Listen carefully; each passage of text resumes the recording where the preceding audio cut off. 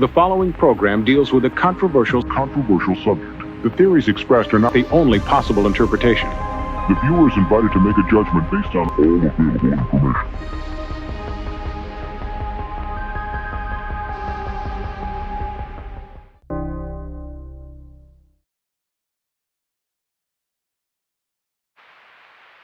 A former Fort Wayne mayor is getting some national attention. Thousands of people voted online to name the new city-county building in his honor. But that probably won't happen because of his name. News Channel 15's Don Austin is here to explain. Well, Heather, Mark, the people voted, and the top pick so far with more than 10,000 votes is the Harry Balls Government Center, named after one of the city's longest-serving mayors. But not everyone's on board with that name. Harry Bales apparently was a great mayor. That's what I'm hearing. If you read the comment sections, people are very serious about what he did as mayor. The family was, it's part of our history. I think it's part of the history we're proud of. To pick the new name for the building, people went over to feedbackfortwayne.org. They made suggestions and voted.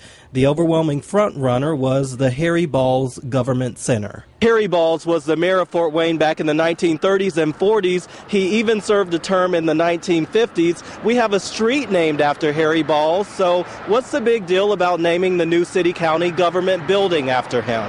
I feel that it'd be an honor to have the building named after him. And so many people have voted for it. I say let the people have the say. But this isn't an election where the person with the most votes wins. We want to look at something that reflects both the city and the county. So, we're looking for something that isn't just a mayor, for example. So is this all about the name? Some people think the Harry Balls Government Center would make Fort Wayne the butt of jokes.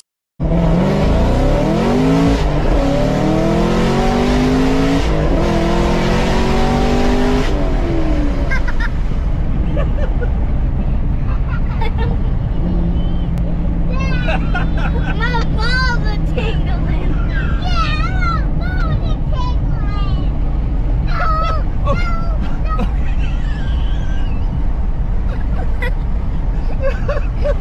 Oh my God.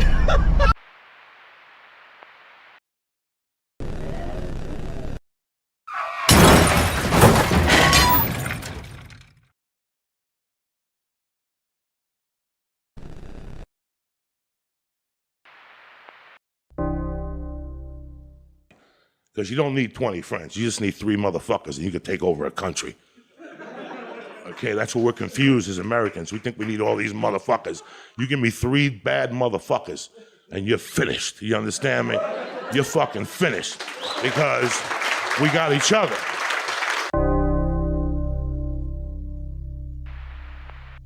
Long time listener, first time caller.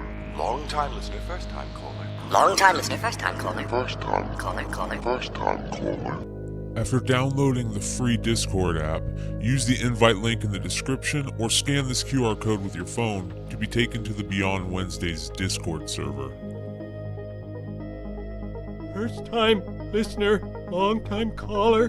There you will see the Modern Comic Mayhem category on the left with the call-in waiting room. Join that call-in waiting room, set up your camera and your mic, and have your questions ready. Call me now.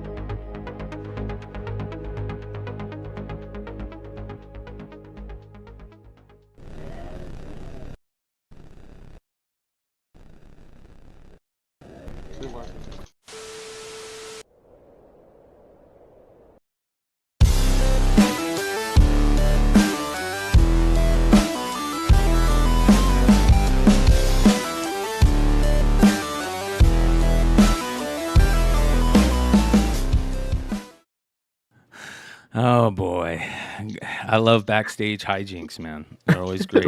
What's up, everybody? Welcome to another Saturday night, another Modern Comic Mayhem. Hope you guys enjoyed the intro sessions.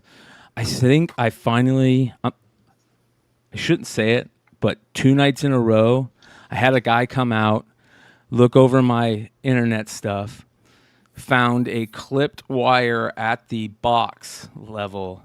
And he's like, I don't know if this is it, but it might work. And if not, we're going to have to bring out a team and everything. And it's been 2 nights of like 40 meg instead of 3 meg uploads. So I think we're going to be able to pull this off without any shitty stops and issues. Other than it's usually a layer 1 issue. Yeah. Other than only issue is that I am super high on drugs right now. So that will be probably the only point, because it is Saturday night. This is my fun time. I get to hang out, shoot the shit, talk about cool stuff, comics, collectibles, bullshit with friends. And we got a good show tonight. We got a big crew with us tonight, which is always fun. And we got some interesting stuff to talk about. So we'll get, of course, drama. We've got a great drama alert tonight, because Mark Wade has given us just some juicy posts lately that will be fun to look at comments on, because comments are always hilarious. So we'll go through that and more. We've got much, much more. So what's going on, guys? How you guys doing? Doing good.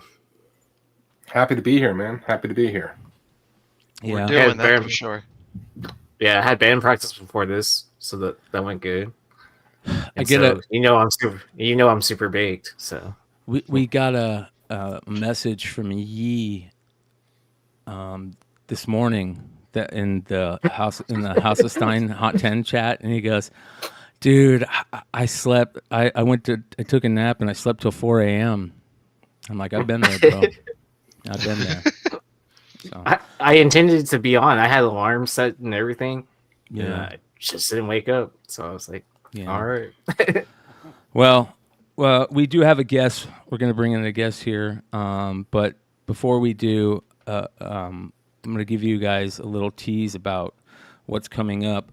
Hood found a video of the ages that we're going to talk about at some point.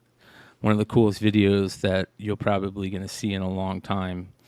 And then we'll go through FOC and shoot the shit, do drama alert, call it a night. I got a badass unboxing for tonight too, so we'll go through that later.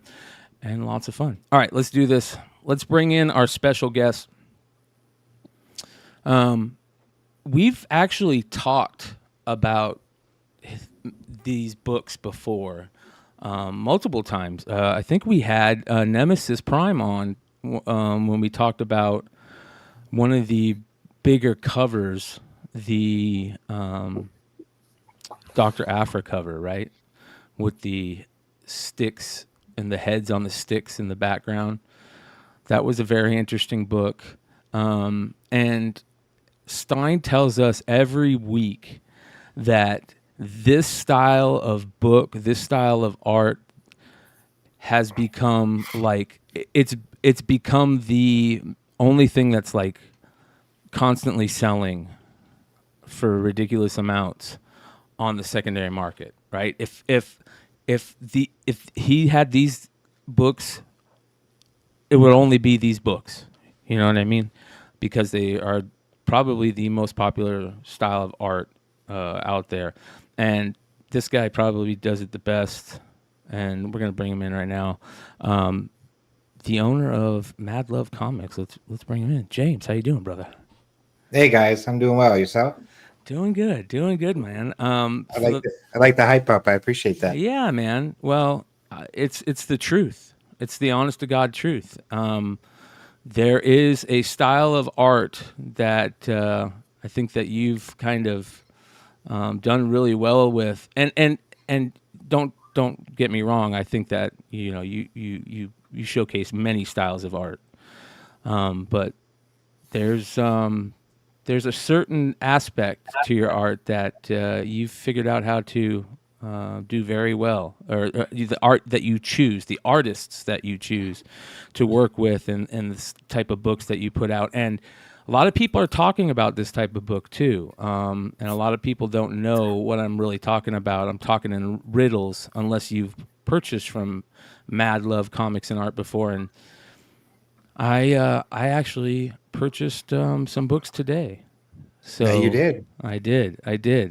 We've been talking about the Flops Comics book quite regularly ever since we found Flops Comics, and I think that's one of the cool things that you do very well that I want to talk about first is your choices of your artists is very interesting, man. You showcase a lot of really talented young new artists. Talk to us about how you decide which artists you work with. So for me, I've been a collector for many years. And so for me, it's first and foremost, it's about the art. But I also like a lot of different styles of art. And that's really kind of what I base it on. Would I collect this? Would I buy this? Am I attracted to this? And if the answer is yes, then that's kind of where I go. Yeah. Some of the artists and styles are suggested to me, and I run with it. The Deadpool art that came out a few months ago, or not Deadpool, Gwenpool, was suggested, and I run with it. And having the freedom to decide right then and there whether I want to feature it or showcase it or find the right artist for this type of artwork gives me the ability to just go, okay, let's do it. I also don't sit on art. That's why in 13 months, I've had 133 releases of portfolio books. Is once I get it, I show it. I want to put the art out there. I don't want to just sit on it and just run with it. Yeah. Talk to us about the naughtier aspect to some of the art, because it's definitely there, my friend. It's definitely there, my friend. It is. It is. And I mean, what's the old adage? Sex sells. Yes, sir. But the one thing that I have is there's many of the artists, like Anna Marcano is an example. She does not do Risque. So she doesn't put out Risque covers. So I never ask an artist to do anything they're not comfortable with.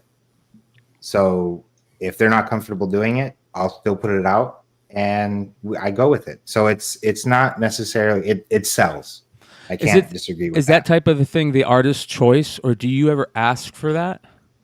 I ask if they're comfortable with it, and if they say yes. Some of the artists, that's kind of their mainstay is the Risque art. Yeah. But if they say they're not comfortable with it, I don't run it. Yeah.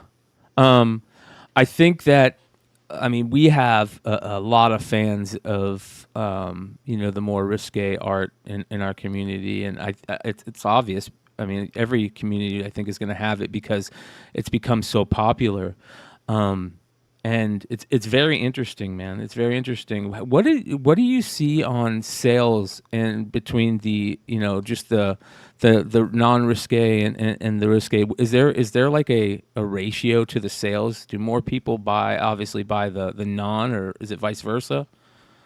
If the artist is a risque artist, then the risque tends to sell better than the non-risque. If it's an artist that doesn't do risque, their sales still do decent. Yeah. So it kind of depends on what that standard is starting out. I have seen that if an artist starts out as a risque artist and then for whatever reason decides they're not comfortable with it, that does change the dynamics in sales. But again, I don't just drop them as an artist, or, there's plenty of art that, would be great if there was a risque version. Flops, you brought up as an example. Flops has done risque covers before. Yeah. But this particular art, he didn't feel would warrant, or it didn't really fit to have a risque version, so we didn't do one. I do leave it up to the artist to showcase their work. Because Mad Love was started in order to showcase new artists.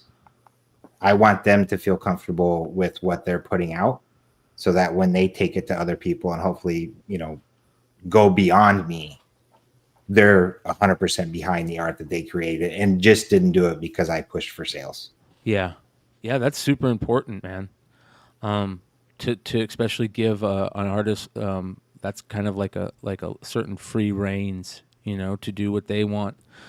I've always thought that was interesting especially with tattoo artists. A lot of tattoo artists, work so much better when they're just able to do what they want, and that's become such a big thing. And you let the artist create, what he wants or she wants or whatever.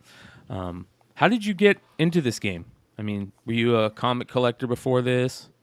So I've been a collector of many things over the last 15 years. So I have a collection of, I think I have 400 individual Lego sets that have all been built, and they're around comic books, sideshow statues, the black and whites. There's original art more so now than before. But then, I've always wanted to be a part of the industry and more than just as a collector. Yeah.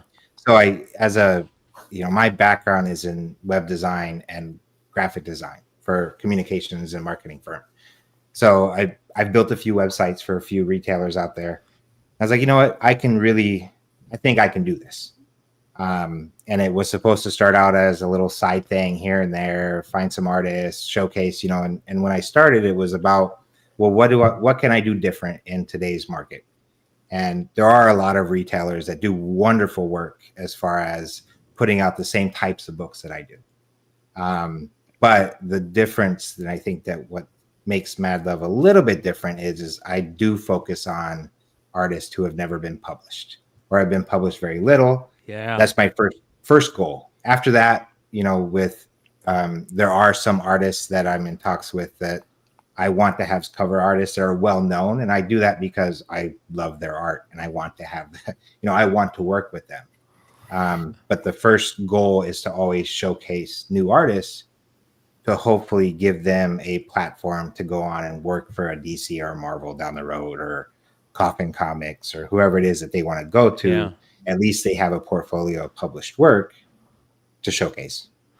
And let's talk about how you showcase that, because I mean, obviously the art, the cover art hits you right off the bat. I mean, this is when we were talking about backstage, the Anna Marcano anniversary cover. I mean, that's one of the best cover art. I mean, that is just gorgeous on every level right there, man. That is so beautiful. And I mean, this is it right here with the trade or a virgin, and that's it. And it just knocks it out of the park. I mean, and that book specifically, because she did my first issue, which was November 27th of 22. The fact that she matched that first issue is just mind-blowing to me, considering comic books was not on her radar a year ago. This is some of her art on ArtStation. Talk about her a little bit, because she's pretty amazing. Well, Anna, so she's actually from Argentina. She has a very, I guess, D&D type background as far as her art goes. And she's done some board game type art, some projects here and there. But when I contacted her, I had sent out 40 emails, I think, to different artists leading up to my first release. And Anna was actually the first one that responded. And so it was, okay, Anna, what do you want to draw? And she said, I've always wanted to do Zatanna. And from that conversation to there was no other really like interaction as far as, sending me progress images or input. I said, draw what you want to draw, do it in the way that you want to do it, and let's see what you come up with. And she knocked it out of the park. Yeah. And so then on the 1-year anniversary last month, I said, hey, let's do Zatanna again, version 2.0. And that's the only direction I gave her. And that's what she came up with. I found that a lot of some artists are more, they need more, they like to have a little more direction. But Anna, you give her an idea and she runs with it. So then how I showcase these artists. So the reason I call it Mad Love Comics and Art is because there's 2 parts to it. So this first year I really focused on the art part of it, not the comic books, because I know there's a big discussion between story and just cover art, right? Yep. So the first story or the first year has all been about the art. And how do I showcase an artist beyond a cover? Well, what if each issue was about the artist's work? So they actually provide the interiors to showcase the type of work they want to put out in the world. So I did bring an example of the anniversary issue. So like here's the cover. But then what I do every issue, whether it's a book that's a cover gallery for those artists who don't have enough interior work or can't for any reason, they always have an interior page that has about them, where you can find them and support them. And then these artist portfolio books. Well, this one, so actually this one, the 1 year anniversary is showcasing the famous covers or the top covers for the year. So like, here's the first cover. Yeah. Right? Beautiful. So then this one is kind of a portfolio of all the Mama! work over the years. There it is, baby. There it is. Should I show that one again? Oh yeah, that's a good one. Yeah, that's a good one. Japes I'll Archer. be back. I gotta go to the bathroom. We'll see you in a minute. Or that one. Yeah. Oh wow. Yeah. That was by Ivan Talavera. But the whole book will be about the cover artist for the portfolio galleries. I can actually show a true example of that with Nathan Lorenzana. So let me grab this one. I think it's this one. So Silk. Oh yeah. How many? And here's the other thing: you keep the print run pretty small, right? I mean, what do you like to stay in your print runs for these things? It's 50 or less per variant for papers. Yeah, that's foils excellent. Excellent. Are 10, and metals are 10. So like here's Nathan. So then on the interiors again, you have a bio, which they provide or I help write. Yeah. And then we get into Nathan he's won awards for his ballpoint work. So this is all ballpoint pen. Wow. This Damn, bro. This is also ballpoint pen. Wow. So they're really portfolio books for the artists to showcase their work. Is what I've done. Which is I do have excellent. stories that have been written and the interiors are currently being worked on. But I will always have this avenue for new artists to showcase their work if they would like. Do you want to have interiors and storylines and stuff like that in your that's what you want? Yeah, to do? I have an original character that Anna did the original artwork for.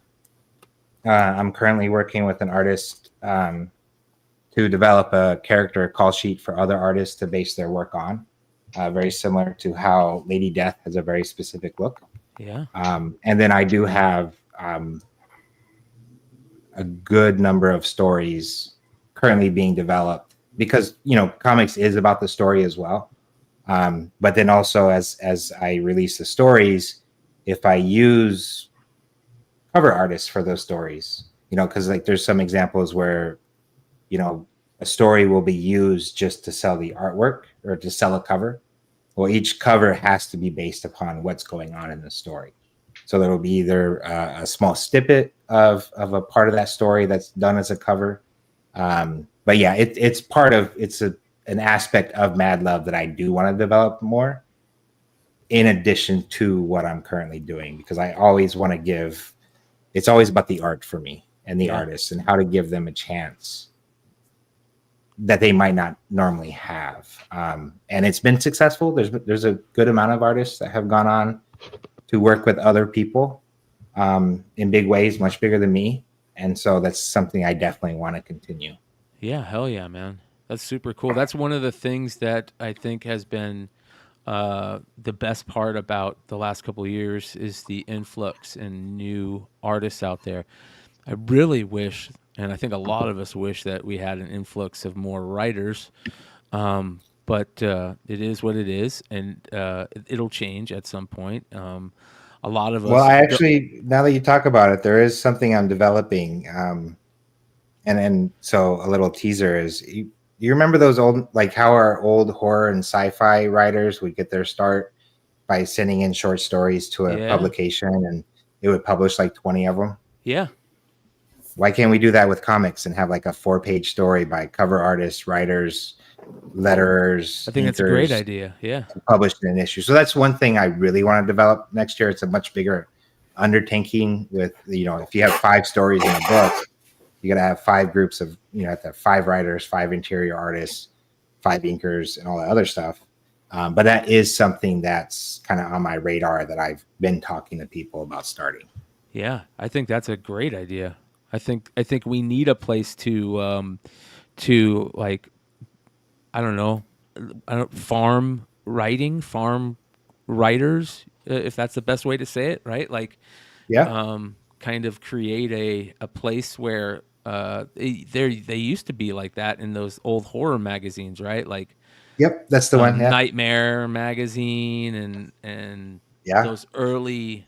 A lot of early artists and creators and writers first. A lot of like Stephen King would send in to Stephen King. Like that. Brian Lumley, if you're familiar with him, he did a whole Necroscope. You had a lot of writers who based their stuff on the whole Cthulhu mythos. Yeah. And so I that's the genre I always read, and so I remember reading those, and I just thought that I think that writers and artists outside of just cover art should also have that platform, and somehow work into, if you have 5 stories in a book, let's have a voting system or some type of interaction where people can read them, because I know that probably 90% of the books that I produce never actually get opened.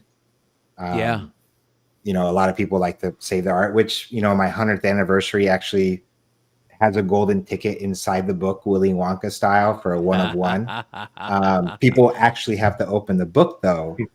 And out of the 12 that I've created, there's only been 2 that have been claimed. So there's a good chance that, even if I tell people to open it, they still don't. Dude, you shouldn't tell anybody anything. And that's like part of it. You know what I mean? Yeah. Like that's the cool part, is that they just don't know that it's there, Yeah. That's a super cool idea.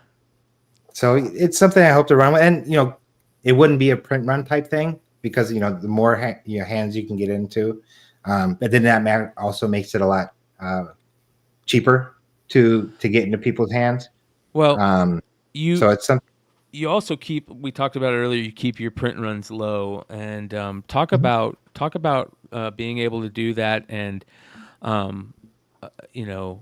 do you I apologize, I don't know the answer to this, so I'm gonna ask, do you put the numbers of the books on each book? Not the I guess the print run numbers. So it would be like 48 out of 50, 15 out of 50, that type of deal. I do. So my first half a dozen or like 6 or 7 issues were not hard numbered. Other than the foils and metals, and people would bring it up as like, look, I'll show you print, receipts. But ever since then, everything is hard numbered. For a while there, I was numbering everything on the back because I didn't want to distract from the art. Yeah. But then a lot of people were like, well, then I got to take it out of the bag to know which number I have. So then I developed the little red dots on the back would actually have numbers on them to the comic book that they got. Well, again, through some process of just learning, everything's now hard numbered on the front. So good for you. This one is number, it's always on the bottom, like number 450. So can you put that back up again? I want to see that again. That's very interesting. Put that back up. I'm gonna solo you out. Is it like foil stamped? No, it's just this one is just white. Okay. That's nice. That's very nice. But then if you get, because it is foil cover, you'll get that effect on here. Yeah, that's badass. That's good. I'm glad that you're doing that. I think that's important. I think that we're finding from the sports card hobby that numbering these, people want to see those numbers. You know what I mean? People want those numbers on the books. And one of the reasons why I'm kind of bringing this up also is because you work with the same printer that a lot of other friends of the show works with, and I always, wonder about numbering these books, right? You know what I mean, and how easy it is to do. What's that like working with the printer? Is that tough? Is it expensive to do? Why don't other companies do that? Why don't other publishers do that? There is a charge to do it, a small little charge to add the numbering on every book. But for me, the expense of adding the hard numbering is very small compared to people being able to say that this is a limited print run of this, and here's the number that this is.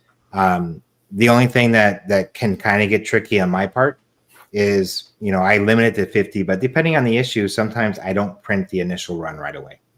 Because I put things up on pre-order and within a week or two, I order the print run. Well, if I only sell 10, I'm not going to print all 50, of each variant.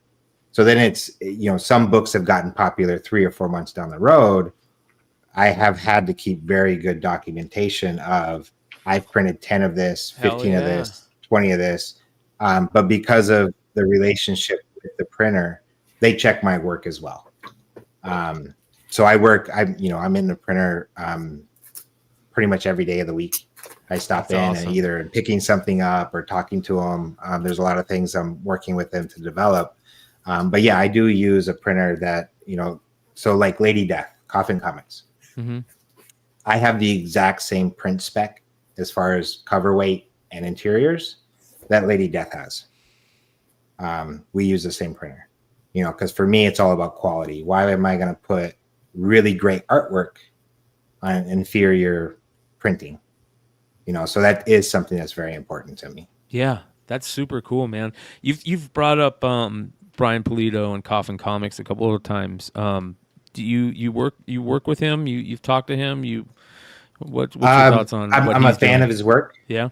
I am a collector of Lady Death and the art that has come out with some of his books.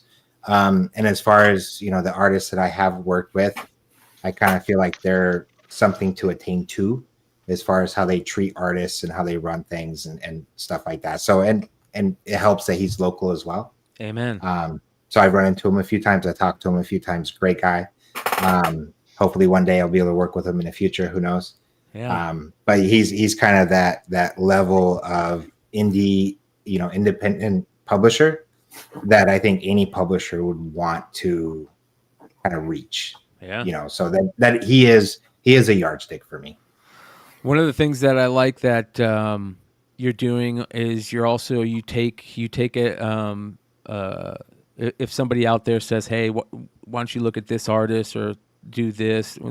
You take ideas from the social media, the public, including one from Mr. Longshort. Mr. Longshort hit me up and he's like, "Yeah, man, I love this cover that he did. I helped him. I kind of gave him a couple thoughts here and there, and he was super cool to work with." Isn't that right, Mr. Longshort? Yeah, no, I said, why not do a Gwenpool cover? And James was like, yeah, let's do it. He had an artist in mind. And it got done. It was super collaborative and great to work with and just a fun book to produce. Yeah, let me put this up because this thing's beautiful, man. So this is the original. So one of the things I do like working with is original, traditional artists. Yeah. That are, a lot of them are in South America. Uh-huh. So they create the art and mail it to me, and then I scan it and recreate it. I'll do a little tease on one for next month. Here's Wonder Woman. Oh, wow. Oh, that is beautiful. Jesus. So again, just the amount of artists in the world that just do amazing work is endless, really. Yeah, I agree. We that's something that we geek out over here about quite often is just these, especially with social media and how easy it is to find, new people that they're not necessarily new, but they're new to you. I mean, there's so many out there, like you're saying, and there are some amazingly talented people out there that have never even had anything published, man, that have been just doing art for years. And I think that's super cool that to go and find those type of people, and even better to get them some ducats and some work, and maybe they jump onto something more important, like you said. Yeah. So James, what I want to know is, right, so I bought this, you said this is my first bubblegum cover. What on earth would inspire you to do this? This was from Anna. So Yuri, she always wanted to do a Yuri. And at that point, bubblegum, I think you have posted bubblegum covers quite a bit. And something, and that one just fit. It just, the coloring and we were trying to figure out a variation for it, and it just works, and that's why we did it. Yeah, it's great. So this is one of your books where you had the number on the back of the tag, but then if you open up the book, as you touched on, that number is right there. That's so cool, man. I'm so glad that we're seeing more and more publishers and people doing this, because it's so important for the collecting aspect, I think, now. We all want to see that, right? I don't think there's anybody that doesn't want to see that if it's possible. I imagine I know it's hard to do it for 3,000 plus print runs or whatever crazy print runs, but there's no reason not to do it at this point if it's, feasible price wise. Listen, if a small publisher like Mad Love is able to do this, Bryan, there's no way on earth that Marvel and DC couldn't afford to do it. I mean, right. They're just doing it because they're lazy, or it's a little bit of extra work that they don't want to do. But yeah, for sure. 100% for sure. Josh, International Comics here, is a big foreign comics guy, and we're always talking about foreign books over here, and you working with a lot of foreign artists and stuff like that. Josh, did you purchase any Mad Love stuff? Have you ever bought anything from Mad Love? Yeah, I just got my yeah. So I got the regular, the foil, and then the metal. So I just got those yesterday. Hey, that was actually a book about 8 months in the making. Well, let's talk about that, because that is, like we said, it is earlier. It's absolutely gorgeous. And Flops is one of the newest artists that we absolutely love over here, man. I mean, he's done covers before, and he's been published, and he's over in Europe, and I loved his art as soon as I came across it. It's that kind of an old school type feel to it. Anything he puts out is just, it looks like it belongs in a Marvel or DC book. Wonderful guy to chat with and to work with. So when I reached out to him, I think in February or March, we had a couple other concepts and designs we were working on. And he just randomly said, "Hey, I have," he sent me things. I don't know if I can use this, and I sent him back. Here's a concept for it, and finally, after 7 months, he said, "Hey, I have this idea." I said, "Run with it," and that's kind of what he created. A lot of my artists will go. I'll either bring them a character that I think fits within their wheelhouse of style. And sometimes I don't see the finished product. I don't know how it's going to look until I see the finished product. Yeah. And some of those projects have created, like this one, just amazing piece of work that I don't know what I could have added to that to make it better. Yeah, nothing. It's excellent. It's absolutely gorgeous. But yeah, that one, That one in foil looks absolutely amazing. I think that it's only matte. Well, it looks great in paper too, but the metal, which Josh has, which a little note is all of the metals that I produce actually are full metal jackets. So when you get one, it's a metal front. Yeah. But it will always be a metal back as well. So good. So, and I do this with all my back covers, whether they're cosplay books or art books. It's either a zoomed in version or a completely different image of that same, photo shoot for the cosplay on the back, instead of your typical like white with logos and text. And I try to keep, the logo at a minimal. Yeah. Hey, James, how much is that one claim? The versions retail are $100. Hey, and I'll send you one, Redhood. And here's the other thing. No, I'll pay. But it's all good, man. All these artists got to make their money, man. Well, here's the interesting thing, you guys. There's still some copies available. I was absolutely blown away that there was still copies available. I didn't see it. Where's it at? I'll drop the link for Where's you, it brother. at? The art prints. Yeah, it's in the digital. Go to digital. Digital. It is there are so many. The thing is the website doesn't show anything before June. I've archived my first 6 months of books for the time being. Yep. Because if you don't count what other retailers have used me to produce, I'm at 133 issues, which just, management of that was getting a lot. So I archive things, like everything before April has been archived and won't be available again for a whole year. I did that in September. So some of those very first issues, if there were any copies left, actually won't be available again until September of 24. Wow, that's cool. That's very cool. I love the fact that you're keeping these collectible. I think that's so important. Talk about the collectors that buy your books, because I imagine you have people out there that are legacy buyers and been buying since day one type deal. How do you look at the collector in this market right now?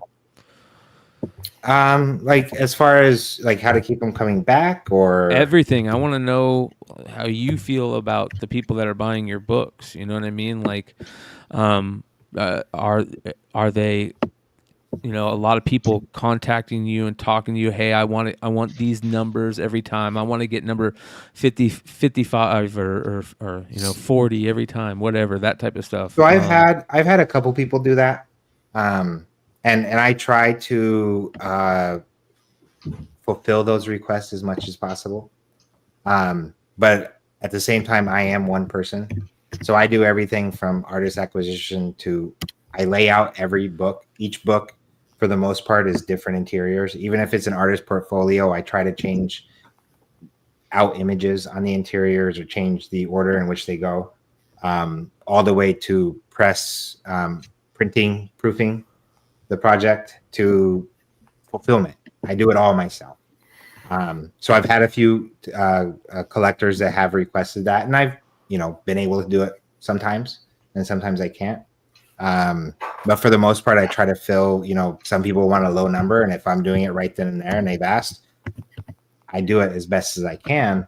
A lot of people keep coming back, and I at first, I will say that I'm blessed that they do. I don't take it for granted that they're just going to automatically come back. I honestly can say that I'm blown away by the response that I've gotten over the last year in this. Mm-hmm. And so when, there are people that buy regularly, and it's those people, if they come with a suggestion or a request or a character or whatever, I try to do my best to put something together that they can collect. But that's kind of, I talk to a lot of people on Instagram and Facebook and get feedback as much as I can, or if I find a new artist, I'll ask them, hey, what should they do, or what character do you want to see? I'm actually getting, and I can't remember who it was, but maybe it was Mr. Long. I don't know. Someone said, why can't we get a Marvel cover, Bruce Timm style of X-23? I don't know who that was.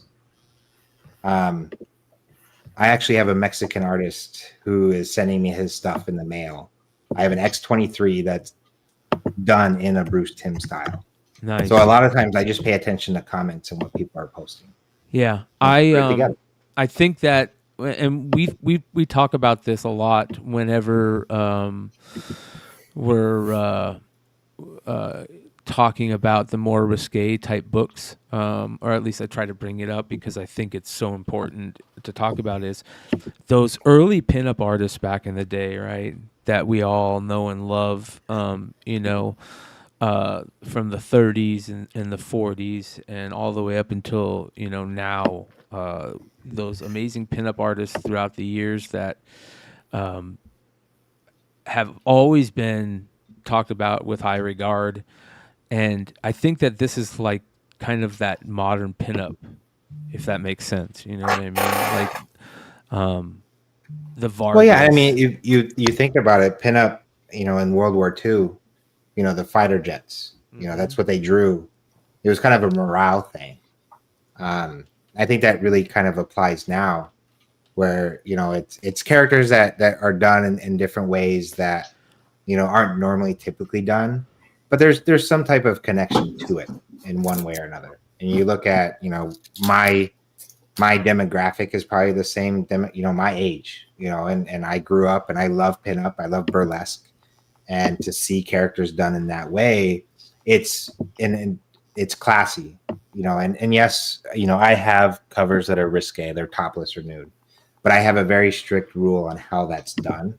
It needs to be done in a more pinup / more of a seductive way, not an outright lewd way, because I also believe that the imagination is a wonderful thing. Yeah. And if you can leave enough to the imagination, that sometimes goes a lot farther than just all right out there in front of you. Now, yes, you can draw a topless or a nude character, but what's the stance? What's the pose? What else is happening in the scene that can really play a big part of how that art looks? I think a perfect example is this right here. I mean, that right there is, unreal. That's amazing.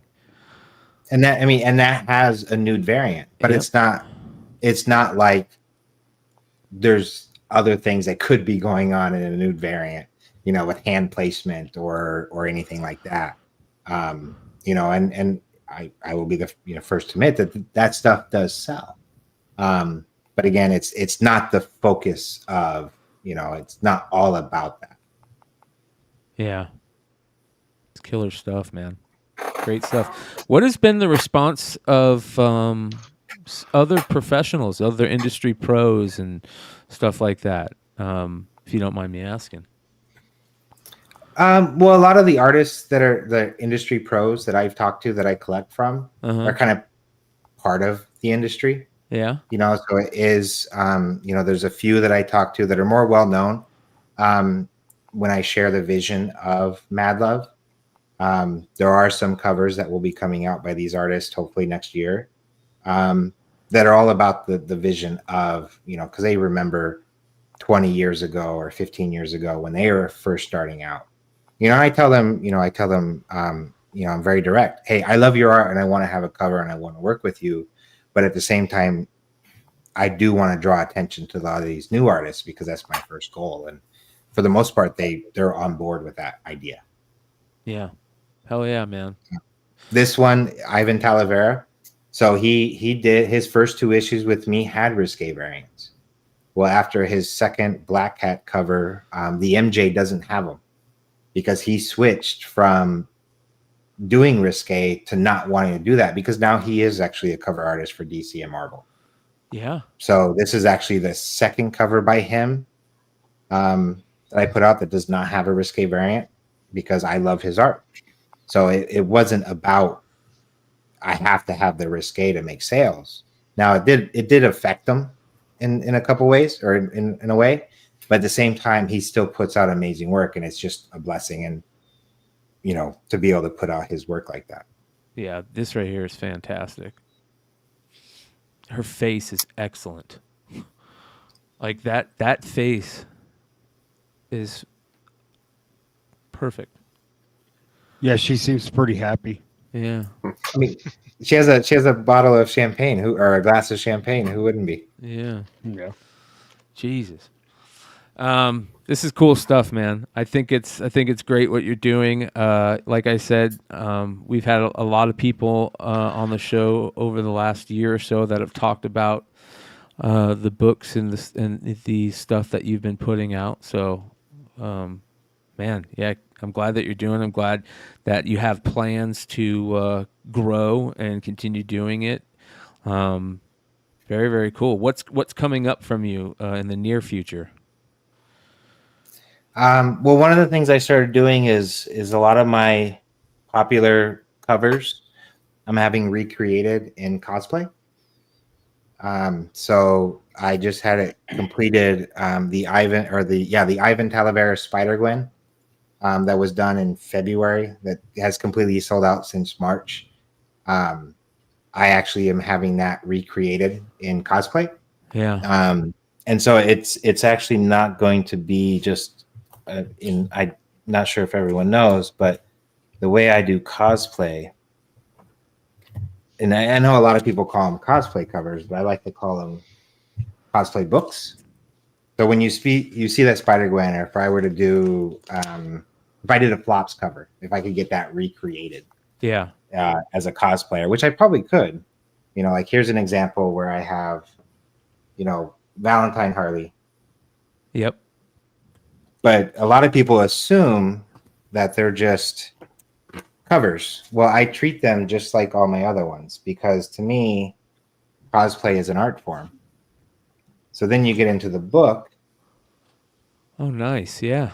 And it's actually the full-blown photo shoot. So whenever you see a Mad Love cosplay book, if it's a real person on the cover, you're going to get, your character brought to life. Which one of the things I don't allow and I don't publish is nudity when it comes to real people. Because yes, I do, the Risque covers, but when you involve a real person and you bring that into the comic books, I feel it's more of a porn aspect to it. Really, Yeah. You're taking away from the art of Yes. cosplay. You're taking away from the character. And now I know there's a fine line between art and real people, but I think it is important to make that distinction. It's not something that you'll ever see. Now there'll be booty shots, but there'll always be clothes, or there might be Risque where it's implied, but everything's covered up. And then it allows me to do fun stuff like, She-Hulk. That whole book is a photo session of She-Hulk. Excellent. And just to clarify, when you use the phrase cosplay, you mean actual human beings, right? These are, yes. So my cosplay books, because technically all my digital and traditional art is cosplay covers as well. Talk about that a little bit, because with the company, that you have to be, pretty up to date with how those things are looked at in a court of law type realm, right? Can you explain to us how that works? With the cosplay covers, calling something a cosplay cover and using, some other art. How does that work? How are you able to do that? So, having the original character, it's having a character that can cosplay, drawn as in these other characters. But then it's also, you have to be very careful in how you market the books and what you call them. So my first issues were, Catwoman cosplay by Anna Marcano, as an example, right? Well, I switched it from that after I think about 10 issues, where now all my books, the title and what they're published as is the title of the cosplayer or the artist. Yeah. And for two reasons. It's not, I'm not going to name, I don't have to worry about, well, how do I have this title Catwoman cosplay, sometimes it got really chunky. You don't have to tiptoe around something. Right. Yeah. But at the same time, when I thought about it, if I'm going to promote artists, what better way than if these books get entered in the CGC? What's the title of the book? The title is Anna Marcano number 5. So now every time they're put into a database, every one of my issues, if it's done correctly by CGC and CBCS, yes, is the artist's name. So then again, it allows me to work that angle of copyright and cosplay, but also allows me to say your name is now in a database for all of these issues. So that's why I changed the name. So like for the cosplay ones, it's Lyra Himera 3. It might be her cosplaying as the stewardess from Fifth Element, and everyone knows what that is. But it says a Fifth Element cosplay by, a Fifth Element cosplay gallery. But the book title and is published as Lyra Himera because that's the cosplay. So that it's kind of twofold in why I do that. You're not just taking an image off a Pokemon card and putting it on a comic book and calling it cosplay. Yeah. Not yet. I mean, if I did that, I might, go over it with a pencil a little bit to like switch it up. But I mean, I have done a Pokemon cover that was a cosplayer who was dressed up as Pikachu. Well, that is perfect too. That's right? within the realm of what you can do. There's a lot. But if I called it Pikachu number 1, we could probably get into a lot of trouble. Yeah. But I can call it, that was by Daria Heim. So I could call it Daria Heim number 1. Well, it's a Pikachu cosplay. We've talked about multiple stories on the channel in the past year or so when it comes to a lot of cosplay doing comics. One being a very popular cosplayer and comic book retailer, I guess you would call her, Melinda's Comics. Are you familiar with Melinda's Comics? I am very familiar with Melinda's Comics. Yeah, and it's very interesting to see how that whole thing happened, and with the Lady Death stuff with Brian Pulido, and she kind of was very smart about how she reacted towards that and did it in a very smart way. And she's kind of not taking, she didn't take the heat that somebody else would take if they just kind of threw it back in your face. Yeah. And political dancing here. It really depends. And like you said, it's very important how you respond to those situations. But it's also important to know that, what happened before that situation arose, that nothing was done about, and what has transpired before she crossed that line. There's probably other lines, if there were, but it's one thing that a lot of, it's not really talked about a lot. She has a following for sure. Yes. Oh yeah. And a following that's very devoted, just like Bryan has a following that's very devoted. But it also, there's some artists that have, let's say in general, people who have a following that can cross lines when it comes to respecting artists' rights and their ownership of what they create. But when you have these larger companies that come in and take advantage of that or take advantage of the artist, what can the artist do? Typically nothing. They can try to raise a ruckus or if they have a large enough following, maybe create some waves. But for the most part, most artists can't do anything about that. And it happens a lot. Yeah. And I know of a few situations where artists that I featured that I can honestly say I'm the only authorized person who has ever been able to publish their artwork, but yet they've had their artwork published outside of me. Yeah. So I've seen it, and fighting that legal fight takes a very specific process to get through, which is unfortunate because then you have these larger companies that take advantage of it. And so that's something that I'm very passionate about, making sure that, I always treat my artists with the respect that they deserve.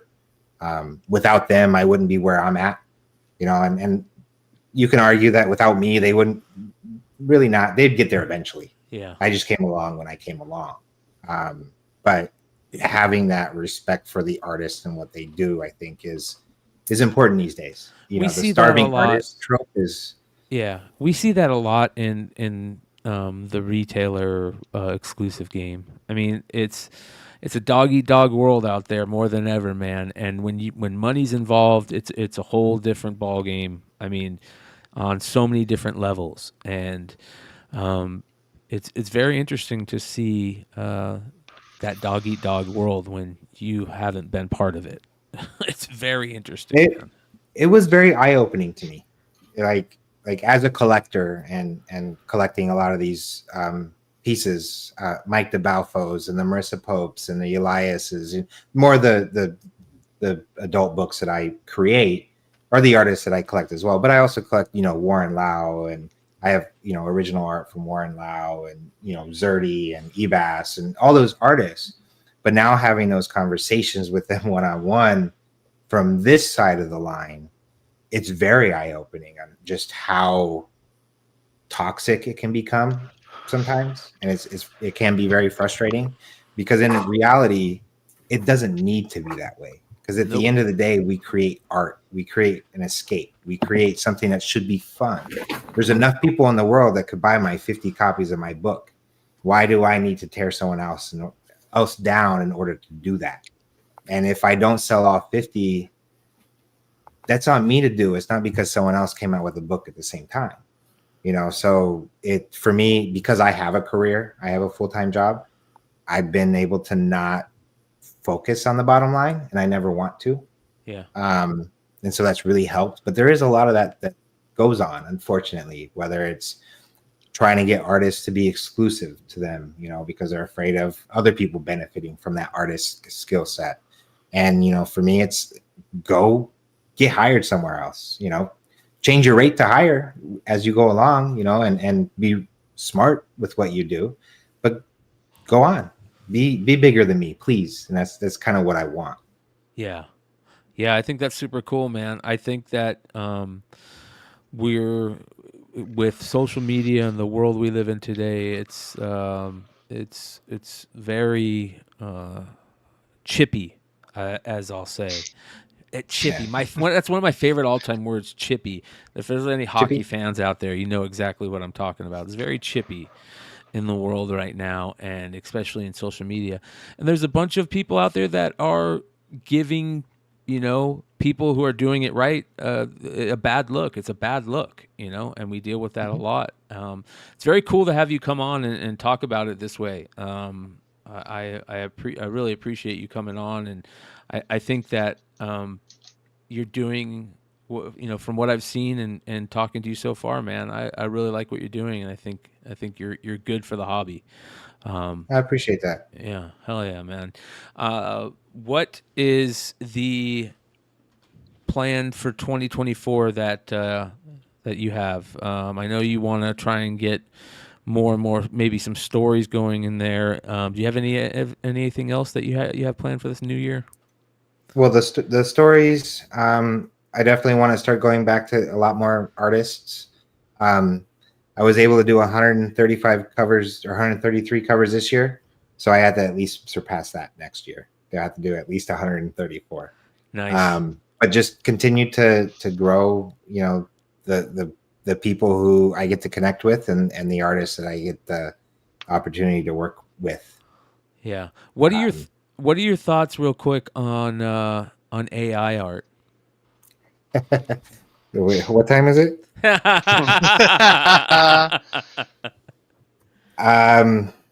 Okay, so first and foremost, AI art built upon the backs of artists who are not compensated for their work is wrong. Period. I do believe that the AI art's not going anywhere. I feel that the conversation of AI art is a very, it's a bad thing. I think that at some point you need to bring up, well, how can an artist use it as a tool, right? So an example being, or customers working with artists could be a tool. Imagine me. I have no clue what I'm doing, but I want an artist to create an original piece of art, and I have a very mental image of what I want them to create. But I really suck at communicating. So now I go to this artist, and I hire them, and we work through it, and they go through 30 or 40 different variations of pencil work and this and that, and they get frustrated. Well, couldn't I, as a consumer or someone who's hiring their skills, use AI as a tool to visualize a concept, to provide them and say, this is my thoughts, but I want you, to do your thing, right? Yeah. But this is the pose and this is that. Create this art after this vision. Well, now it's a tool. Or could an artist use it as a means to provide 3 different concepts to go from that they provide a customer, and to make their workflow easier. Yeah. I think there's a big difference between AI art and AI or tools that are AI based or have AI worked into them. Yeah. Because there's I guess a thing called AI assisted. So if you use Photoshop is AI based now. Yeah. Photoshop is if you're saying that you use Photoshop and that makes you not an AI artist, well, that's false now because it's built right into it. 5 years ago, if I use, because I use Photoshop daily, if I wanted to move someone's signature and I copy, create new layer create new layer, move the signature and then fill it in with a color, it's kind of AI based now, right? Yeah. So now is it AI art because I used an AI tool in order to move a signature? That's a great. Right. So, yeah. But at the same time, there's AI filters where you can have a completed, like if I took this artwork that was obviously hand done, Traditional, and I scanned it, and I ran it through Photoshop, and I used an AI assisted filter to give it a very specific look. Is that AI art, or is that a completed work of art that used AI as a means to finish it in a certain way? Because I remember 10 years ago, before AI was even a thing, scouring the internet for Photoshop actions. Yeah. To apply a certain look to a finished video or a finished picture that would run through 50 different actions to create a final product. Well, what's the difference between AI assisted filters and Photoshop actions from 10, 15 years ago? Yep.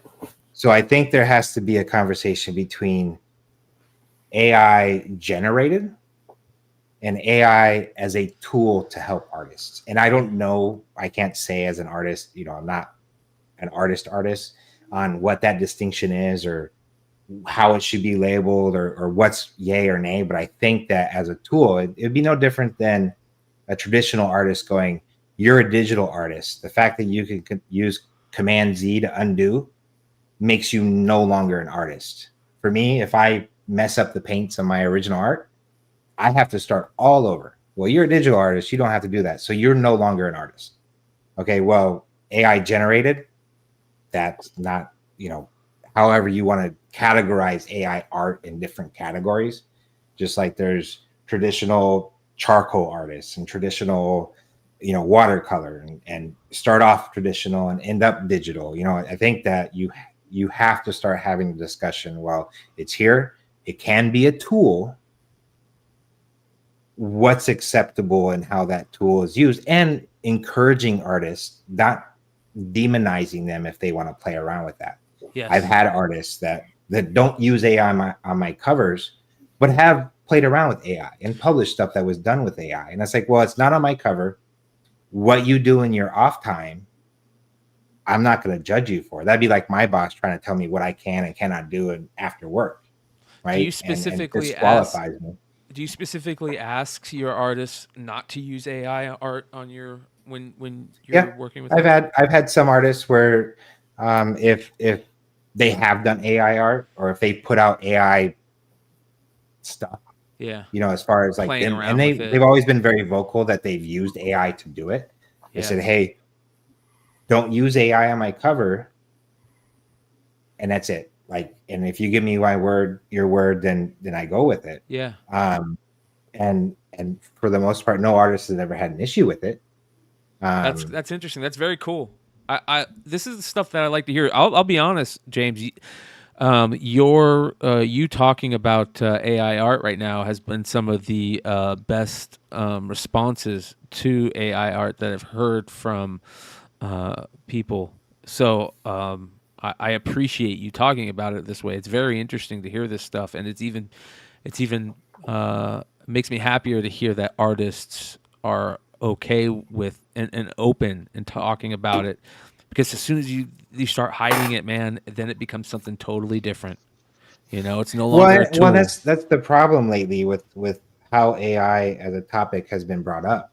Is a lot of artists who are curious on how they could incorporate it into their workflow to make their jobs easier are afraid to do so, or especially be afraid to and well-known artists, artists that I have in my collection that I've talked to, they think that it could be a really good tool, but because of the people who are very vocal about anything AI-esque, or even accuse people of using AI when they're not using AI and they just go on these witch hunts. Yeah. That a lot of artists are afraid to look at it as, how can I incorporate this as a tool? And which is unfortunate. It'd be like back when, Quark as a design program, if all of a sudden we made these artists afraid to use Photoshop when it came out, and we demonized them for using Photoshop, and how much would they have been held back? Yes. But again, there is a separation between AI built on the backs of artists who were not compensated for it. That's not okay. That's theft. Yeah. But there is also AI assisted. Go ahead. It's an interesting point, and I agree with you. But even you think about traditional artists, how many of them built their style on the back of established artists? Yes. It's not AI, but they are literally built their style on the back of somebody else. But I hear your point completely, but it's gone on throughout history, right? Where artists have gotten famous by copying the style of somebody else. Yeah, but I think I'm not passing on a judgment. I'm just saying it's gone on, whether it be digital or actual art, for a very, very long time. Well, I think that the difference there, I think that the big difference, and I think a lot of artists will say this, is in order to get to that level of copying an artist of the greats, took time and effort. Sure. And yeah, now it's a computer that can do it in a matter of seconds. But yeah, it was built on the backs of the greats. But they didn't go and grab that Sistine Chapel piece of artwork off of the chapel and photocopied it and pass it off as their own, and altered a few things here and there. So I think there is, yes, everything, there's really no new stuff to really create these days, right? But I think there is a difference between scraping the internet and someone putting that out and saying, I'm an artist, versus someone using it as a tool, using, Absurdity as a, I want to draw Micro. I'm always naming all these indie artists, Micro or Jim Lee. I want to draw like Jim Lee. And yeah, I would pull up a whole bunch of Jim Lee stuff. I might use a light box to trace over it and this and that. But that's very different than you always have somebody that you're like that when you're first starting getting into something, whether it's art, music, whatever, you're learning off of their style, you know what I mean? So I think that's always there, as long as you at some point are creating your own style with it, right? And the reason, and the funny thing is kind of on that same vein, is the reason I started Mad Love is I collect the same artists, but at the same time, you only can collect so much from the same artists that you collect from before your collection looks the same. And as someone who likes a lot of different varieties, and why I went after artists who aren't published, is it adds, if I want to buy Zerdy, I want to buy Zerdy. I'm not going to buy a knockoff Zerdy by someone else. I want their own style. I don't want 10 different people who are doing all the same type of thing. I'm not interested in that. Yeah. Now they're, like the X23 coming out, I love Bruce Timm. As I love his style of pinup and I love his style of art. Will I ever get a Bruce Timm original? No, but I will find someone that's kind of similar in style and look but they still have their own touch to it. Yeah. And that's really the draw for me. And I think for a lot of collectors and a lot of people in the world too, it's, AI is it could be a direct duplicate. Always has some flaws, and you can always tell it, but it will get better. But in the end, people will want to go to that original textile feel of original art in your hand. Digital art will always have a place, just as traditional art will always have a place. I don't hang anything on my walls except prints and now traditional art, because it just looks and feels different. There's a different depth to it, and AI has not made that possible. Yeah, I mean, ink on paper, there's just something authentic about it. Yeah. That's really hard to beat, at least for me. Yeah. And even ink on paper that's digitally scanned and then touched up paint wise that way, it still has a very different look than your AI art. It's kind of a mixture.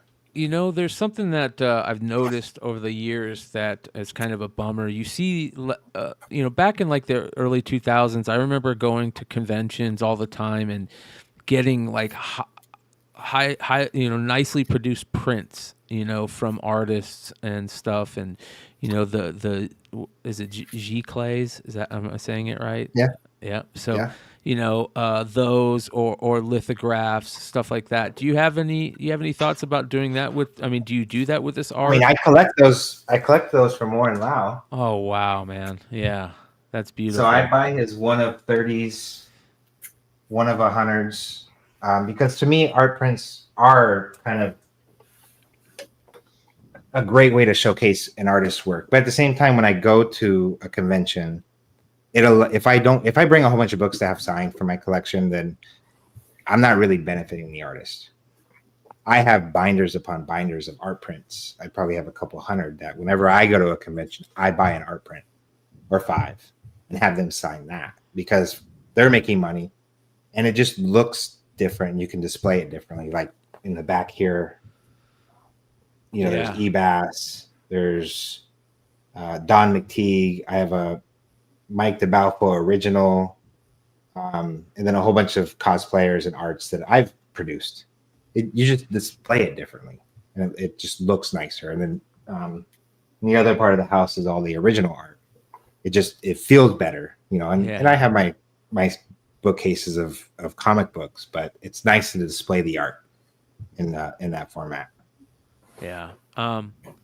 Yeah, man, this has been great. I would love to have you come on, more in the future, man. I really, anytime. I really, this was very eye-opening, man, and I love what you're doing. I know there's a lot of fans in the live chat. Anytime we talk about something that you do, that are talking about how great your company is and what you're doing over there. Some of the what I call Instagram's best comic book content creators are constantly talking about Mad Love books and art. I appreciate that. So, hey, Brian, before we let him go, can we James sent me these, but can we just give these away? I'll send these out. Yeah, and for the chat, Mr. Long gets the original art if these all sell out on the website. There we go. There we go. So anyways, can we give so we'll just I'll send you a replacement set. What I'll do is I'll give it away later in the show. We'll start a StreamYard giveaway, and we'll give those away. So that's for everybody that's hanging out with us live tonight. Always amazing people in the chat. Make sure if you guys are watching this live and you want to enter into the giveaway for these beautiful books, just type something in the live chat. Say what's up. Subscribe if you're not subscribed, and we'll pick a name later on. So, James, thank you so much, man. We're gonna let you continue the rest of your night, and like I said, man, I'm gonna bring you. You're gonna be coming back on. We're gonna try and get you on anytime that you're doing anything. You just let me know, man. Let me know. Yeah, I appreciate it. Thank you guys for having me, and I had a lot of. Thank you for letting me take up all the time and talking about Mad Love. I'm definitely happy to be a part of all this. So thank you. Hell yeah, man! And we'll drop we'll drop the link in the description, but it's very easy to find, you guys. Mad Love Comics and Art. Make sure you go check it out. Follow him on Instagram. Check out the website, and go buy some Flops Comics art. Before they run out. Before they run out, there's still some available. So, thanks, James. Appreciate it, brother. I appreciate it, guys. Thank you. Have a good one. Thanks, James. That was super cool, man. That was very. I was going to very ask dope. him to change it to Mama Love. Right? Change the name to Mama Love. Mama! He might have to do a custom cover for you. Yes. Well, we can get a Red Hood cover. I'm sure we could. Red Hood Mama cover. Yeah, I'm sure we could. Man, that was very eye-opening, very interesting. I love to see, publishers or companies or people who are part of the industry doing what they're doing, like he's doing, and then just be open to talking about it like he was. That transparency and stuff is very, very important. And then just to see what he thinks and how he treats his books as being collectible. And what are you guys' thoughts on how he'll take some of the old books down and they won't be available until a year later? What are you guys' thoughts on that? That's a very interesting thing to me, man. It's the Disney economic theory. Is that what that is? That is literally the Disney economic vaulting theory. It's the whole economic theory based off of you put something available for a certain time, then you vault it, and then you pull it back out later on, just to increase, both that initial demand, and then down the line when people are more familiar with your product and you grow, you go, shit, there's this old stuff. Yeah, it's very interesting, and it keeps stuff collectible too.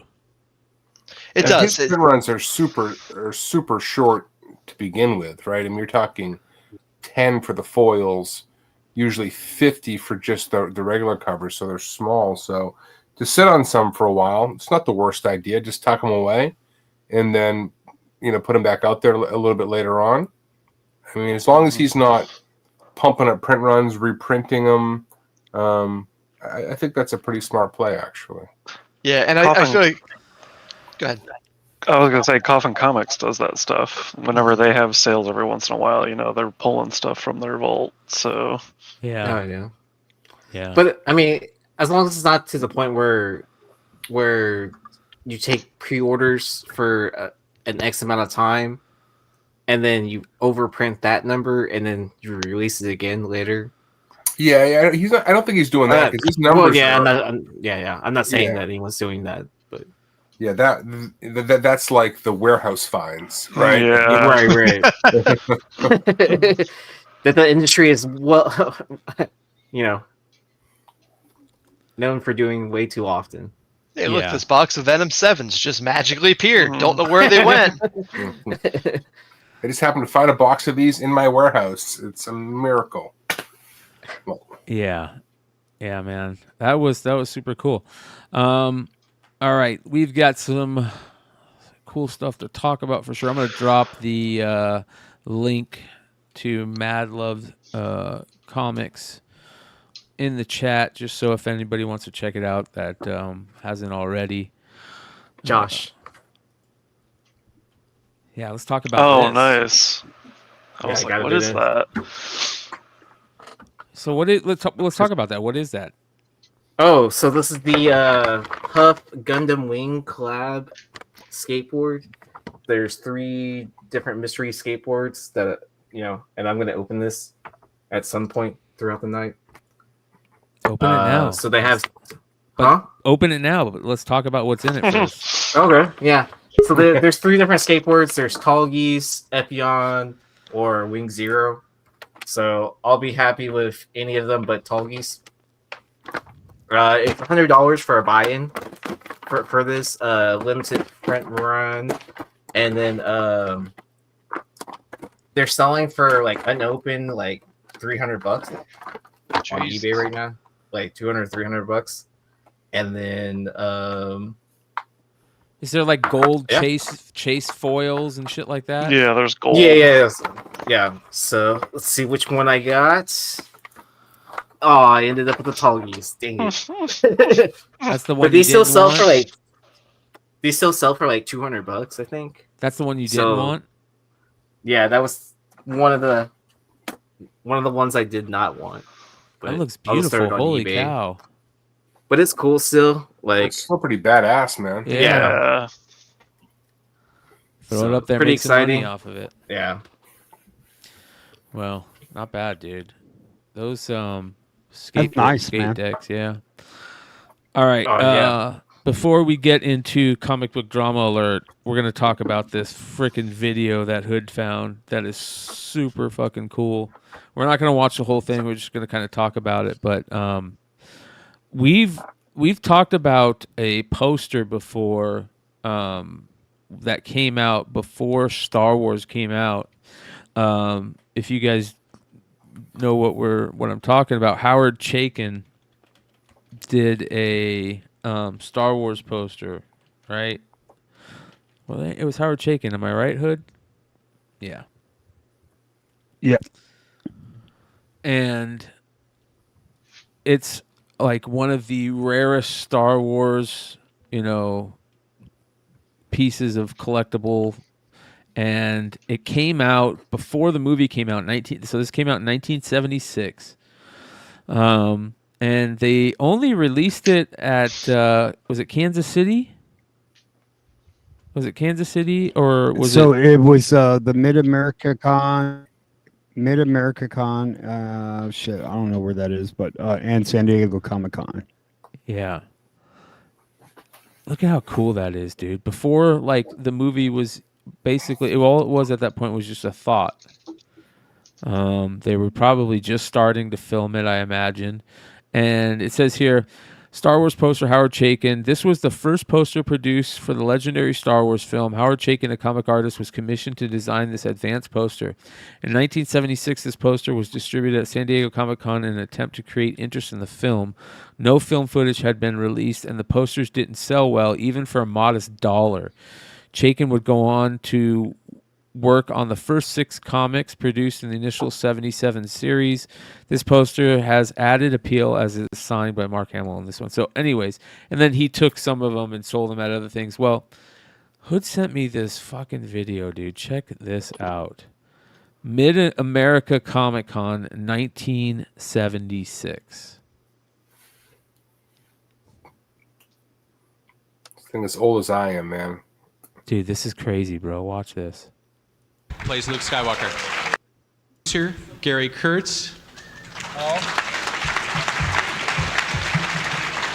And the star of the film, Mark Hamill, plays Luke Skywalker.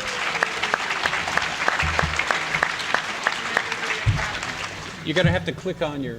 How crazy is this, dude? That this even exists.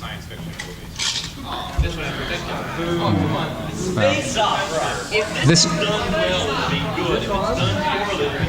depends on what you mean by plot. This is an action adventure story, and it's set in outer space, just like John Carter of Mars or Flash Gordon or any other action adventure.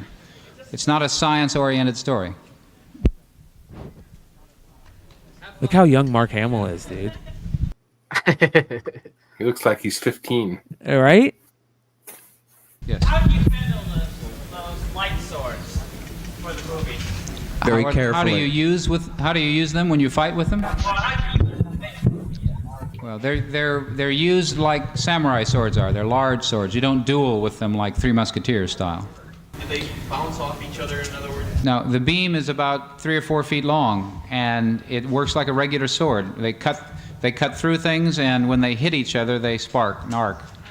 Okay, did you just have a handle and then later on stick it in light, or?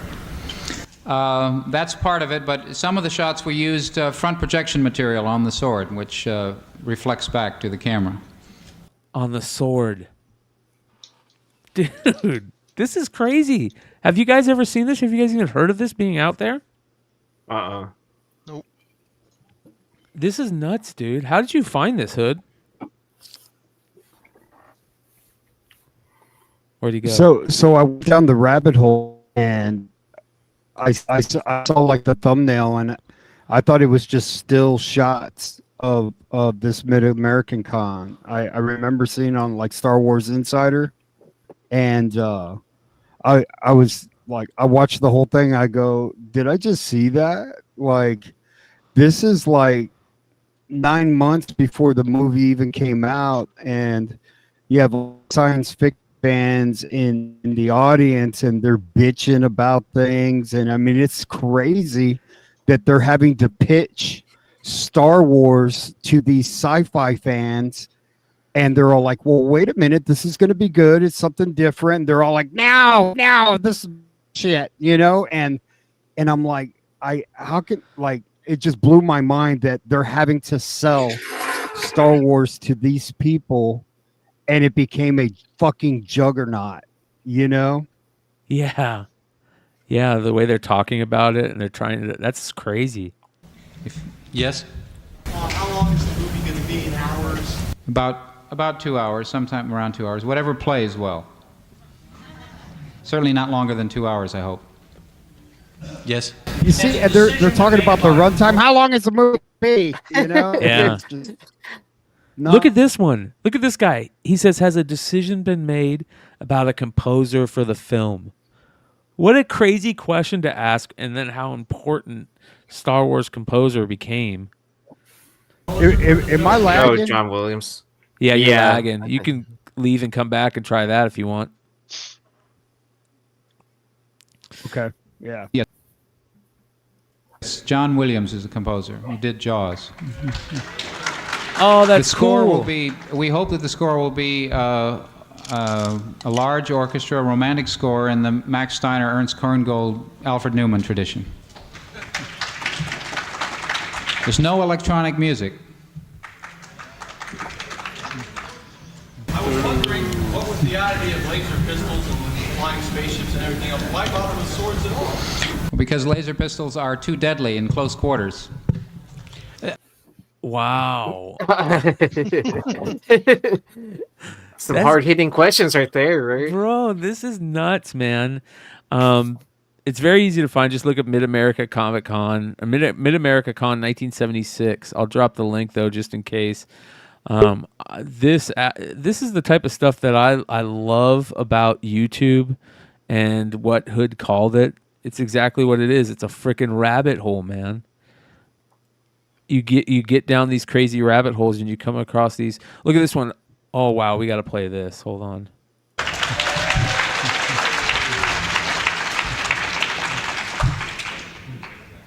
Yes.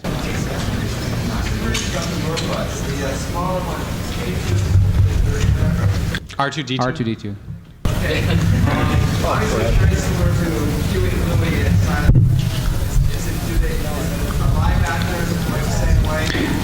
No, I think that because it's small and because it has the pictures you saw mostly were the two-legged version, or in its two-legged position. It does look a little similar. This one we have 10 or 12 different versions of this that do different things, and there are a couple of them that are operated by humans because they're just things that we couldn't have done mechanically, but most of them are radio controlled. Mark Hamill's too busy looking at how cool his boots are. He's probably zooming in on another planet. Oh, yeah. Dude. Yeah. He's 19 years old right there, man. It was a different time back then, too, right? Yeah. Mm-hmm. Wow, dude. This is super cool, man. This is the type of thing I for love. the life, there, always like looking at the old footage of when people are buying tickets to the original Star Wars, and looking at the old media archives from like New York or Houston, and they talk about the film industry, like it just generated so much money for the theaters. And am I still fucking lagging? Yeah, you're coming back and forth, dude. You're good, dude. Well, maybe Oh not. man, fuck. It's all good. It says here, well, the picture will cost a little over $7 million direct costs. We would have to gross back to the distributor in rentals, not box office, but rentals to the distributor, probably around 18 to 19 million to break even. Wasn't that one of the all-time high, like, grossing films of It all time? was, yeah. I forgot what knocked it off its off that chart for that. Probably was it Titanic? Was it like Titanic or something? Yeah, Like there's that? been a few movies now. Yeah. But I think it was the re-release that put it over the top, though, right? When it came back out. Probably. Yeah. But man, that is super cool. That is, I just can't believe that this content is here. Fan history. Let's take a look at what this. Oh, he's got all kinds of conventions. What the hell? Look at this. 1988, Minicon 23, Pacificon 1964. Time traveling, man. This Right? is badass. WorldCon 1976. Harlan Ellison. Welcome. We're gonna have to book a panel one day, and then that way someone will time travel back and see us on the panel. I know, right? Hey, that's funny to bring that up. I was watching a show, a YouTube show the other day, and the host, the two guys were talking, and one of the guys was like, "Yeah, I went to LA Comic Con, and there was a bunch of YouTube content creators there, like that Star Wars girl, Nerdrotic, and a couple other people that he mentioned," and he goes, they had panels, and their panels were basically packed. And Kevin Smith's panel, they had more people at their panels than Kevin Smith had at his panel. You know what I mean? Like, that's crazy, dude. That it's getting to the point. Well, to be fair, where- Kevin Smith was probably trying to sell them NFTs at his panel, so I wouldn't want to go and hang out either. Smith was one of my favorite guys in the business, and he's just kind of he's lost it, gone off the rails, man. Yeah, well, a heart attack and quitting smoking weed will do that to you, man. I feel for It's the the guy. weed, yeah, man. He's got to get back on it. Jesus I know. Christ. He quit smoking weed. Yeah. Like I thought they didn't. I thought they didn't discourage that after a heart attack because of like lowers like blood pressure and all that. Yeah, I read there's another Jay and Silent Bob movie coming. Yeah, it's going to be a nightmare. Jay and Silent Bob 3. Yeah. What was he had a Clerks 3, right? Not too long ago. That didn't have. I mean, did you see Clerks 3, man? It was dark as hell. I didn't see it, but like I heard the deep cut fans loved it, and then everyone else like didn't enjoy it at all. Dude, I loved Smith growing up, right? I mean, I loved. But that movie was dark and it's depressing as hell. Holy shit. Yeah. Yeah. He's he became vegan and vegetarian too. Oh my God. Real Fake says the ending was rough. I remember seeing, Mallrats obviously was like, when we found that movie when we were kids, it was like one of those movies where you would rent it every 2 weeks. Legendary. Yeah. Fucking legendary. Yep. Chasing Amy, brilliant. Yep. Oh, Except for the ending. The ending fucking sucked in that movie too. Yeah, but dog shit. All because he couldn't figure out how to end it. You know what I mean? But just the fact that it embraced comic book culture a little bit, like it was. I still love that movie. Dogma I was agree. always like one of my favorites. Yeah, that's his best. Dogma film. is good. Yeah, that's my favorite of his films, for sure. But yeah, it's very interesting, man. Speaking about LA Comic Con, segues us into.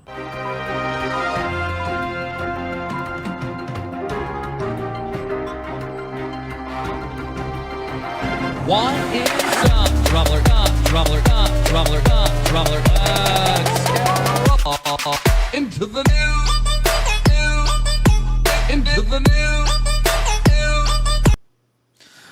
All right. So. Oh man, can I just compliment that drop? Yeah, that's pretty nice, right? I really like the remix one. No. Yeah. It's pretty interesting. Pretty damn interesting.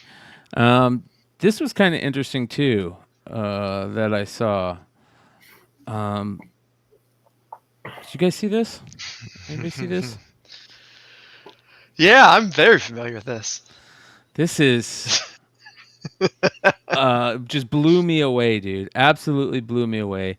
Death Over Decaf Comics made this post today.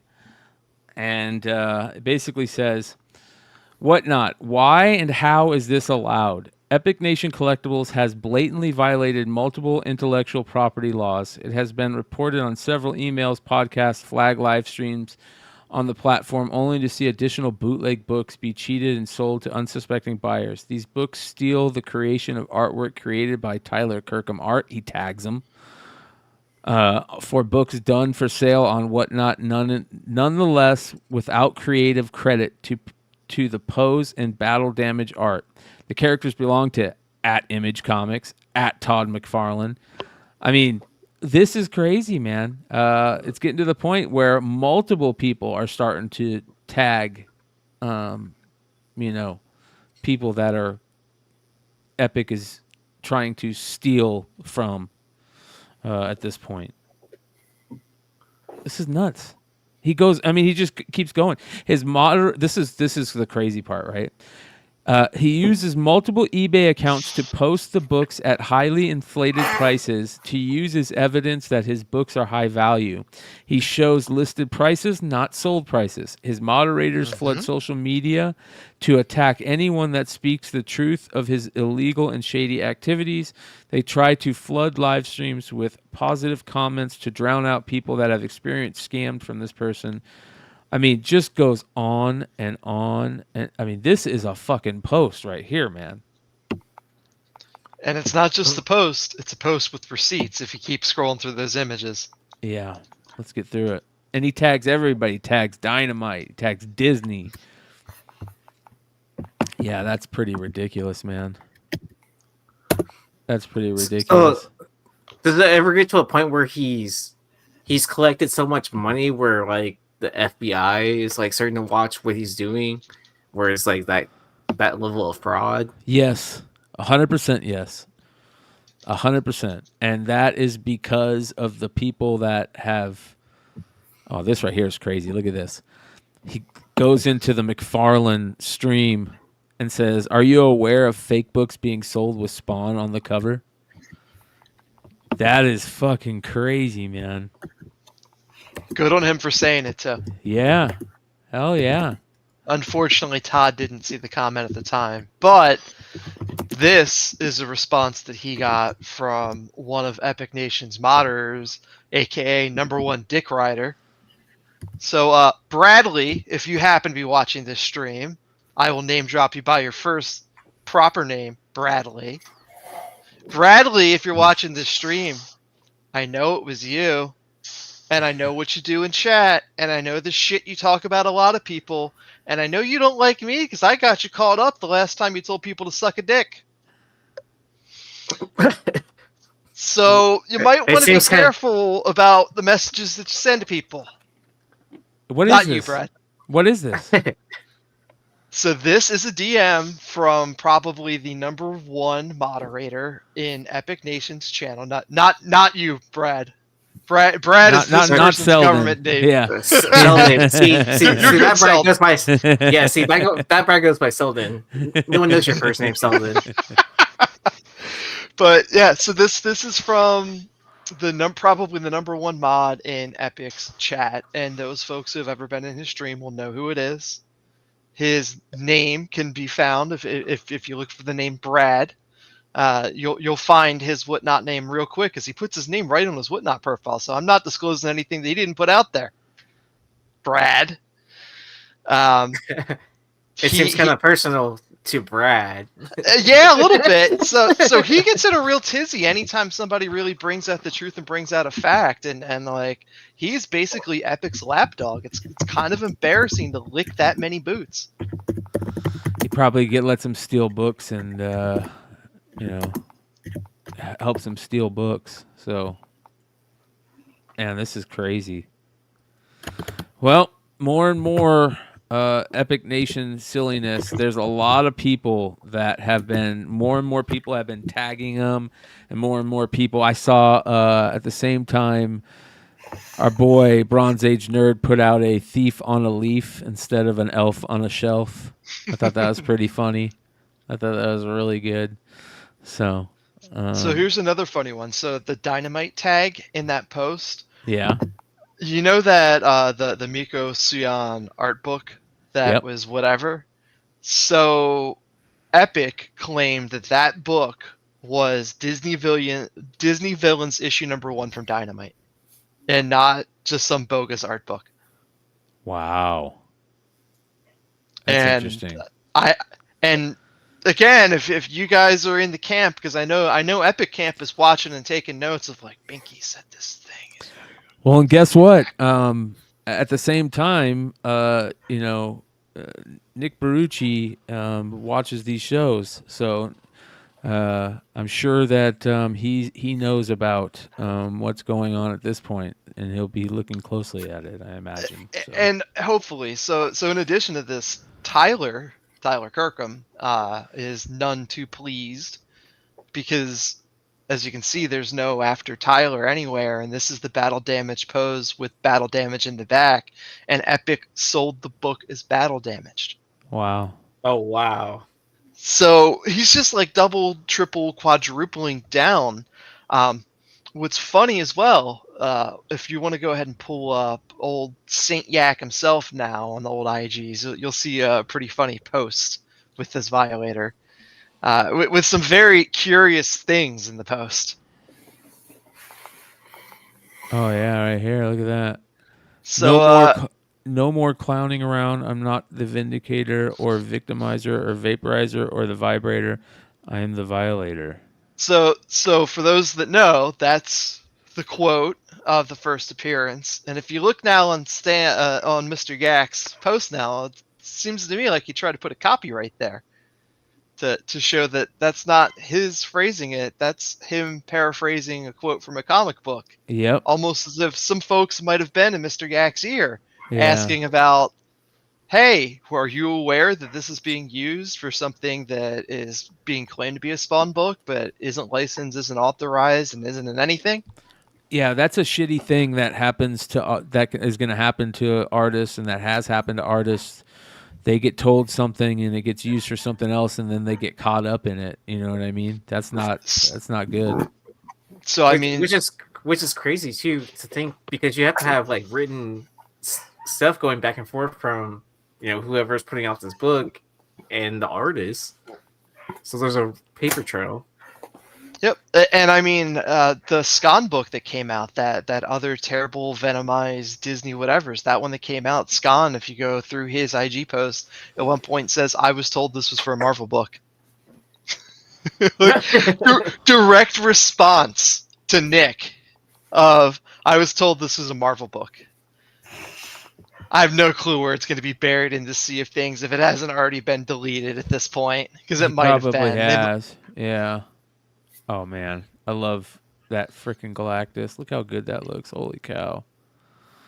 Nice. Yeah, dude. Super talented artist, but just paired up with the wrong dummy. And it continues to weigh on my conscience to post the screenshots of the chat that Epic had back and forth with me a few weeks ago, and I probably am, because things need to be said and people need to be tagged, and those folks, we mentioned the name Nelson. I mean, Nelson needs to be made aware explicitly. Yeah. And I don't have a problem putting it out there and in the public at this point, because guess what?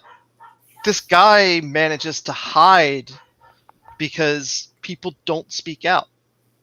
And he basically point blank dared me to do it. So good luck trying to call my bluff. Receipts are receipts.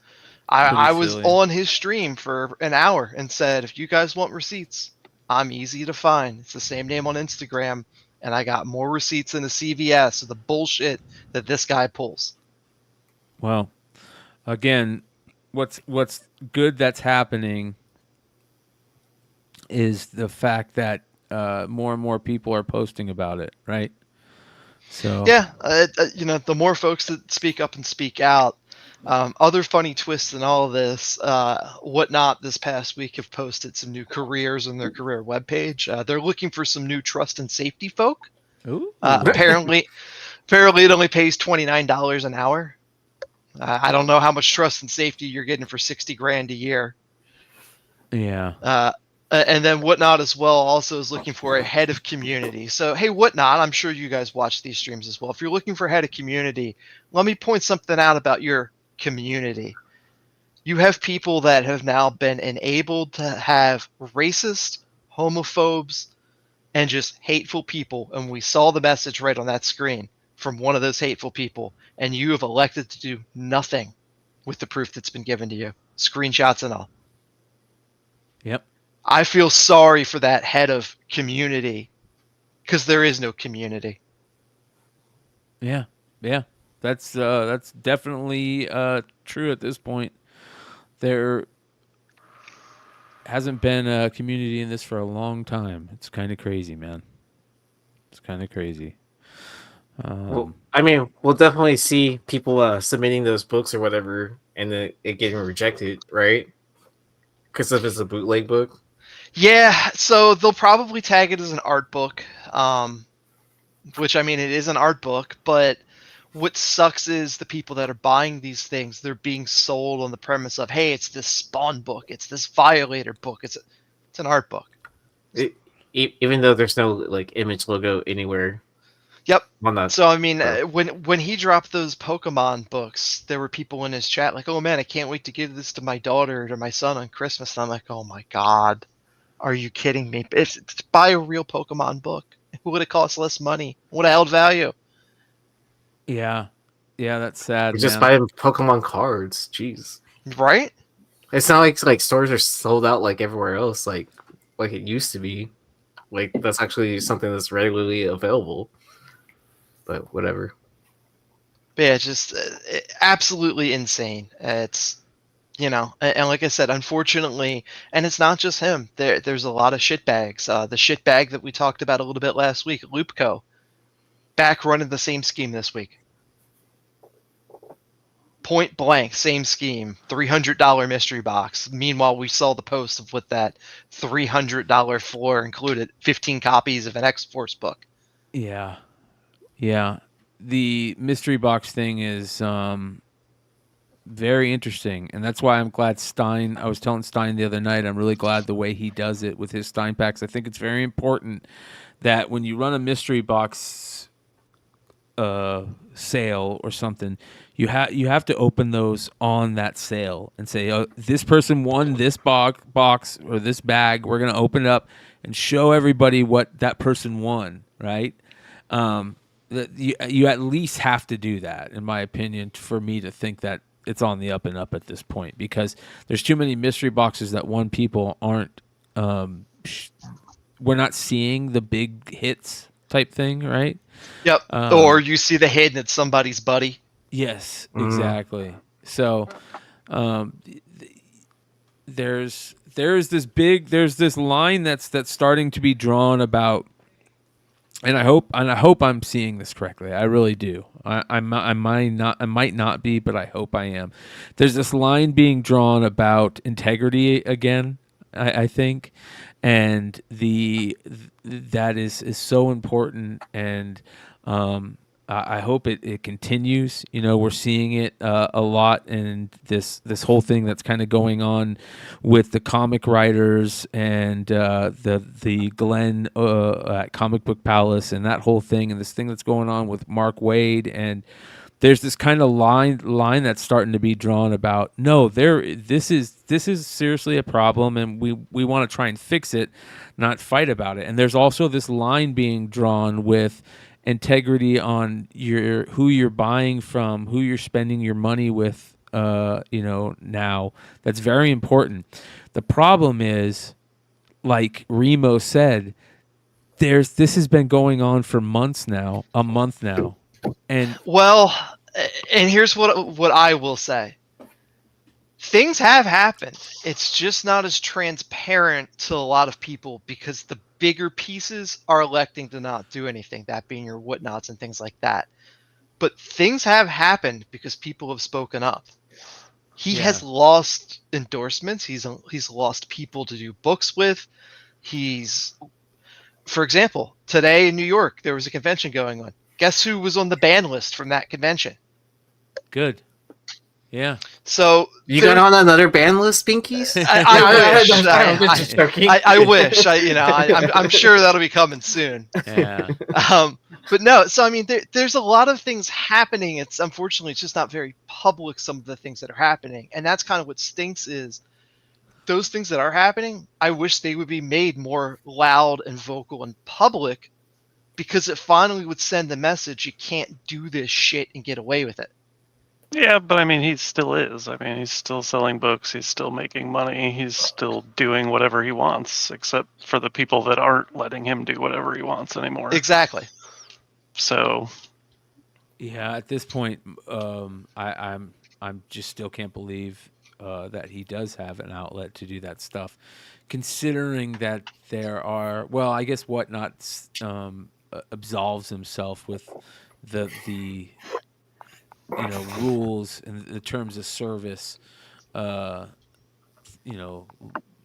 rhetoric that they have, saying that they're not associated with the people that are selling on here.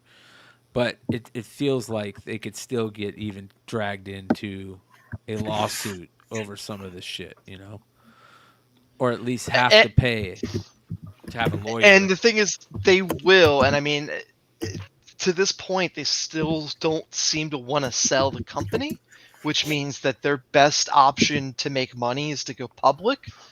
And you absolutely can't have one of these cases come up and go public.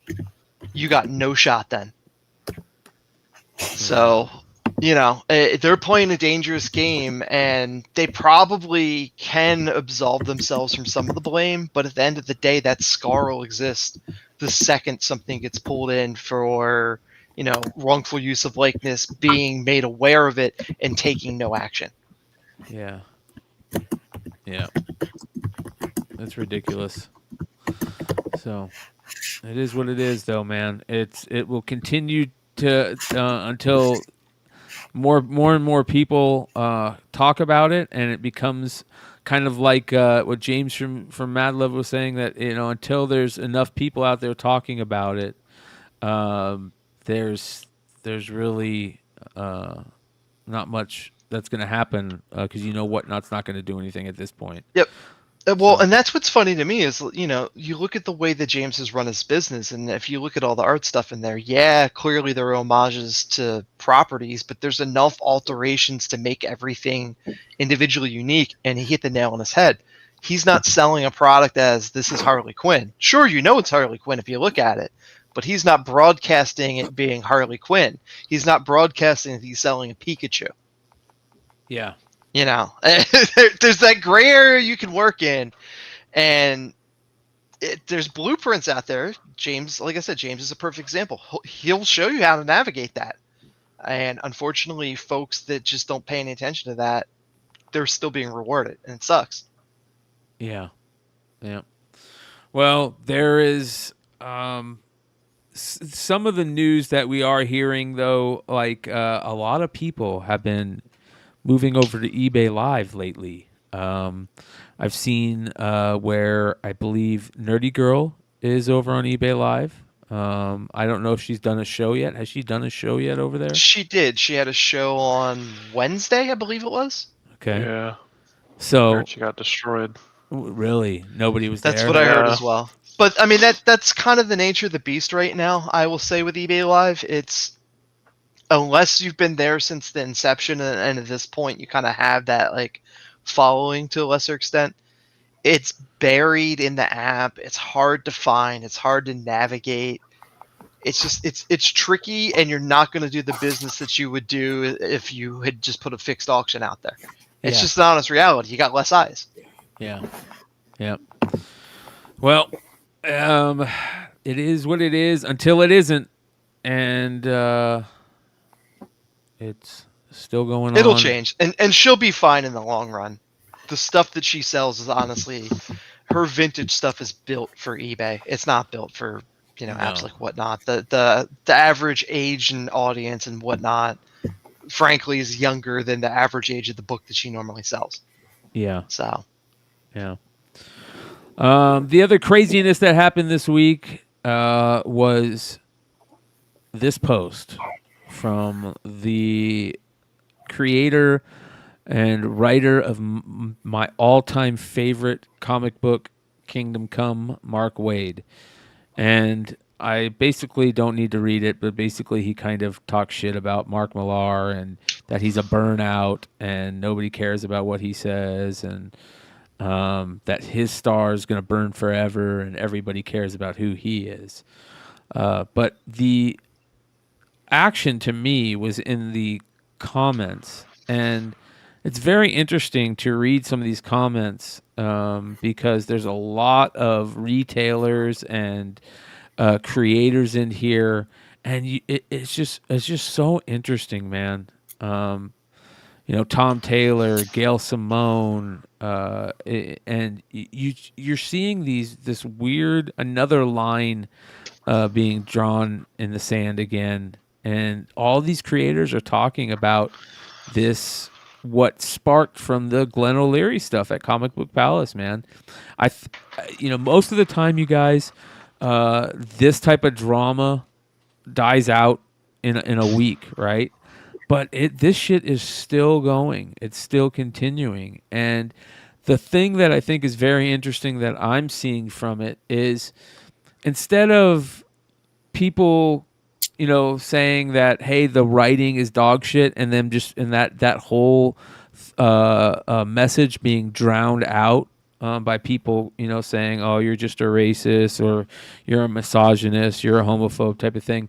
That's not happening this time. And this time people are going, yeah, maybe you're right. What can we do to fix it? And there's a lot of creators that I think are really trying to do that. And I really think that Mark Millar is trying to do that. I feel like he's trying to do that. That guy doesn't have a reason to. I mean, he doesn't have to do any of this. He's made so much money off of his Netflix deal and selling Miller World that like he doesn't have to do this anymore. I feel like that there's some type of that's genuine to me. Did you guys happen to watch the podcast with Mark and the three other retailers or see any of it? Not yet, no. So I'm on my to-do. Oh my God, you guys really got to watch it. It was very interesting. And to kind of hear, it's like inside baseball. You're getting a lot of inside baseball. And that's one of the things that I love about this. I mean, it sucks that it's happening. It sucks that you got a lot of like creators fighting. And another thing that I see happening a lot is that, that saying, don't meet your heroes because sometimes your heroes might disappoint you. There's a lot of people that are being disappointed by their heroes in the comic book world by some of the comments that people make. It's very interesting. And it just goes on. And Mark Waid, because of this, had to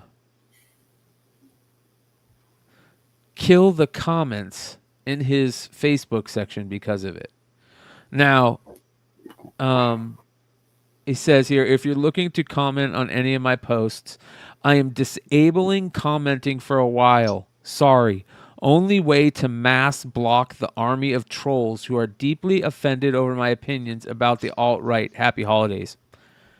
I can't stand when people block people or or disable comments and still make comments like that. Like, I feel like that's unfair. Like, and I know life isn't fair, but I feel like that's playing dirty pool. You know what I mean? Like, that's so hypocritical to me that you're going to sit here and throw stones, whether you agree with them or not. I don't care. Anybody can sit there and throw stones, but you're, instead of taking those shots back, you're going to disable comments. What a fucking pussy. Like, what are you doing? I don't get that. That drives me nuts. It's almost like a form of like censorship, right? Where you're controlling like what narrative you want people to hear or whatever, or what conversation you want to have. But at the same time, like, it doesn't progress the conversation at all either, because you're just hearing one side of the story. Well, yeah. Go ahead. It goes on with so many of these guys where they will block everybody that, you know, will challenge them just to create an echo chamber of the people that agree with them. And I don't think that's healthy at all. That creates dog shit content, dog shit stories. When you're in an echo chamber and you can't take constructive criticism, like, game over to me. Oh yeah, where it's just a bunch of yes men. Yeah, like surrounding totally. Where it's just the message you want to hear, and so you progress and keep on like composing like whatever. If it's bad, you know, like it's just gonna like continue making the bad. Yeah, yeah, it really sucks, man. And you know what sucks even more? Like, you have to be able to separate, like I say, meeting your heroes. You have to be able to separate the creator from like what they think and what they've created, right? Like, I always joke about Arthur Sidem and how I think he's a douchebag for, you know, the shit that he's done to me specifically, but I love his art. You know what I mean? And his art is so good that I can't not love it, right? And that's how I feel about Mark Waid. Kingdom Come is such an amazing storyline, and it's like one of the most, it is the most amazing thing in comics to me, storyline in comics to me, and it's what brought my love back into comics. And he's currently writing one of the only good comic books on the market from the big publishers, the World's Finest book, right? Which they're going back into the Kingdom Come stuff. So I have to force myself. I don't want to be that person that is like, oh, I don't like this guy, so fuck him, you know, because it'd be one thing if he didn't write something that I already love, you know. I don't want to do that. I don't know. Do you guys do that when if there's somebody that you don't like, do you stay away from their art? It depends. I mean, if there are people who have written great stuff, yeah, that's what I mean. There are people who have written shit who are dickheads that I completely stay away from. Yeah, Jeremy Whitley, if you're watching, I'm speaking to you.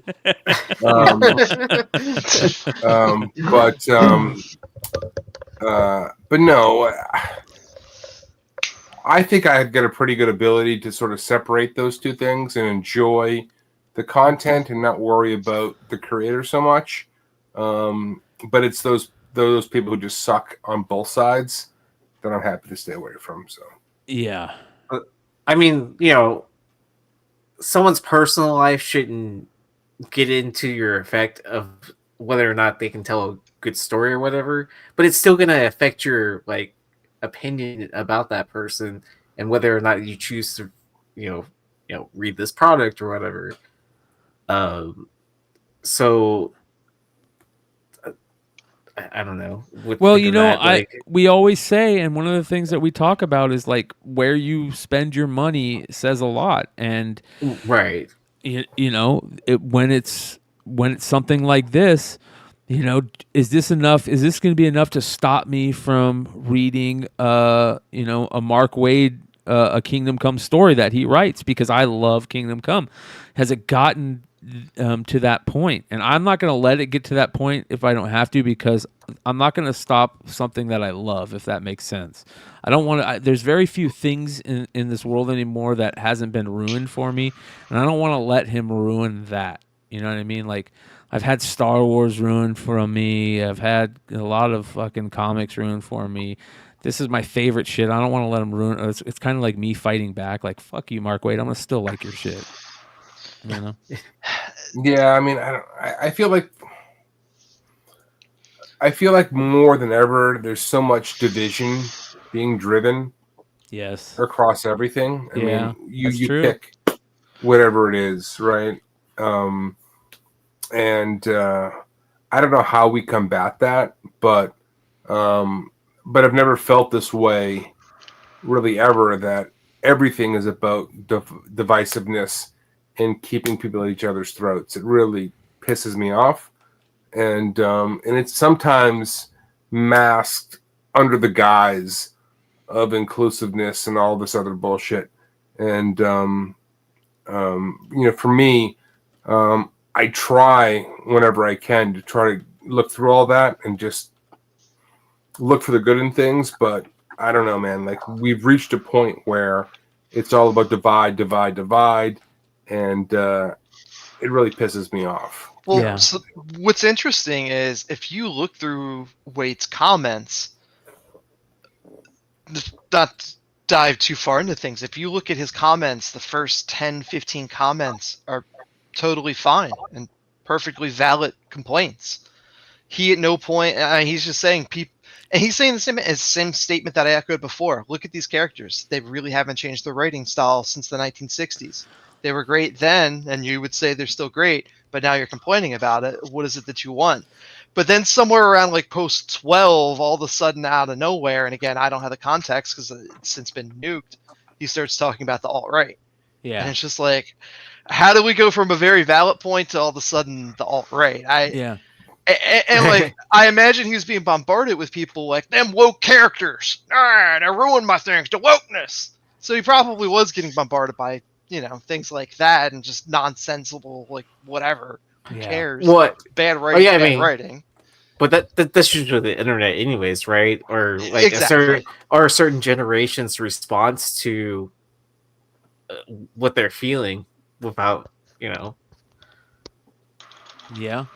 Well, but yeah, his comments, like I said, it's very interesting. It's like the first 10 or 12, he's just kind of fighting the point and trying to say, like, not to be the bearer of bad news. Comics have been shit since the 60s in a lot of ways. A lot of people just have this fondness for nostalgia.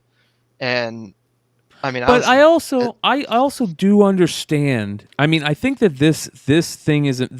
Here's what's important. I understand to a point that once you start, how do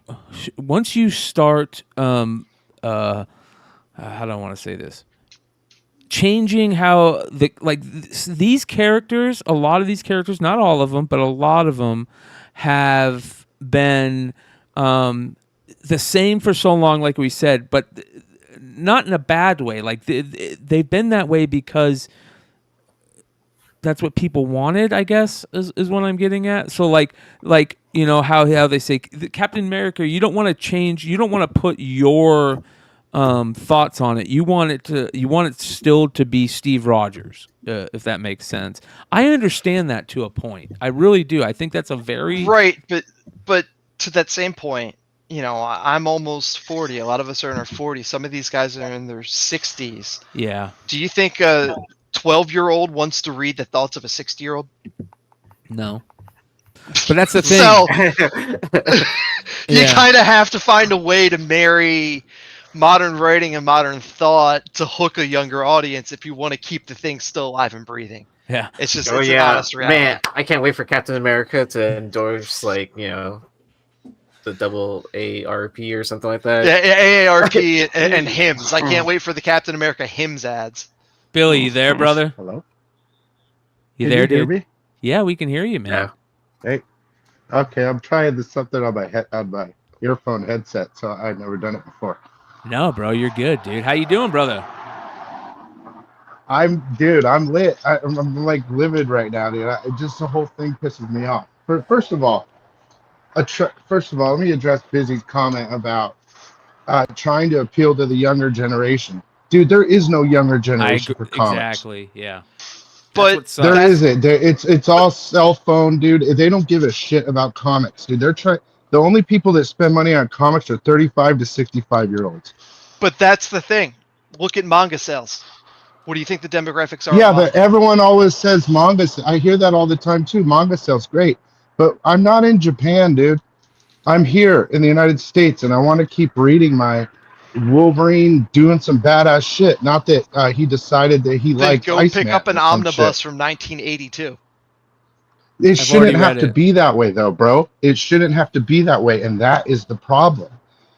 That is the problem. But this is the thing. If you want to read your Wolverine 20 years from now, you need to hook the 12-year-old, the 13-year-old, the 14-year-old, because it's a profit stream moving forward.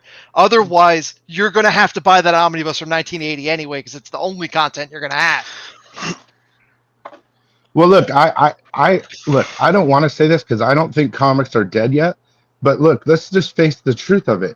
They're gonna die. Not the collecting ability of it, but probably paper will end and it will go full digital. They've been trying to make that move forever. I don't want to go full digital because I'm a collector. But the truth is the world is digital now. And we're all gonna die. And that's it.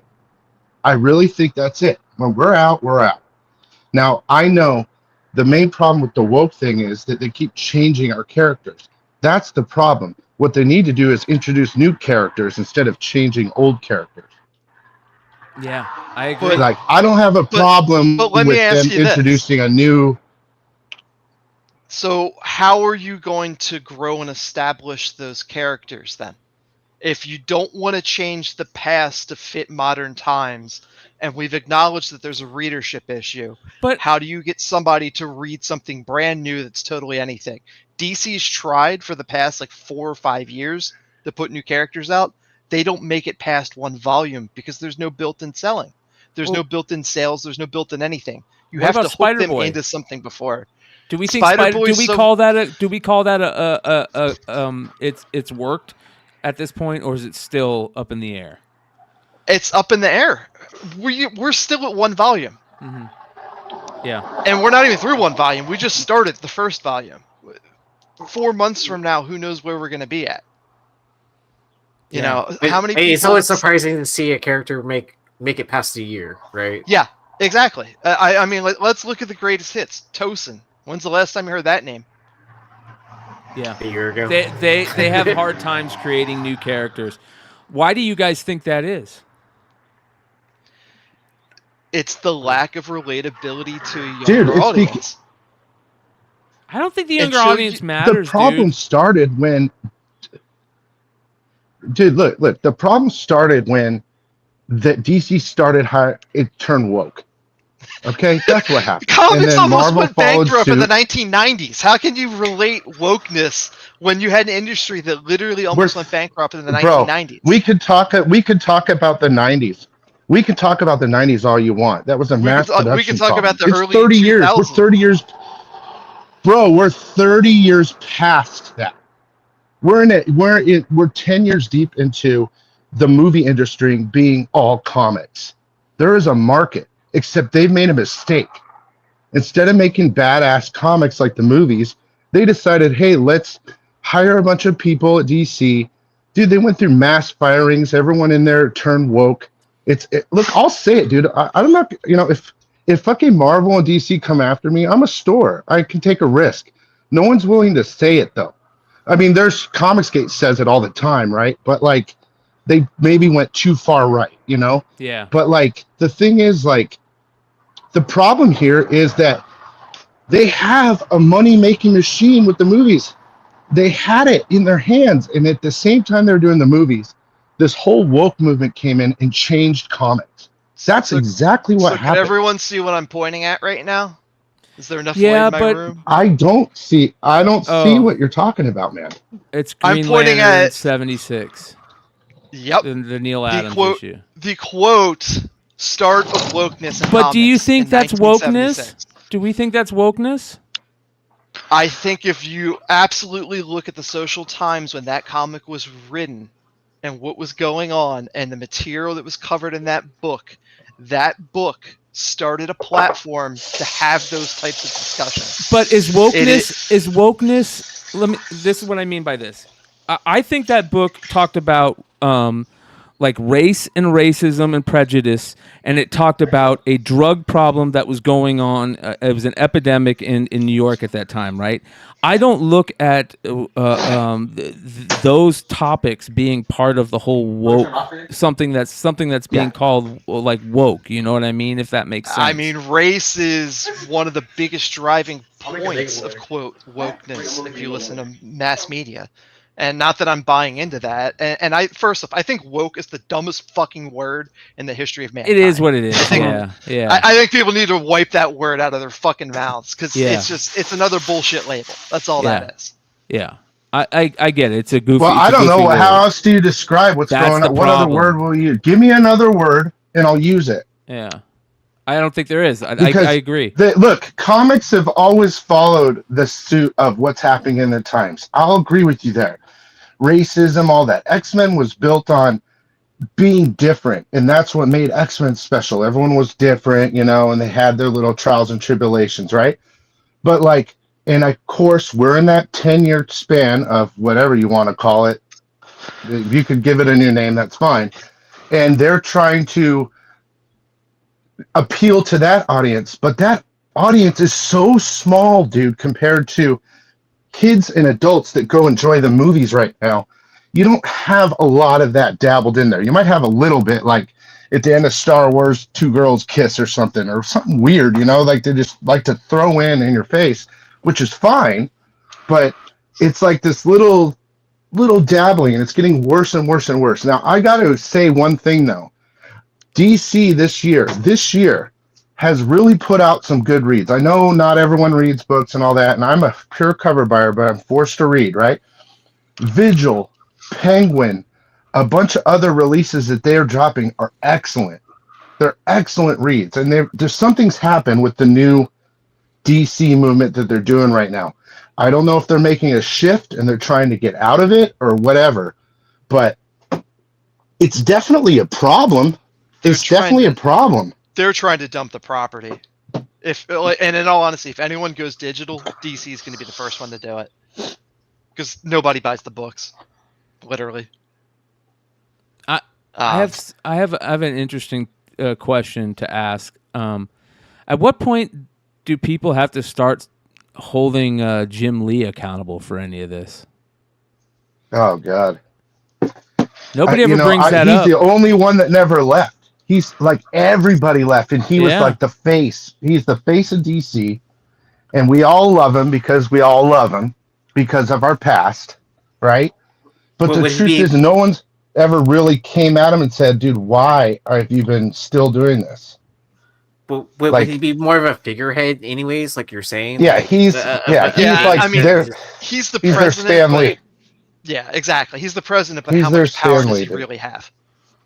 Yeah, that's what I was thinking the other night. If he does actually have powers, but I think he does. I mean, at this point, I think he was just a figurehead for a while, but recently, I think he's been given more powers. I believe, more of like I agree with role or whatever. Brad Selden. It's money, dude. I mean, it is, and he had a choice, and he decided to be the face of DC, and he stuck with it, even when people were getting fired.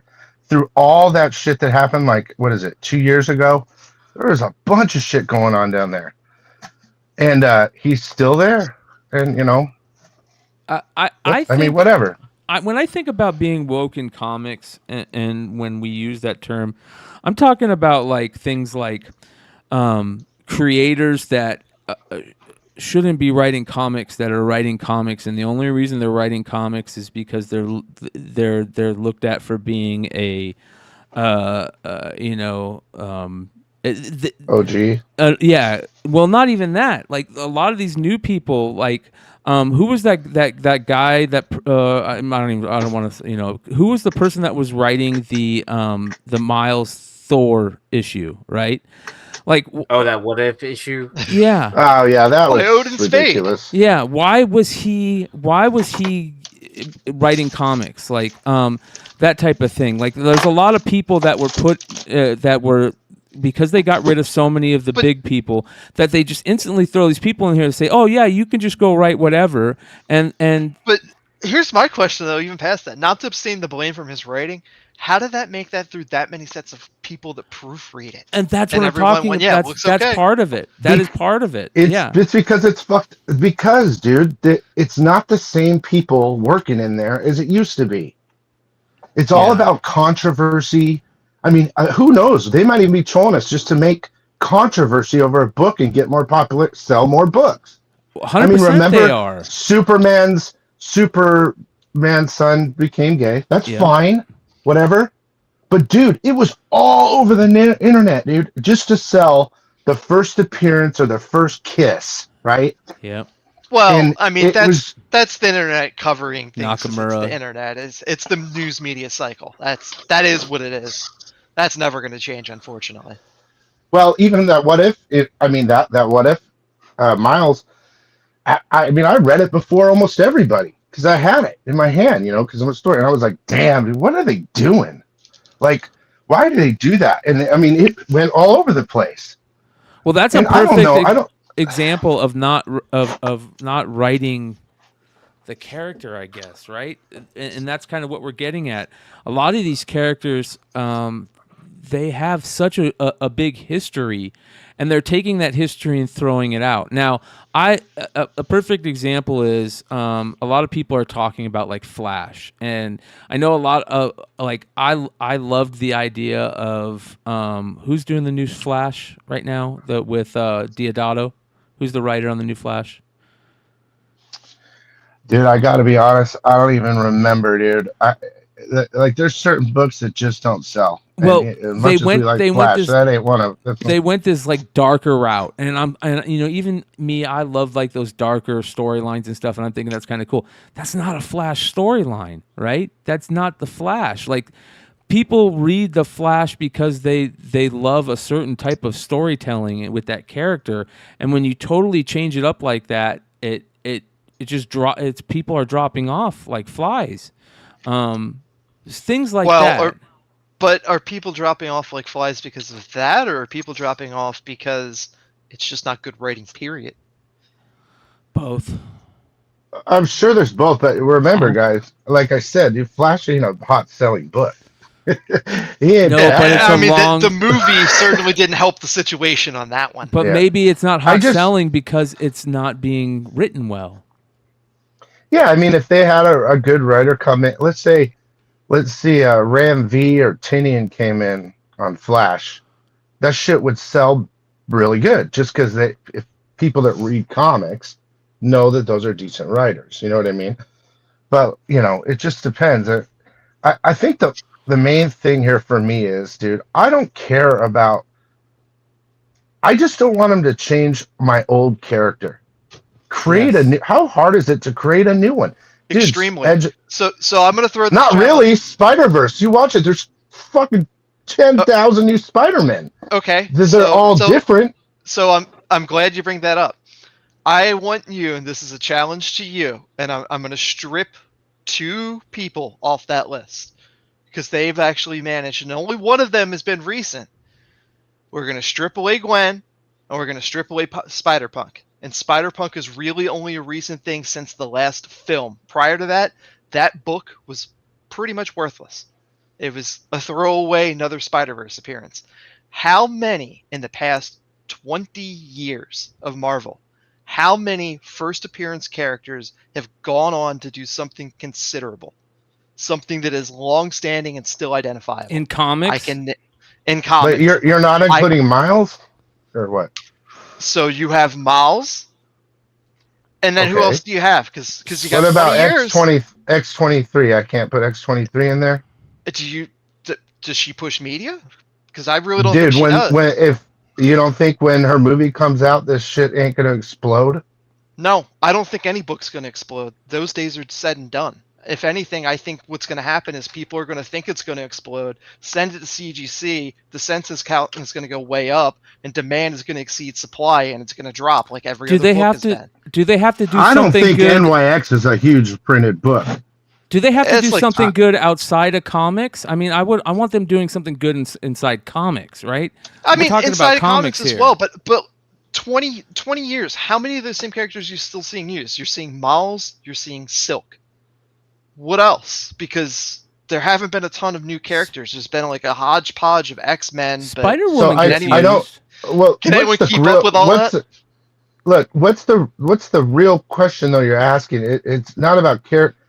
It is. You just said it's not that hard to make a new character that sticks and grows.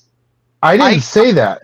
I said it's not hard. No, listen. No, I didn't. I said it's not hard to not change our original characters and change the way, they're non-binary now. They don't have to do that. They just create a new character, try it out, and if it works, it works. It's not working because no one wants to read that shit. Just don't change my old character. But you can try all you want. What has worked in the past 20 years? We've Like, named what do you mean by that, so though? I don't understand what you like new characters. How many characters? So if you walk to that newsstand today, how many of those characters that have been introduced in the past 20 years of first appearances have had a lasting stand? How many are still relevant in the minds that you could poll a room of people with mid to mild comic knowledge, and they could name some of these characters? Spider-Man 2099, Spider Noir. Okay, so what's the point, though? 2099. You're saying okay, they can't create a new character then. So what you're saying is they have to take our Spider-Man and make him into he identifies it as a tree. That's what you're telling me? No, what I'm saying is they can't, they have to change it instead of creating one. Perfectly viable option to do something like that, to tell a story that will get somebody that's never picked it up to pick up. I have a question. Go ahead, Josh. What happened to superheroes having mantles? Like like you guys are so stuck on one person being this superhero. Like Spider-Man, it's a mantle. Anyone can be Spider-Man. Like, exactly. Who cares if they're gay or what color? Like, you guys are like just. I don't even know. This whole conversation is fucking. I don't understand what you're saying. I don't understand what's a mantle. What? So kind of like Green Lantern. Yeah, right. like anyone can be a Green Lantern. Anyone or anything. But that's not the storyline in some of these characters. Like there is no these are fictional characters, man. And some of these characters so why there's are we only so upset? Hold on. Some of these characters we're upset because we love these characters. You know what I mean? There's some characters that the mantle is only one, right? There's some characters where you don't pass on the mantle. And that's okay. I mean, well, you look, Peter Parker, okay? There's Peter multiverses Parker in DC and in Marvel, so why I understand that, but they can make a multiversal Peter. I don't have a problem with them making a multiversal character that's not R616 Peter Parker and changing him. They're doing that, right? But what Peter I'm Parker saying is gay now? it's I'm like you're not confused. listening to me, bro. I'm just It's like you're not listening. Yeah, because you're not listening. You just want to talk. It's okay. Is Peter Parker gay in a comic book right now? What does that have to do with anything? What I'm saying is Peter there's a Parker being multiverse. gay? But what Is does Peter that have Parker to... gay right now? No. Okay. No. Then why No, are, he's just why are we being talking about copywritten. Peter Parker being gay? I'm trying to give an example because they changed Iceman, right? All of a sudden he's gay. Right? Yeah, Didn't that happen or no? Alan Scott, Superboy. Yeah, they didn't make a multiversal. They just changed him, right? Yeah. So, and not that I don't like it. Of course, this is where everything gets tripped up. Harley Quinn likes Poison Ivy. I'm a dude, so I'm kind of into it, right? But they introduced her as being bi, right? But it's okay because you're into it. And I'm saying I'm treading a line here, right? But I'm trying to say other characters. You're saying they didn't do that with them. I'm trying to tell you they did. And so I don't have a problem with them introducing new characters, but don't change our own. Don't change our storylines. Everything is changed in a way. If you don't notice it, then I don't know why I'm even here. It's just funny. It's cool. It's not funny, dude. That's the problem, bro. It's cool It's if not funny. girls, but if it's guys, it's not okay. That's what you just said. I also said I'm treading a line just to prove a point, though. See, it's you just pick the things, bro. You just pick the little things you want to hear that fit your narrative. It's cool. It's Literally fine, what you but just said. I don't think it And has. damn, sometimes I wish there wasn't a fucking microphone right there, dude. I'm getting pissed off, actually. I'm trying to be calm and explain to you. I was trying to answer your question, and you just hit me with, but you said, and I said that. So I don't understand. Look, I'm not Epic Nation. Don't get a hard on for me, bro. I'm just here to Trust talk me, my I don't piece. have a hard on for you. No, I know, but you have a hard on for him. Yeah. When's the last time I've supported Epic or talked about him? Yeah, Josh doesn't say anything. Dude, every time I turn on, you're talking about Epic. Oh, he's a different guy. You're a different guy. I sent Binky's a message the other day and was like, dude, you need to stop talking about Epic. No, I don't talk about Epic. Yeah, different guy. Different guy. Yeah. Like, what Maybe I don't know who I'm about, bro. I don't know who I'm talking about here. Then I don't know. I'm not looking at the chat. I was reading the comments, not the. I'm talking to Biz, right? Is that who I'm talking to right now? Binkies. No, you're talking to Josh. Oh, Binky. Oh. Yeah. Sorry, Josh. Sorry, Binkies. I went at you. I listen.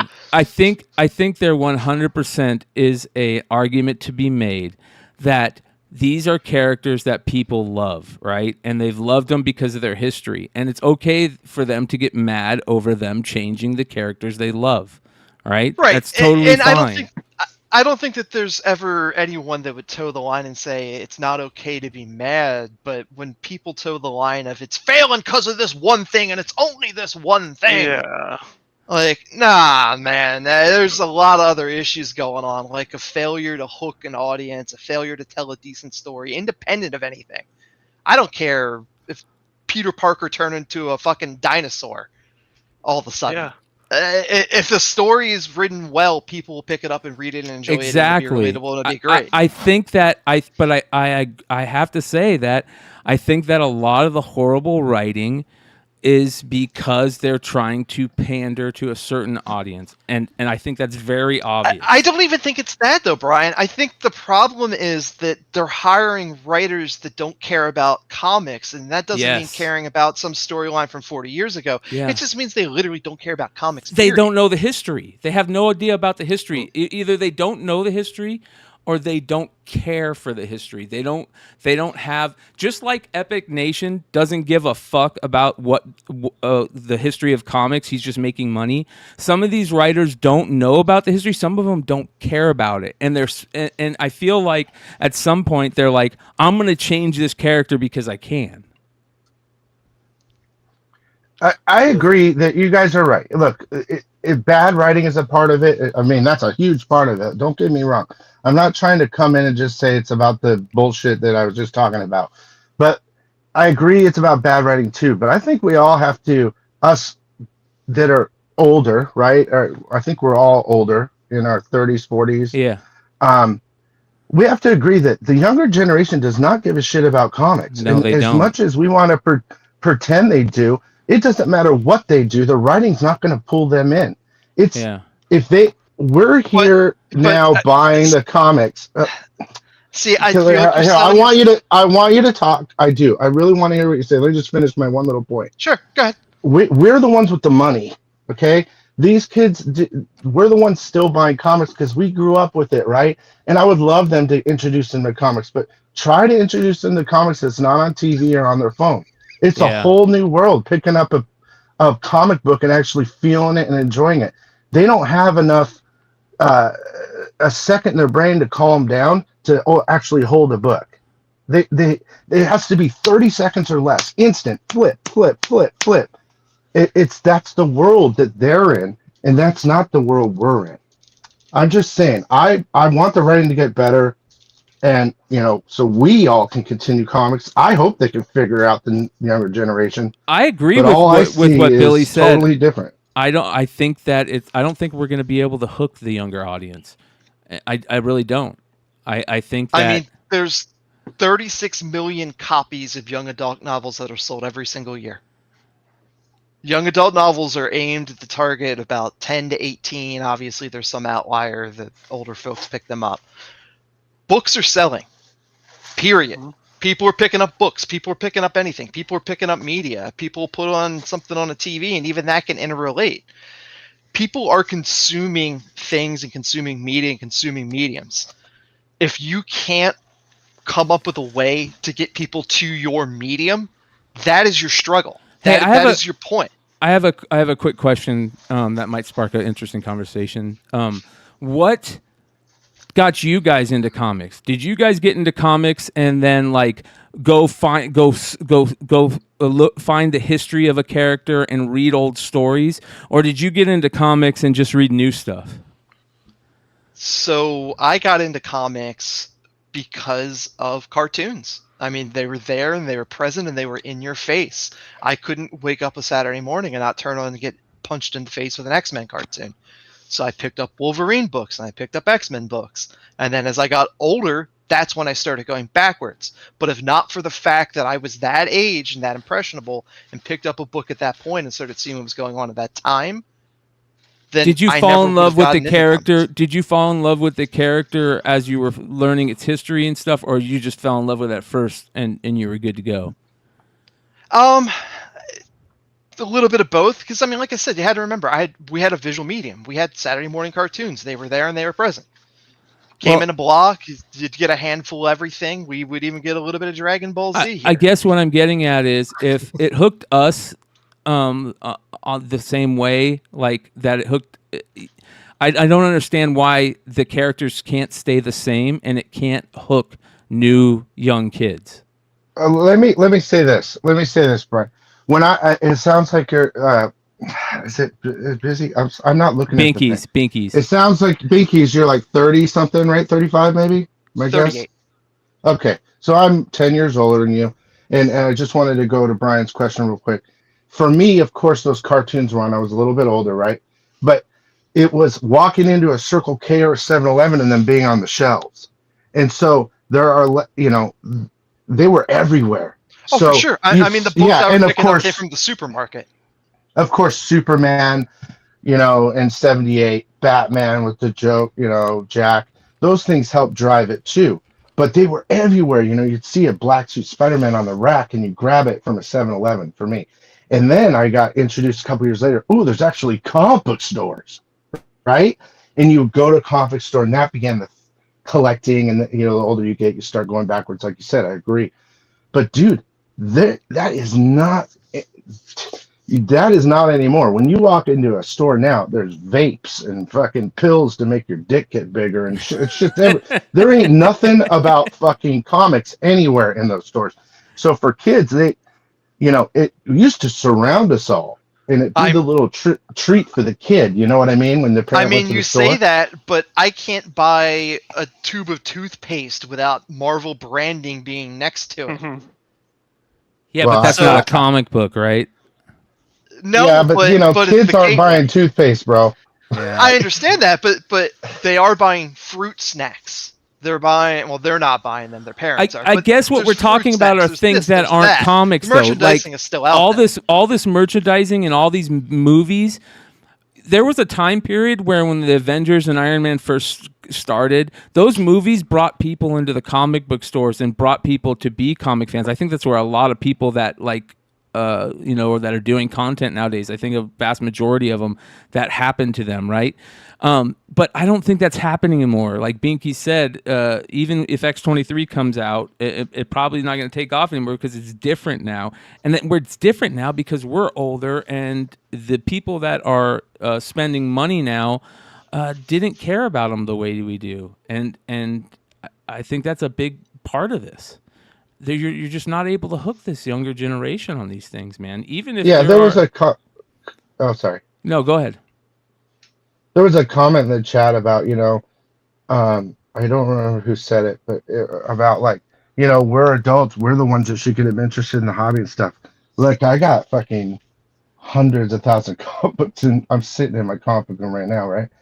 And if I go show my kid, I mean, he's 21 now, and even then, he's been here forever. I show him a comic, try to get into it, you know what I mean? Has no interest at all. Even no matter how, I show him you can make money doing this. I created my own book. I showed him how to do that. I show him how to make money on eBay. I showed him, look, this is a really good story. You should read it. It's a pretty picture. Let me put it down real quick. Forget about it. And what's the next Twitter feed about someone getting run over by a car? You know what I mean? Yeah. So, I'm just saying it's not I would love to like force my addiction on my kid, but the truth is they have their own.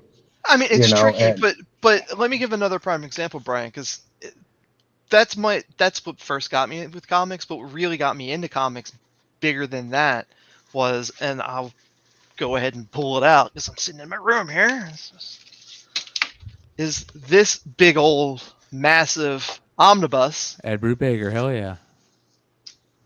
What is the one thing you can say about Mr. Brubaker? He's a really good writer. He knows how to tell a story. Yeah. This whole run of Cap is super politically charged. The undertones when this was going on was the same time that Bush was in office, and all that goofiness was going on. And a lot of the things about identification, which is what Civil War was largely about, and pointing out things and things like that, all of that, it's deep political talk, but it was really well wrapped up and put together and told a great story. And this drew national news as well, specifically because Steve Rogers died in it, but it still pulled national news because of all the other things that were surrounding it and the narrative that was being written by Brubaker and the way he was presenting a story still aimed at a younger audience, but having mature undertones to the point where something new and good was coming out of it. So, it's about finding that hook. And, like everyone is kind of saying, you're putting people in that don't care about things. They're shoehorning whatever somebody on whatever BS survey came up as like, this is the buzzword of the week, and shoehorning it in. But if they actually took the time and worked those things in a more natural way to make them quality as opposed to quantity, quick turnaround, and something that someone can then go and pick up and actually like put a story out, hook a bunch of people, get someone interested, get them related, and then start working your way backwards. Well, the very funny thing is that the majority of the people that I know in comics, and especially in the YouTube content sphere that our tentpole is in, don't fucking read. They haven't read in a long time. And for whatever I was reason, just gonna say that, dude. Yeah. I don't think that kids even read anymore. Yeah, and for whatever reason, I don't know if even good books is going to change that, because what some of the things that were said in those conversations, like when Miller said that he said that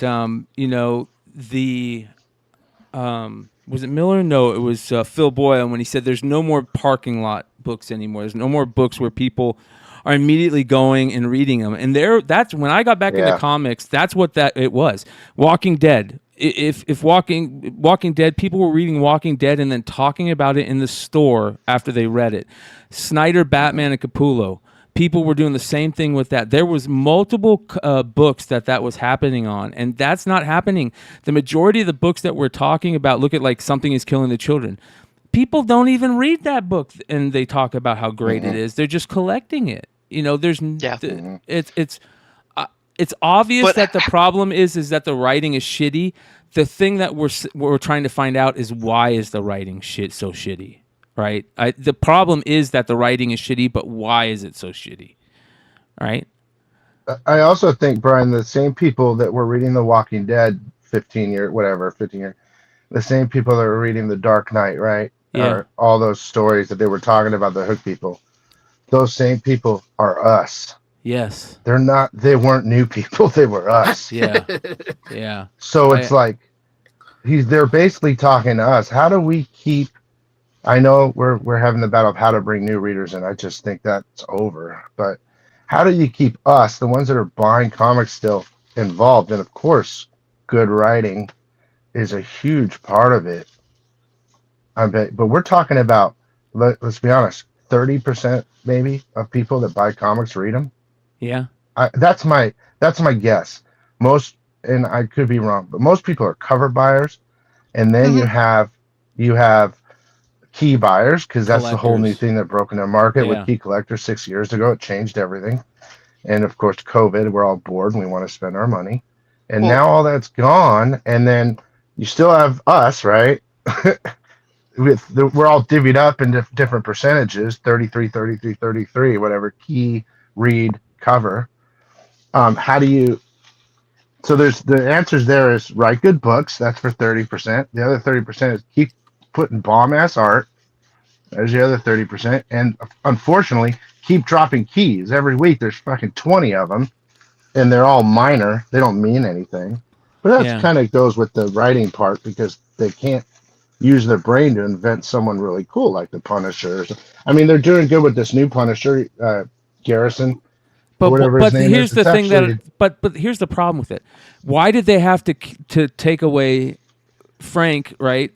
Take away the Punisher that everybody loved to bring this character. Why couldn't they tell both stories? Why can't you have Garth Ennis is still writing Punisher and this other character be there too? Like, is there that? And the reason why I bring that up is because that was another question that Mark Miller said that was a great point. Why can't there be all of them? Why can't there still be Punisher stories being told? With the Punisher that Andy, Comic Man Andy loves, right? And be this other guy too. Like, I don't understand that. Yeah, I don't know. I don't understand why they did it either. I'm not saying that the new character is bad. Yeah, he's good. They just changed his name. But why did they take Frank Castle out? Because of the last run? Because they made him a god and basically killed him off or whatever they did? I mean, that's part of it. Part of it is the narrative around Frank Castle and the modern society. Because let's all be realistic, it's unavoidable at this point, unfortunately. But do you think that people quit rating the Punisher because they didn't like Frank Castle? I don't, but so this is my answer, and it's shitty because it's not a good answer, and it shouldn't necessarily be this way, but it is what it is. It's not necessarily about what people think. When Disney, the company that owns the entities in these properties, has some guy in a Punisher vest out there shooting something up, there's a negative association then with a character owned by a property, and it's viewed by the stockholders as problematic. And when it's viewed by the stockholders as problematic, it causes a whole cascade down. That's and it's shitty. I'm not saying it isn't. I'm not saying that's what right. a lot of people consider to be woke tendencies, right? There you go. But I do agree. I agree.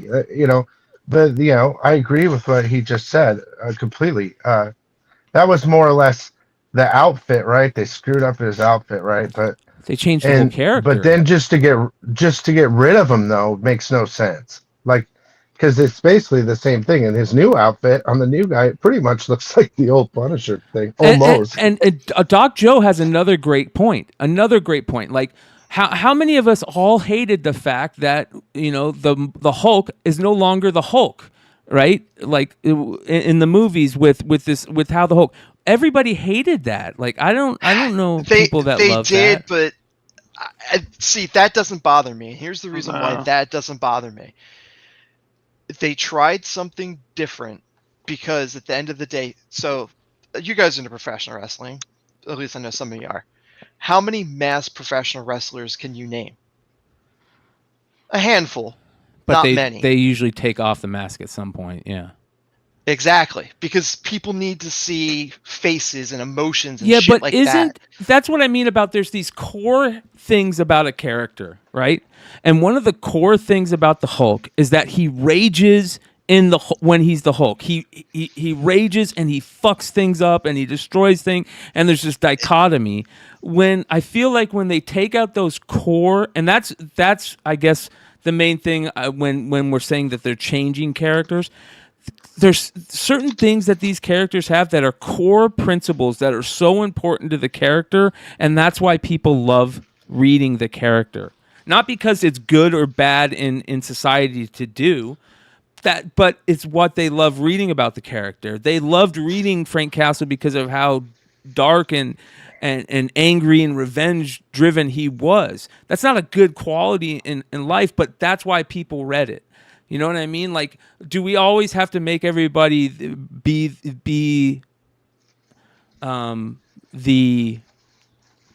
I hate to say it, like the woke, the woke idea of something, right? Changing the core principles of these characters into something Brian, the exact opposite of what they are. Brian, so let's see. Tony Fix, of course, he would say it because he's Fix It, says, they have multiple different things of the Hulk, like Yeah. World War Hulk and all that stuff. Yep. So I'm not sure what Hulk you're talking about, because the new Incredible Hulk one that's coming out right now, It's great. is that what you're talking about? Because he seems to rage and shit. Yeah. He wants to not Hulk out. No, I'm So, talking about which Hulk are you I'm talking about the movie Hulk. So this is what I mean by all this. Oh, you're talking right? about like the Professor Hulk or whatever. the movie Yeah, Hulk, right? Where they the totally movie changed what the Hulk is. And when I go to see the Hulk in a movie, like I'm not talking about a comic. There's so many comics, but if you're gonna put them up on the movie screen, I want to see the Hulk fucking shit up and raging and this and Well, that. he's kind of like Joe Fixit now, though. I know, he's kind of but like it's under control. Joe Fixit type. Even Joe Fixit was like I don't know. I didn't like the Joe Fixit stuff. I'll be honest. I know what you mean, though. There are certain core principles that are important to characters, and I just hate the fact that they take those things away. That's why I love the fact that this conversation is being had. It's some of these characters are people have a history with them, and that's why they're so popular, and that's why they've lasted. They've stood the test of time, and when you keep on changing those things that the people have loved about them for years. And we're talking about multiple generations of people that have outlived, and the core characteristics have been the same. And that's what people have loved. They've passed those love down to people. You change those things, and you're hurting a huge fan base. Now, you're not. I'm sorry, OJ Pips. It's funny. You're not going to hurt a huge fan base with a new character. You know what I mean? Like, you can try stuff with a new character. You can come up with new ideas. And I'm not saying that for every story or movie. I'm just saying that for fucking superhero comics. I'm saying that for DC and Marvel. That history is so important. Yeah. Anyways. I get it. It's, we all get heated on it in different ways, and I apologize. I wasn't watching the screen, so I thought I was being attacked. I was just looking at the comments, and I get pissed off about it because it's just, you guys, we've been talking about this shit for like 3 fucking years now, 4 years. Yeah, it's tiring. I'm so sick of talking about it. Well, and that's what's shitty is it's unfortunately it's not going to go away. It's going to keep evolving at this point. And it's not just comics, dude. It's everything. Like, it's the entire world on TV. It's like fucking, riots or not riots, but, fighting Palestine and whatever. And then you got like the Harvard person, and then you got like, SJW, and then you got, it's just like they got us where they want us, man. They got us right where they want us. Yeah, it's a little scary, dude, kind of. And I just hate that they did it to our comics. Well, you know what was kind of cool about this whole thing when it first started? It seemed like there was people that, like, if it was something else, they wouldn't cross that line and work together with somebody. And it felt like there was a little like cross line like things where people that aren't on the same page politically, and creators were like, no, maybe that's a good idea to talk to retailers and actually speak to them. And then instantly there's people coming out saying, fuck no, I don't even want to talk about it. That's when it becomes an issue. And that's what happened. You can't ever have that where you come out and say, no, we're not even going to talk about it. I don't even want to I'm going to disable comments, and I don't even want to talk about it because I know your political things. Even though we're talking about superhero comics that have really no thing with politics. And again, they're fucking superhero comics. We want superhero stuff. I love the comment when Glenn, he said, write a comic book about your life. Nobody will read it. You know what I mean? You keep on. A lot of these people will put what they want the character to be.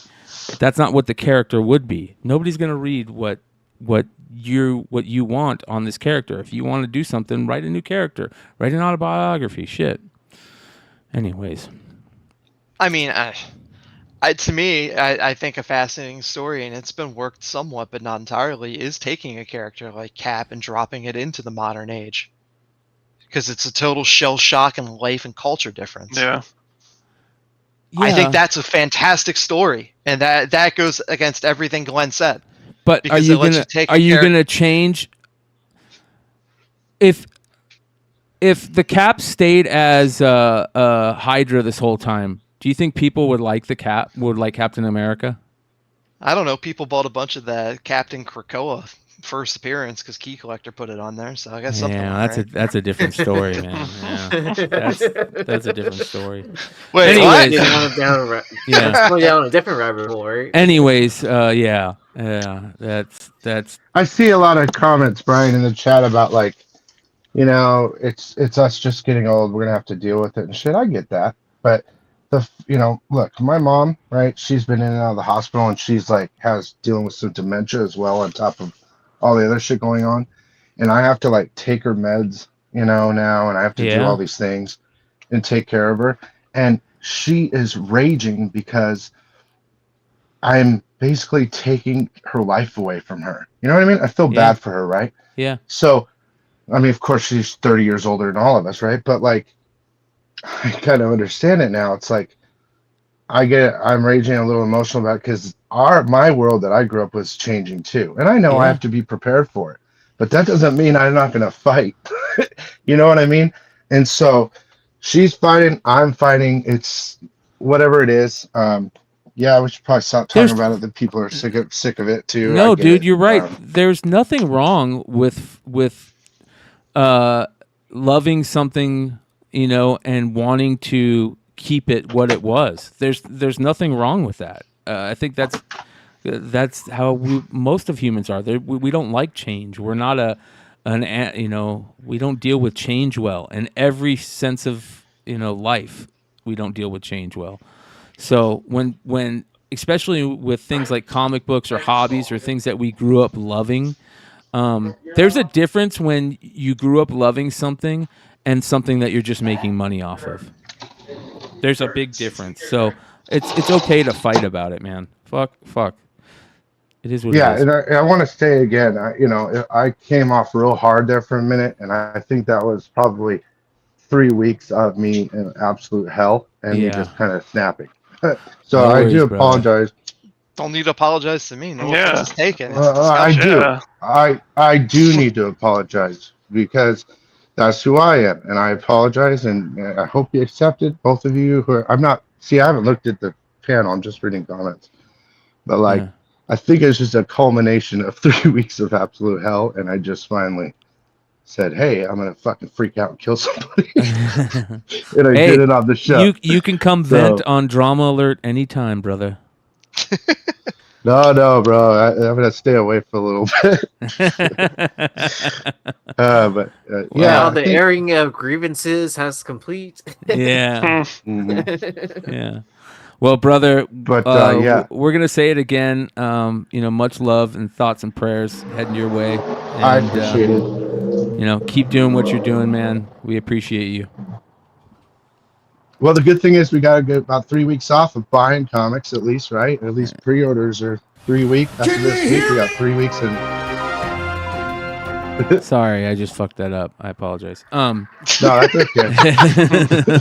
I didn't mean to press that. Yeah, Festivus for the rest of us. All right, let's. I got an unboxing to do, so let's go let David Lee Roth take us out. Can you hear me out there? Hey, man, don't be squirting water at me. I'm gonna fuck your girlfriend, pal.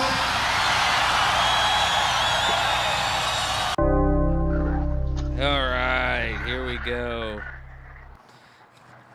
I've got a very cool thing to unbox here that I've been talking about for a while. Billy, hang around for as much as you want, brother. All right, check this out.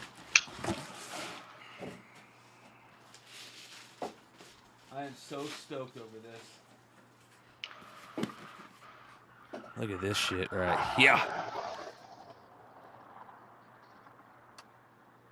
Oh, nice. Oh, dope. Look at how fucking awesome that is. And I'm 100% going to be taking this out and playing with it. Is that new? Like in the stores? It just came out. I think it was a Hasbro online thing. Wait, hold on, was that the Happy thing Dad. that you ordered from San Diego? No, that's Chuckles. That's just the Chuckles figure. Okay. So what this is it's the Dreadnought Thunder Machine vehicle that is Soundwave. So Soundwave transforms into Soundwave. There's Soundwave, right? And then is this Skybound? No, this is Hasbro. Hasbro. So, but is it related to the new comics? No, man. They always wanted to do Transformer GI Joes, and they just were never able to do them. So they've been doing them lately, and they did this. And look at that, dude. There's Ravage, and Zartan and Zorana, and Zartan even has the face mask and everything, dude. Let's see. This is fucking awesome. So I'll be playing with this, taking this shit out. I'm gonna take it out tonight, dude. I'm gonna play with it tonight. People are telling you in the chat, don't take it out of the box. Why? Why wouldn't you want to play? Yeah, with so this, you have man? to buy two, bro. It's the collector's You value. gotta buy two. I know. It's gotta say mint in box, man. Mint Yeah, in box. dude. Yeah. This is sick. So, yeah, I'm definitely gonna be playing with that one. It's actual 3 3/4 size too, which is super dope. I'm 3 3/4 or die, but I'm getting into the 6-inch figures now because they put out that Crimson Guard thing, so it's pretty dope. It's good shit. That 3 3/4 is the original size, right? Fucking A, dude. Fucking A, man. So, I wish I never sold my shit, dude. I had it all. We all did, probably. Yeah. I sold all my shit in a garage sale. And then I bought it all back when I got older. So, all right, I gotta go run and let my dog out. Anybody got any pickups? Pickups. I have some comics. All right, I'm gonna put you up, brother. I'll be right back. All right. We're gonna go over FOC when I get back. Cool. So, big thank you to the man on the panel, Josh. I got this the Silver Surfer Black #4 Momoko cover. So this is from, where was this from again? Is it Spain? Mexico. Or is it Mexico? Okay. So I don't have the original, so I was like, this will do. This will do. I did get these in from Bird City, the Carl Cohen cover. Nice. I don't remember what book title, but it's a homage to Torchy, right? Mm-hmm. I figured you couldn't go wrong with that. I finally got in my order from Gmart. I bought this Deadpool cover because it's always funny to see these kid Deadpool covers. But I also had pre-ordered this from them, the Art Adams. Oh yeah. I got a really cheap deal on it, so I was kind of super stoked about that. Art Adams is coming back big time. Oh yeah, I know, right? And then why not get 4 copies of this Spider Boy? 1 in 25. The 1 in 50. 1 in 50. Is it 1 in 50? It's the 1 in 50. Yeah. Okay. Yeah. How much? So, how much you get them for? I think it was 15 or $20 a piece. That's Something great. like that. Yep. So I can't complain about that. And then, I pulled that Tall Geese skateboard earlier, the Gundam Wing one from Huff. So, Do you have trucks and stuff, or are you just doing it for the grab? I was just doing it for the grab, because it was a mystery. It came in a mystery bag, and I wanted to rip one of these. Yep. So I didn't know if you skated. I used to skate, but not anymore. Not as much. I learned how to drop in when I was 30. So At least you did it. Yeah. yeah, I mean, so at least I got to that part. So I do know how to drop in. I haven't used a half pipe in a while, but if I ever find a ramp, I can, because I have a board somewhere. But I'm older. I like to longboard nowadays because I'm lazier. I gotta admit, when Pokemon Go was hot, dude. I went and I got a personalized board of my dog. Went and got some like indie trucks that I used to skate, and I would skate everywhere, Pokemon going like a fool, dude. Do they make all those electronic skateboards now, where it's all motorized? I'm like, is that even skating now, though? I mean, I guess so. Yeah. I don't have control. We're for Bryan. Yeah, Bryan has to come back to put something else on the screen for. Yeah. Let's see. You know the owner of Southside Skate Park. I think I know one of the owners too, or maybe like a manager.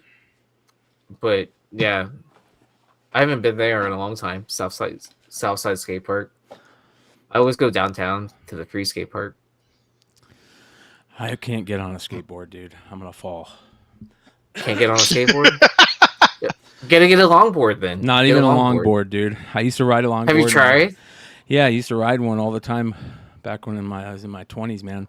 And I went to get on one like, I don't know, 4 years ago. I fucking fell so fucking hard.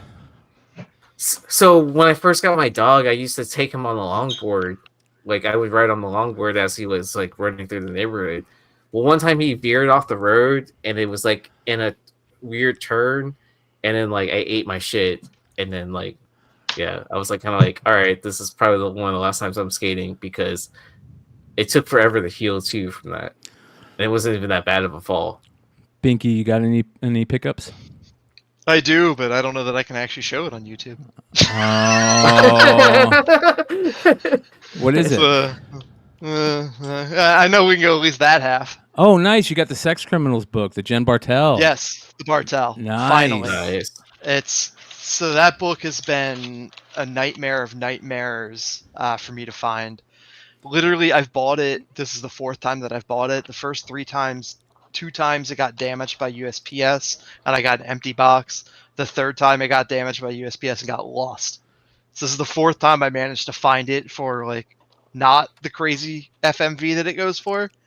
And I thought the people weren't going to have it. They said they couldn't find it. 2 days later, they sent me an email like, "Hey, we found it. Do you still want it?" I'm like, "Yeah, of course I want it." That's cool. That's not bad at all. I'm very, very happy to finally have that. That's been 2 years of my life trying to find that for less than $70. Yeah. Damn. Josh, you got any pickups, brother? Yes, I do have some pickups. I'm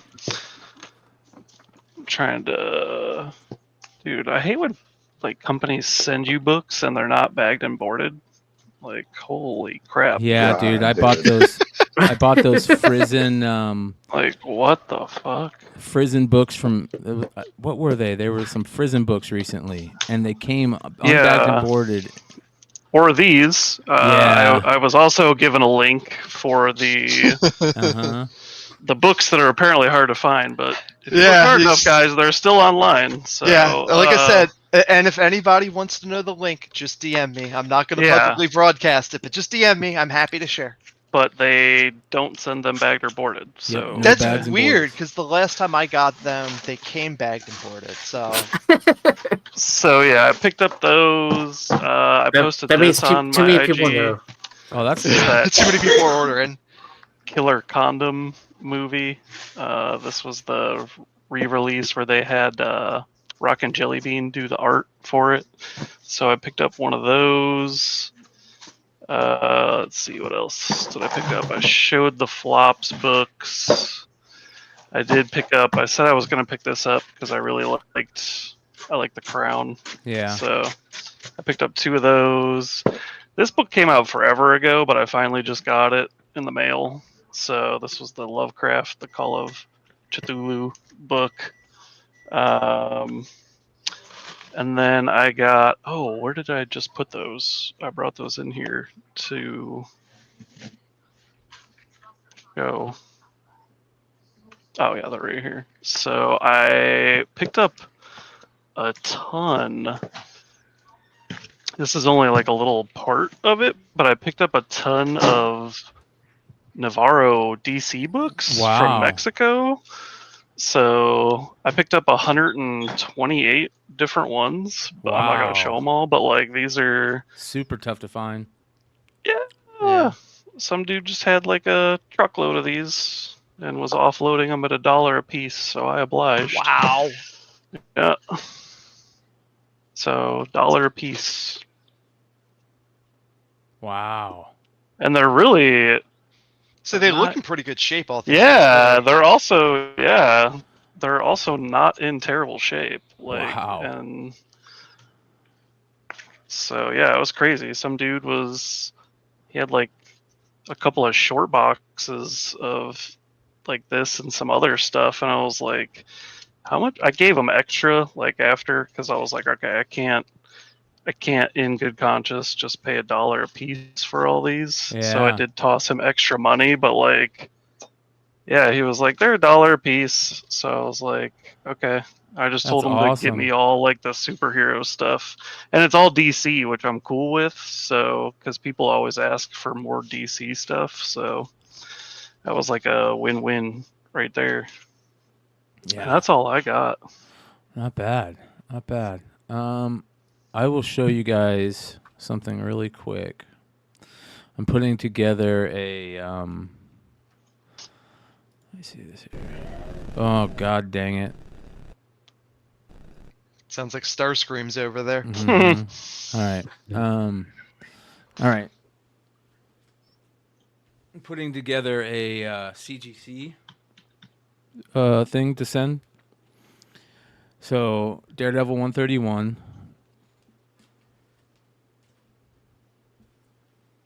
I've got. Hold on here. Hulk 182. Nice. Sweet. About what condition is that in? These are all super nice, dude. Like super high grade. Moon Knight, this Marvel Spotlight 28. I love that Spotlight. I think that book is still waiting to go up in value because people don't realize how hard it is to find high grade. Yeah.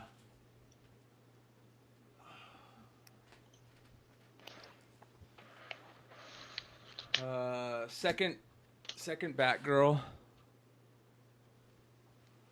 Nice. Yeah. Marvel Spotlight 32. Mm-hmm. Sweet. 2-in-1, which is her second appearance. A 30-cent variant from Marvel Team Up. A Conan 23.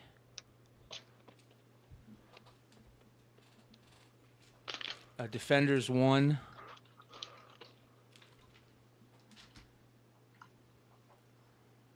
This is kind of cool.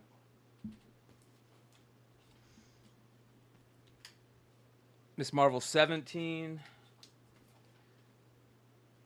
16. And 18. Nice.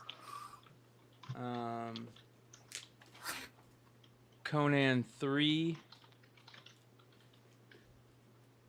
and 4.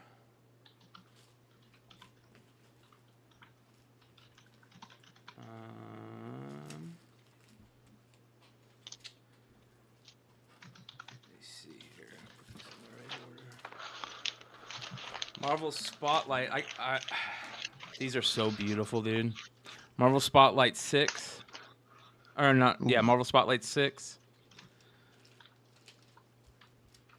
7. 8.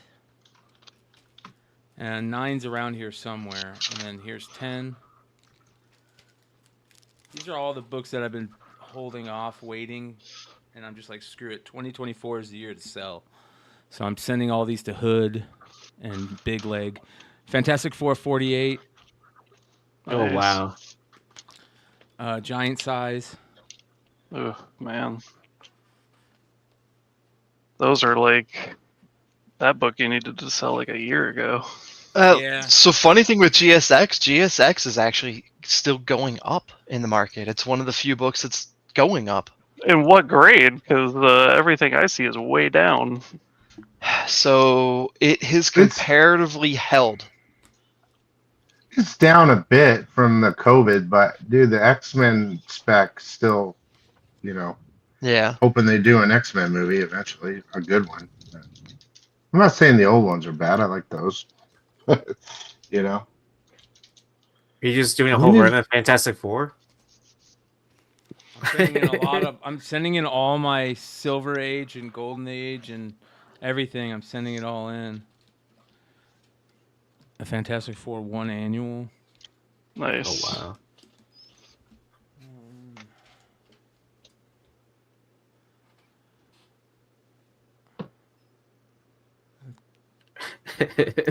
$25. People were asking if you robbed a con booth. Yeah. he's got an employee to do that for him. Yeah. This is the long con for him, That's why he showed up to all those cons. 28. I got all my dwelling books, which is pretty cool. Oh, nice. Yeah. So I maintain from a pure cover aspect, those have been the best covers, period, all year. Check out this decal. I found this. I think oh, Jesse nice, yeah. Oh, is that the trade? Yeah. Here's the one that just came out. This is the one that put me on to Jay Stevens. This one. And this came with it, little sketch thing he does. But how would it, Doc Joe, if he smokes outdoors? Yeah, I smoke outdoors. I don't smoke inside the house. Spawn thank you books. Oh, nice. I think I still have one of those. I sold mine. So Josh, everything from 7.0 up, with the exception of a 9.2, is trending up. Okay. Why 9.2s are trending down, but everything else is trending up? So your above the run of mill grades are going up. Yeah. Except for a 9.2. Probably because people can afford those other ones, so the more people are buying them, they keep raising the prices. They can't reach that 9.2 level. Yeah. And then this next couple of days, I'm going through all my magazines to start getting that stuff ready too. I'm just gonna sell like crazy in 2024, man. It's I'm not gonna get out of collecting, but my PC has gotten so much smaller. I know there's some guys that don't sell anything. Billy, do you ever sell books like from your collection? Not my old shit. No. Nope. It's my retirement fund. So if the fucking shit, if I could sustain, comic book market could sustain for another 20 years, I'll retire on it. But yeah, I don't know. I was talking to Stein the other night, and Stein was like, because I'm sending in my Punch 12 and my Dynamic 11. Yeah, that Dynamic book. Mm-hmm. And so he asked me, he's like, what are you going to do with those? And I'm like, I'm not going to sell them, man. I love them too much. And then like, those are books that you can look at as retirement books. You know what I mean? There's certain books that are retirement books or retirement runs, or, hopefully. I hope. I don't. With the way that the market is, I don't know. You might have a 5-year window. I don't know, man. I think some of those pre-code horror books and those Golden Age books and those Silver Age keys, if they're in, those pre-code horror books don't even need to be in high grade. Those are a different beast. Yeah, those transcend time periods and stuff like that. But a lot of the other stuff, I wouldn't put hopes in. Yeah. I really feel like superhero books, you've got a 5-year window, and it's not that it's like suddenly going to be worthless, but it's going to be a struggle. I think major keys will always have value. Yeah. They'll always have value. X-Men 1, Avengers 1. But what is that value going to look like in 20 years? That's the. Well, if you want to follow history, not just our current history, but art is always goes up. Art. I mean, and I don't know, if they're going to connect it. I mean, it's the best of both worlds, art and writing, right? But the only thing that's going to happen is they're going to get rarer and harder to find. Well, that's just going to happen. Well, you're also talking about they're not going to be any more rare than they are now, unless if people start burning the copies that they have. Well, it's also paper, well, that does happen though. That 100% does happen. Not burning the copies, but I mean, who's but gonna people? And this is what I mean by like people that have those old collections like that. They'll die, right? Somebody will come and clean out their house and not realize what they are, right? And just throw them away. And that's true, but those are more and more. Those are copies that like we already don't know are out there. I'm saying like who's gonna open up a dumpster and throw away a CGC 50 Avengers 1? Like nobody. Somebody that keep doesn't in know mind, about I it. just said major keys. Like, Yeah. well, that's Avengers 60s. 1. I mean, that's a major key. Yeah. Well, yeah, I'm just saying. Well, you were saying that you think that's going to keep going down in price in 20 years. I think it'll be worth more. I'm not saying it's going to go down, but I wouldn't. I don't know. Do you think it's going to stay the same price? I think comparatively speaking, it's going to be worth less when you factor inflation. Oh, okay. Well, I get what you're saying there, but because money won't be worth as much as it was 20 years from now. Is that what you're saying? Okay. I get that, but I don't know. I don't think it'll be worthless. Aspect. Yeah, I think you'll be able to make money decent money off of selling it. Will it be retirement money? Who knows? But it'll definitely be, pay a couple months of a house payment. I imagine on some of those books. Yeah, I'm not saying that it's all going to be worthless. I just don't. I don't foresee it being worth a truckload more than it's worth now. No, I mean, to me, we are at the peak in terms of pop culture's fascination with superheroes and comics and things like that. So as that trends down, your desirability will trend down. If we're talking about younger people not being in the comics now, we're going to be the same people buying these books in 20 years. I'm not planning on paying more for something like that 20 years later down the road than now. But there are people that will, in 20 years, that are like you, that may have had better jobs, paying more, getting more money. True. They have more income disposable income they can spend on that. So true. Well, I mean, if you're looking at interest rates and everything else like that right now, ain't nobody can have disposable income. Well, I think the collectibles are collectibles, whether it be coins, cards, comics. And when you get older, you want to start investing in things that are. You have this itch. Collectors have an itch to collect things that are rare and hard to find. And I do think in 20 years, those people that don't read comics at all might have a little bit of something like, I remember that Avengers movie. It's kind of cool. Now I have money, and maybe I'm going to pick up one of those. We could see a resurgence, not like COVID. How do we make an example without using COVID? It's impossible because it changed everything. Yeah. But, if you want to take a price guide before COVID, right? Every year the price went up. So, although COVID, it went up ridiculously, and now it's coming back down to maybe where it should be. I still think as the years go, they'll go up a little bit here. It'll go up a little. It never went really down on the majors. Like all this new shit, though, no one's going to give a shit about any of that. Yeah, we'll see. I don't know. I just look at it as a collectible. I look at that old shit, the Silver Age and the Golden Age stuff, and I think that stuff will continue to go up in value. I think that, like you said, you look at the history of it. We can take COVID out of there. You could just get rid of COVID if you want, and don't talk about those prices. And you eventually that's not, people aren't going to talk about it. It's gonna go up in value. It's going to continue that upward thing in value. So, will another thing like COVID happen again? We never know. It could. It definitely could.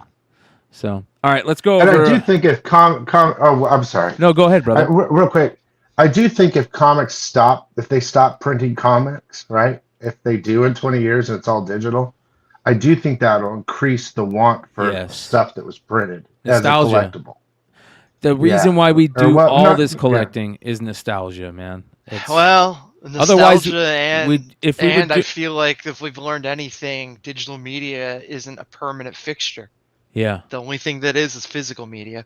Yep. It's going to be the hipster thing. I was reading comics when they were still printing comics. Yep. Yeah. I remember what the comics. I never picked one up, but now I want one because they can't have it. I mean, if Dennis is here, Dennis will tell you he has a whole business model based off of the fact that they've discontinued physical media, and he's doing well with it. So, well, I mean, it's those also prices like are taking the a thing with shit vinyl. too. I mean, there was a big thing with the vinyl collectors like 20 years ago. Like, there are people that just bought the vinyl to buy it, and there were people that actually used it to listen to that media. It's like the same kind of argument. Like, because record players weren't as easily available as they are now. So, like, you either Yeah, had... it's funny. Yeah. Vinyl came back, didn't it? Yep.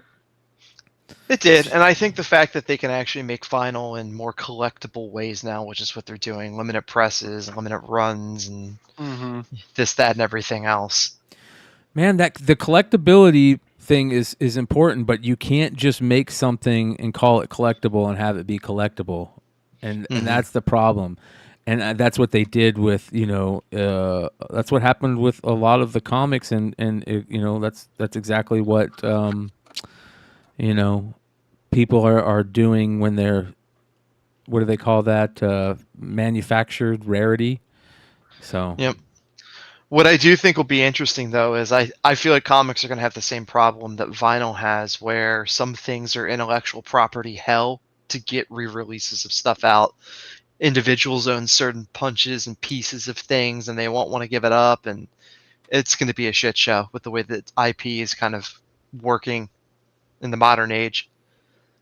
Yeah. All right, let's get into FOC. Even we've got Billy here to talk about some of the FOC books too, which is nice. All right, here we go. Let's start off with our boy Lefteros and talk about Avengers Twilight #2. You've got the Alex Ross cover, intro of James Stark as Iron Man. At some point, and I think it's very, very close, this whole multiverse thing is starting to get boring. You know what I mean? And I think that... I think this is the future, though, Brian. This is the future. Okay. Yeah, they're old. And like Captain America is like 60 or 70. It's his son. Okay, it's his son. Yep. Yeah, so it's an interesting read, actually. One's a little bit slow, but Cap kind of puts together the Avengers again because the world's changed, but it's funny. And then #2, Bullseye's coming back against the old Avengers, so it'll be interesting to see Bullseye old, or everybody old, really. Yeah, I like that. I'm cool with future stories, man. Moving on, we've got the other half to it as well is like the Avengers are kind of the bad guys in it. Cap is basically the good guy. So the Avengers are using their powers to politicize things. Boy, it's almost like they're tying in modern things into the ring. It's almost like Watchmen. Yeah, that happened. Mm-hmm. So, all right. Moving on, Edge of Spider-Verse #1, the Scotty Young variant, another Scotty Young cover, which everybody wants these days, so I'm not surprised. So that's the first appearance of Weapon 8, which is like Weapon X program, but Spider-Man. Oh, interesting. And it comes out on February 22nd. It's a fucking long pre-order, dude. I want to talk about a book that's coming out. Remind me about the Wolverine, the new Weapon X book that's coming out after we're done, if I don't remember. All right. Rebel Moon, House of the Blood Axe #1, a prequel to the Rebel Moon movie. I heard the film was the equivalent of a wet fart. So did I. I keep hearing. I saw something too, but you guys are gonna watch it, right? Yeah. Netflix, I'll check it right? out. I'll check it out. Oh yeah, if it's on Netflix, I'll watch it. Yeah. Yeah. Is it tied in? Everyone's specking. Is it tied into Star Wars? Because it looked like someone had a lightsaber. It was supposed to be a Star Wars movie, but they decided they didn't want to do it. So he said, "Fine, I'll just." They sold it to Netflix. Yeah. Yep. He had like a 3 movie what do they call that? A treatment. And it was going to be a Star Wars movie, a Zack Snyder Star Wars movie, and they decided to not do it. So he said, "Fine, I'll just do it on my own. I'll just change it up a little bit." So There's a foil of that art germ too, but it's like $14. this is a terrible art germ cover. It is interesting. It reminds me of the what is it? The Khaleesi's boyfriend, Aquaman in the back, like a weird Khaleesi dude. Yeah. It looks like a picture. It looks too good. I was gonna say it's weird because the background looks like a movie still with art over Yeah. top of it, and it's just layered poorly. Yeah. If it was the chick, it'd probably be good, right? Yeah. Well, if it But was just that looks her like- or just him, one or the He- other, the he looks layering like a is It's the weird. I mean it's the Magnum or layering something. that's where my issue is. I don't care what it is. It's just it's 2 images on top of one another and you can't follow Yeah. it. Yeah. All right. Spider Boy #3, first appearance of the Toy Soldier. So you got the Humberto Ramos cover. It's a really good cover. Yeah. Yeah, let's talk about the Wolverine cover though. Oh boy. Have you guys seen it? Is it No. next? No, we'll I talk know about it here you're in a probably- second. We'll talk about it here in a second. We're gonna go to your site and look at all the covers. Mace Windu #1, first appearance of Azita Cruz. Who's Azita Cruz? Some pirate chick. Okay. I do love that cover though. Yeah. I'm glad that they're doing Mace Windu stuff. Mace Windu's a great character. Ultimate Black Panther #1. This is the special Boss Logic variant. Look at that. Another Boss Logic Oh, getting another cover. The man who alleged that he was done with comics. Yep. Yeah, it's been a interesting. while, hasn't it? I haven't seen him in a long time. I suppose they just found the right number of zeros to put on that check. Ultimate Storm. I don't think he found any work. That's the problem because they don't pay much. Yeah. It's pretty sad what they were saying, how much the big publishers pay for stuff when that's why maybe the writing is so bad because they pay so little. Void Rivals #1, the 6th print. There we go. What do you guys think about this? Like, I get it. Everyone's excited about Void Rivals, but I mean, what are we on, like the 3rd print of #2? What do you guys think about the printing thing? I think it's stupid. I think it's BS. Yeah. I think that's publishers trying to force a narrative. Pad the on sales. numbers. Yeah. Yeah. And it's not even that good of covers. You know what I mean? Yeah, The they're characters, not good. the Void Rival Not at all. characters are not cool designed characters for art. The story might be great, but the characters aren't like cool cover characters. And I think that's why you do more prints, right? Because they're definitely not doing more prints because people are trying to find the books, right? No, they're just buying for key. Yeah. So, How all many right. months ago did that initially drop at this point? It's been a while. Void Rivals? It's been a while. I just it blows my mind. June the 14th. So we are 6 months into printings of this book. Mm-hmm. Yeah. Wow. All right. This is one of the things that I really wanted to talk about. Ghost Machine #1, the one shot. Have you read this? Have you guys, any of you guys read this? Did you read this, Billy? Well, I didn't. I don't know if they allow me to read it. I didn't have time to. It's definitely not out yet. Oh, this isn't. Pre-order. Oh, yeah. Sorry. I apologize. Yeah.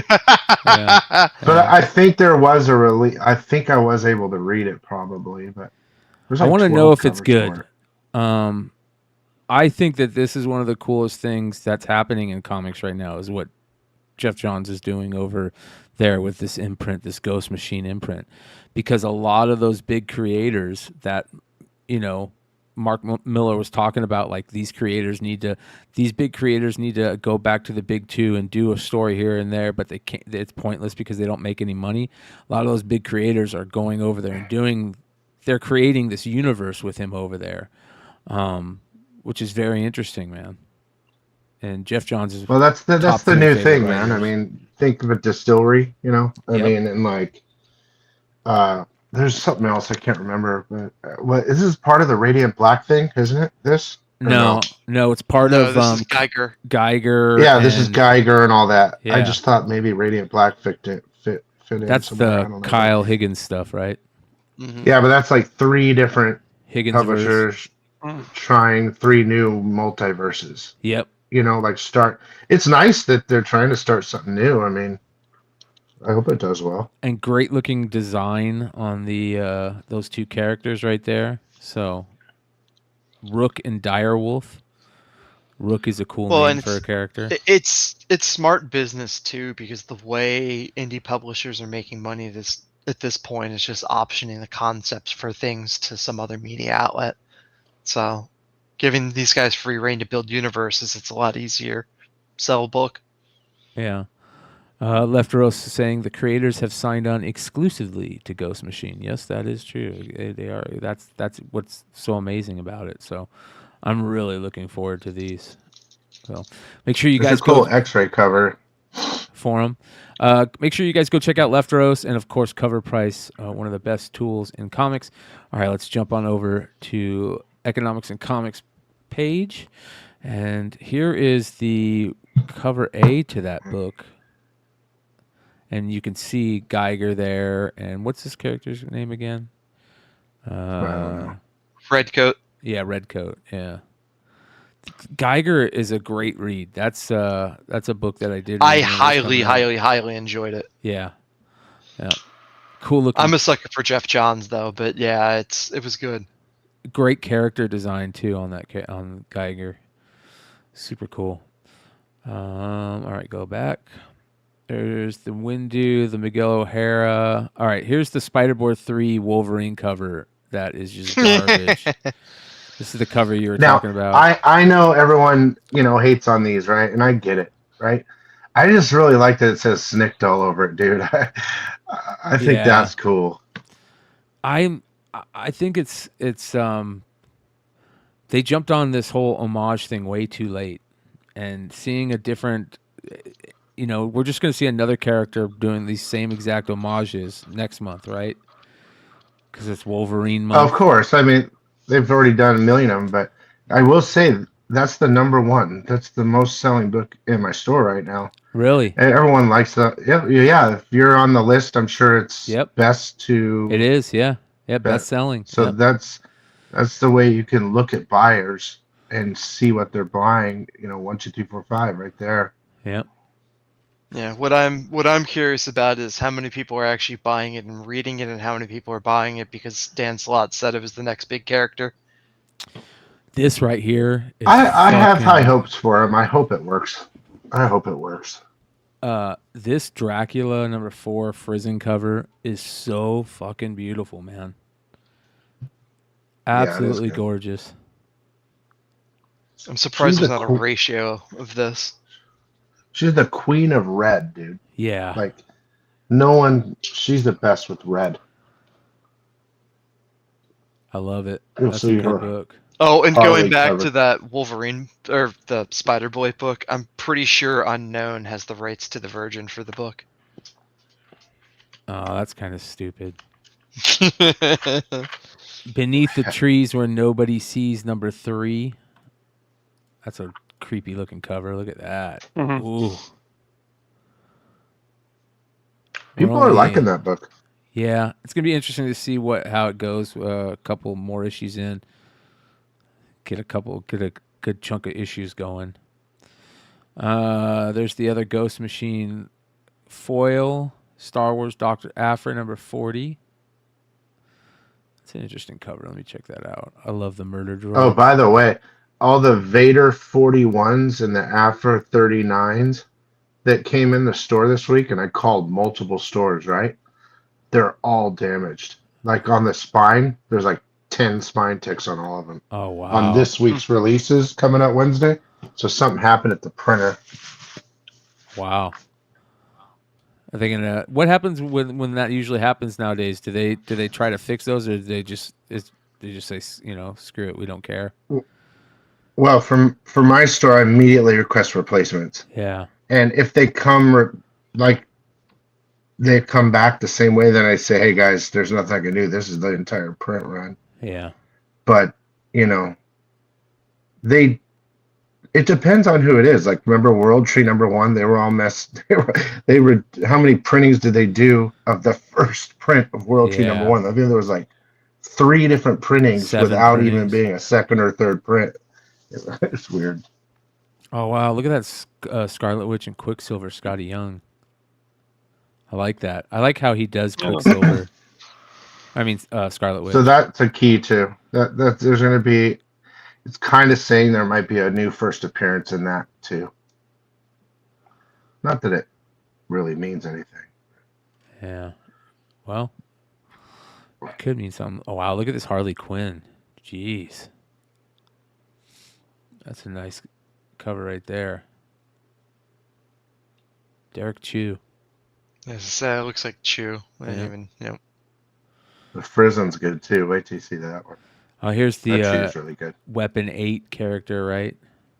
Yeah, that's him. It reminds me of Cyclops. Yeah, Cyclops. I think it's just the outfit. There's the Todd Knock Wolverine variant. Derek Chew Spider-Gwen. Late release. What does that mean? Like, how often? So what I do... which is really weird. This is the last week of pre-orders till the new year, right?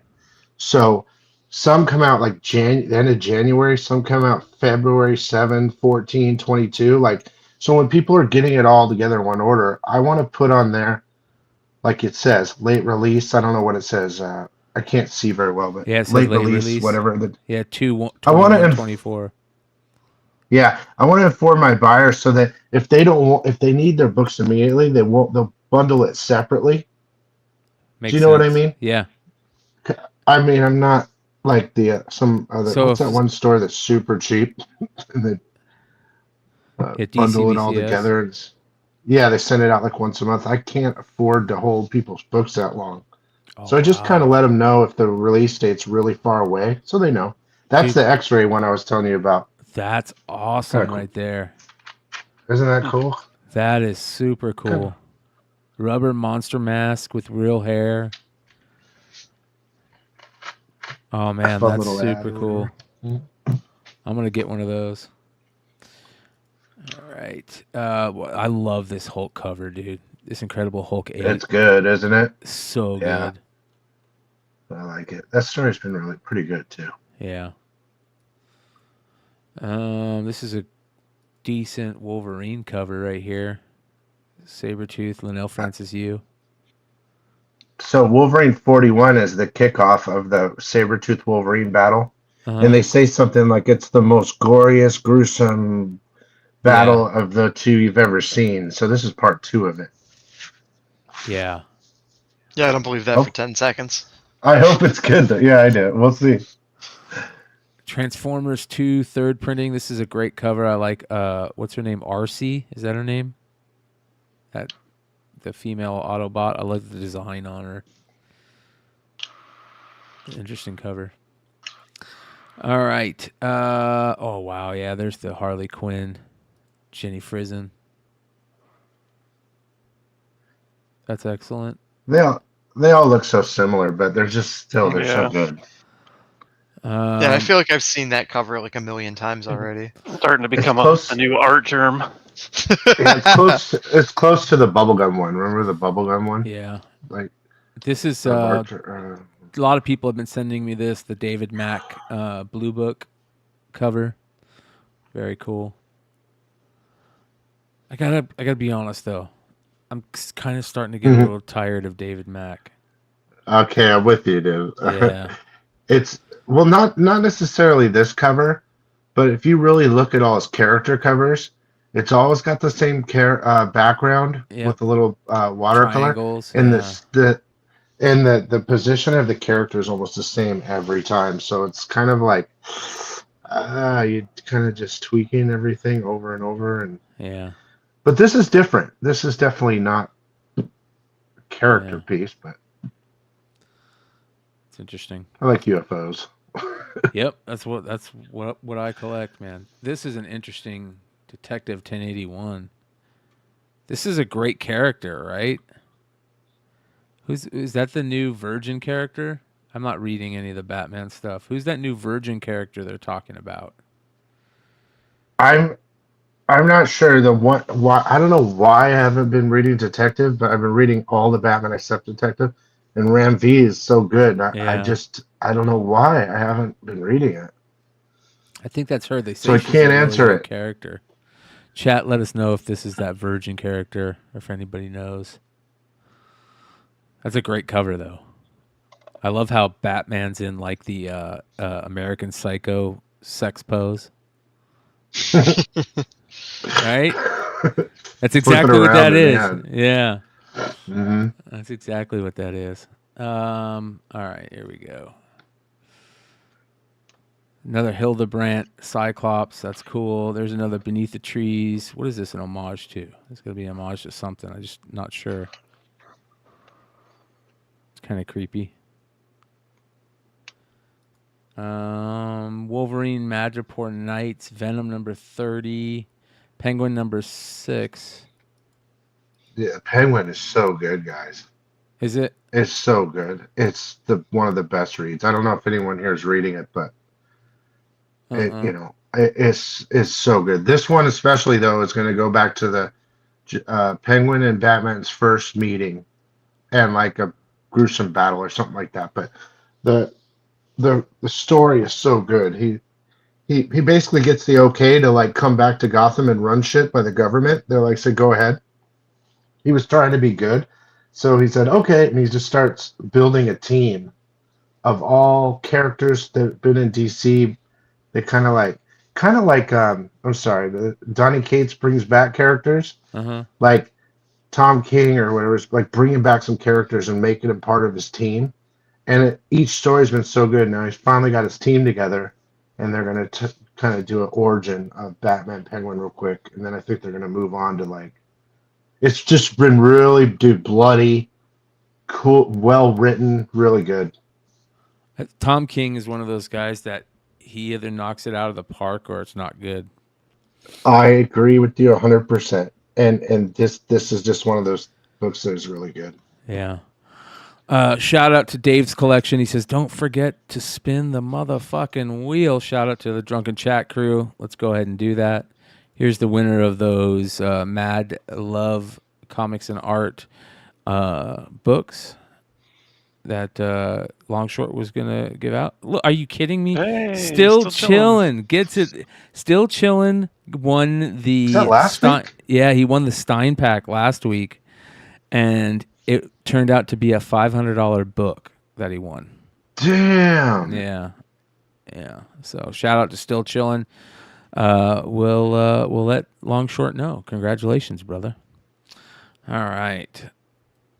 Let me go back to that Penguin. All right.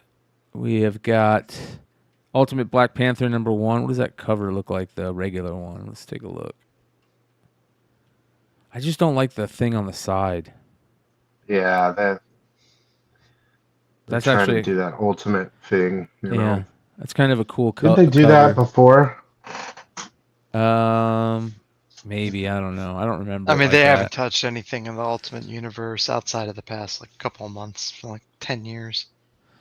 But didn't the old ones have like that weird ultimate thing down the side or on the top or something? I remember. Yeah, it was. So it's white font usually on whatever color. Usually it was either blue or red. Oh yeah, I remember. Yeah, I know what you're talking about. There's the Spider Boy, Venom 30, Philip Tan. Ooh, what's this? Rose Besh, Scarlet Witch. Rose Besh is also very hit or miss with me. That's not too bad for her. I like the contrast and the, I guess, flowers that are right here. That's actually pretty cool. That's a decent cover. Scarlet Witch Quicksilver, #1. Invisible Woman Hildebrandt cover. I remember when the Invisible Woman was in that costume. It's a cool cover. All right, that's just page 1. Terrible. Yeah, it's a big FOC. Oh my God! Look how bad this Eastman cover is. Oh, it's pretty bad, dude. And it's still not the worst cover I've seen in the past 2 weeks. Man, I don't know. That's pretty bad. He's another one that really should stop drawing. Yeah, that Cassidy cover is next level. That's worst cover of the decade, man. Man, that's rough. The background's not that bad, but these characters are rough. He just needs to stick to drawing turtles. Yep. This is literally how he draws, though, guys. I mean, this is. Yeah. See, there's some. I hate the cover too, right? But people love Eastman. They'll buy anything Eastman did. Yeah. Can we blame SMZ Comics for shackling him and forcing him to do remarks all day? Yeah. Dude, we're about to show 2 covers that are fucking excellent. This Blue Book cover E. I love that cover. Oh my God, dude, that is awesome. Bryan, I think you and I think it's awesome, but I think most people probably don't. It's just that I could tell you're a big alien UFO guy like me. Fucking A, so man. seeing it is just like, yeah. That's dope. And then DT, bro. This one right here, the Fantastic Four. Oh my God. I love it, dude. What's going on in Fantastic Four right now? I haven't been reading it, even though it's been. I jumped off, dude, after the first couple issues. But that cover's sick. Yeah. So that is, what's her name? She's doing an archaeological dig, right? And she finds herself. That's her. Whoa. Invisible Woman. Uh-huh. So I guess she finds herself, whether it's from the future or the past or whatever, and that's what the story's about. Who's writing it? It doesn't say. Who's writing Fantastic Four right now? Ah, shit. I'm sorry. I don't know. Let's move on to. There's the Rebel Moon Black and White, Star Wars High Republic. I hate how they do the different phases. That throws me off all the time. Yeah.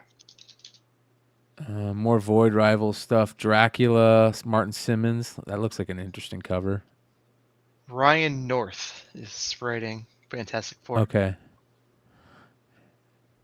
There's the Ghost Machine Manipal variant. That looks good.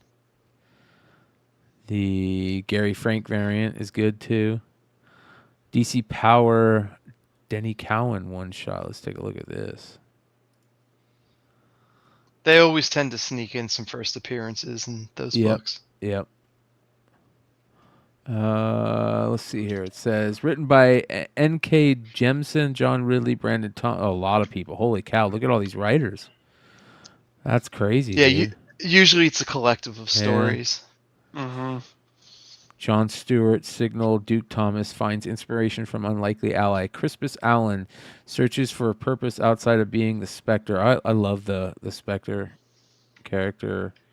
And goes to rename on Toy for guidance. Thunder and lightning cause sparks to fly at a community event. Crashed by Condiment King. Oh, so it's just a bunch of Black History Month stories. Mm-hmm. That's cool. All right. Oh, look at that Thanos. It reminds me a lot of the Marvel Tales Bartel cover. Uh-huh. That's like awesome. big time. Dolly. Holy cow. That's beautiful. The 97 variant. Great color. I love the contrast. Great Ken Lashley Mace Windu cover. I love Ken Lashley. Justin. What did he say? He says it has black folks in it. It must be woke. Yeah. Sensational She-Hulk via Lobos variant.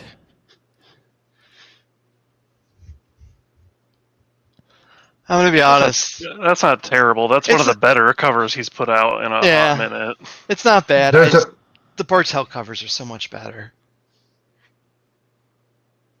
There's another one that's really good, actually. I think it's the card one, whatever it is. Look, here's another insignia one. Marvel's doing it now Masterpiece. too.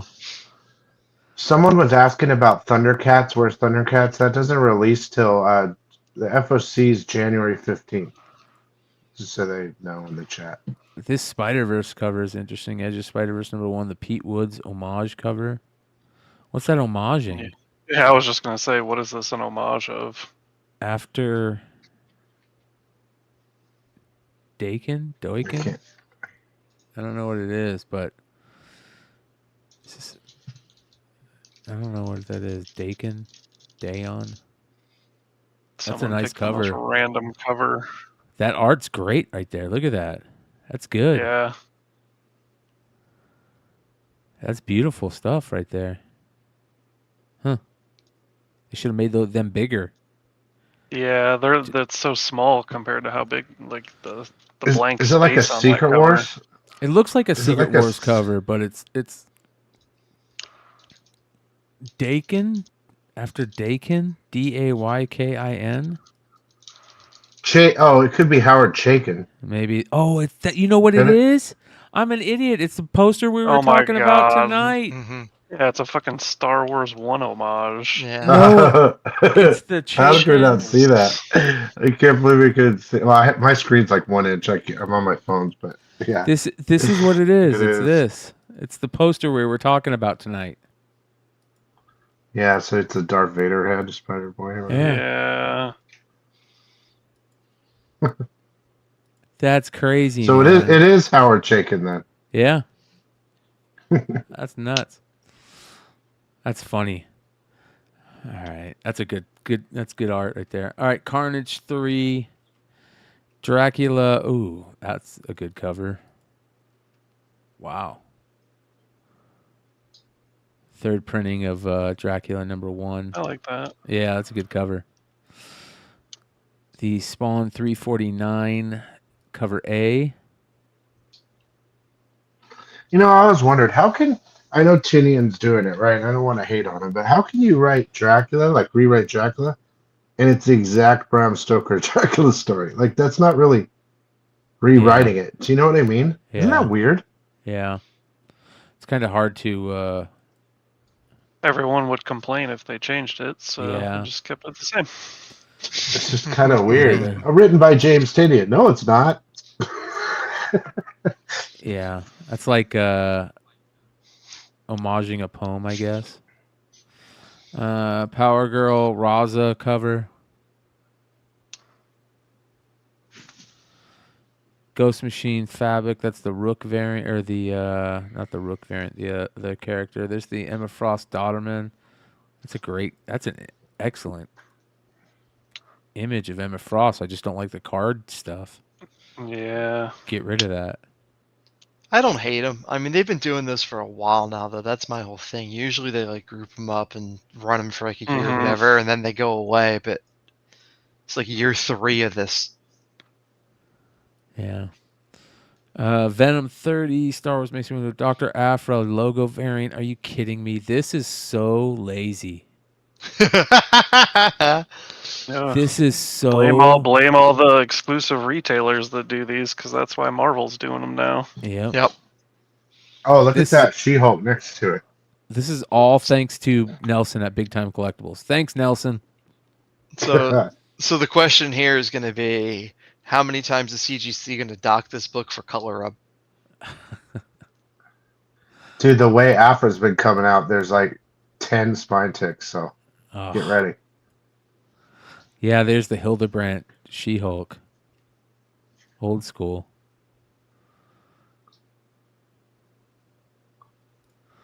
Marvel Legends, Marvel Voices Legends. That's a cool cover. Oh, yeah. Another Wolverine variant. Incredible Hulk 8.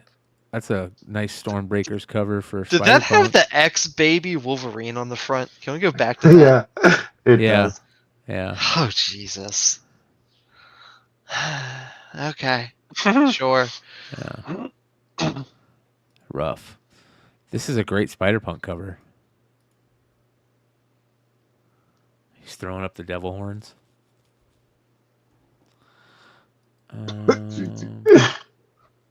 Ooh, what's this? Is this a new character? That's pretty cool looking bad guy. That's a cool cover. Yeah. I mean, it's a Magneto. Star Wars book, so 50-50 shot it's a new character. Yeah. I think it's Magneto. Yeah. Oh wow, look at this Zawa cover. Is this Momoko? Oh, I thought is that Momoko? That's what it looks Yeah. like. No, that's not Momoko. Is it? Yeah, it's pretty sure that's Momoko. I don't know. That's. Zawa- I think she's been. Oh, is that her signature? I don't think that's her signature, Here, is it? let me look on Diamond because it said when I first put it up. That's sometimes it Momoko. says- Okay. Is it? Yeah, it's Momoko. That's really What good. number is it? Just so I can look. Zawa 3, Zawa. cover E. Okay, I'll look. Go ahead. I believe you though. I mean, she's been doing all the covers. That is really good, man. Yeah, that's Momo. That's a good Momoko right there. She's so much better when she does like the kind of like dark horror. Horror. Yeah, she's Yeah. a horror. She's great at horror. Yeah. That is creepy. Man, that's good. The Red Sonja stuff, the Linsner. Oh wow, look at the Barons. Red Sonja. Dude, Barons has been killing those Red Sonjas. Yeah. All right. Man. Barons just doesn't do it for me, but I think part of the problem is my introduction to Barons with those shitty sports covers, and I'm just I don't care. Yeah. I just don't care after that.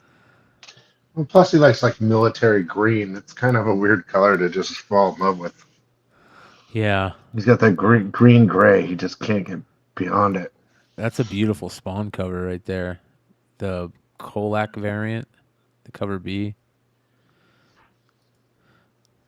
Jeff Spokes cardstock variant. Wow. I've never heard of Jeff Spokes. That looks like Adam Hughes to me. Yeah, I was thinking Villalobos. Yeah. All right. Oh, dude, that looks like Adam Hughes, though. Yeah. Yeah. No, I've heard of Jeff Spokes, though. That looks like Adam Hughes. I'm sorry. Yeah. Yeah, that's exactly what it looks like. Wow, this is beautiful. Jesus. That was a Carlos. weird book, man. Invasive? Did any of you get a chance to read it? Colin Bunn. Do you remember Attack of New York? Is it New York or LA? No, Yeah. Attack of New York, where they get held up by the plastic surgeon and they're going to take his eyes like, ooh, that's a pretty eye. Yeah. And they're going to like take his body parts and stuff. It's like that, dude. It's really weird. Murder surgeons. Yes, dude. It's weird. I bought a crazy I think it's book. Colin Bunn. Yeah, it's Colin Bunn. It's going to be Yeah.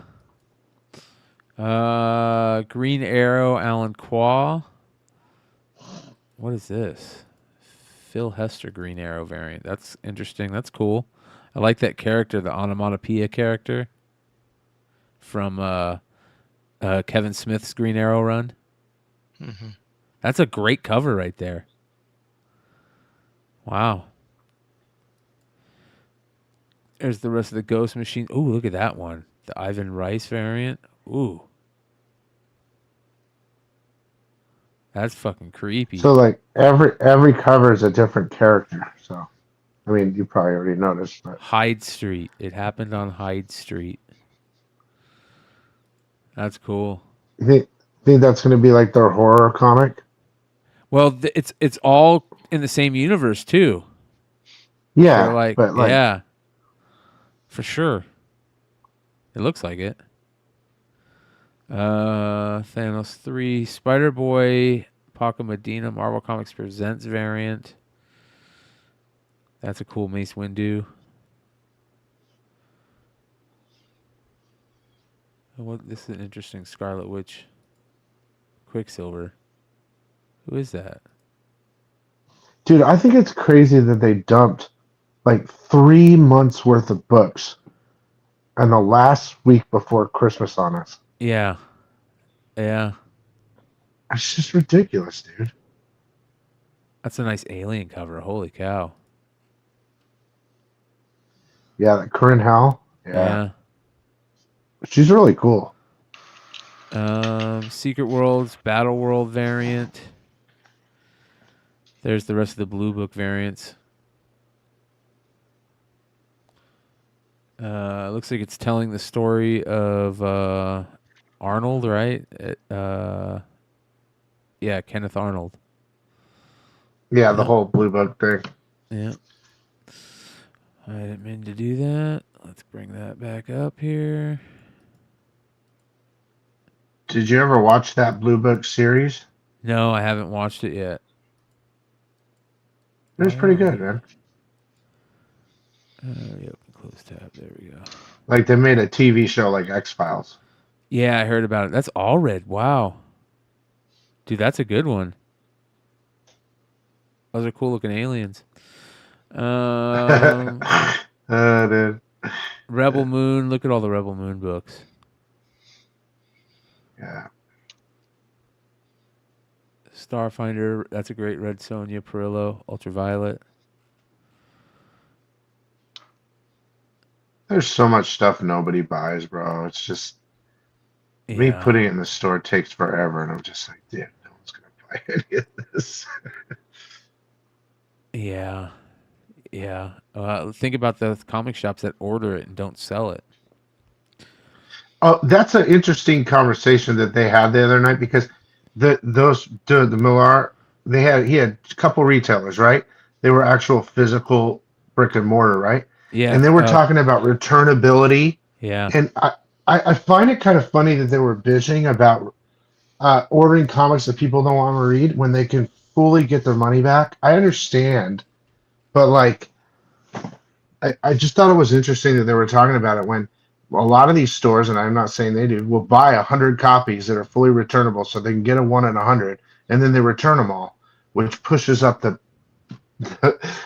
print count, and they didn't sell any. Do you know? Yep. There's so much Berserker in that.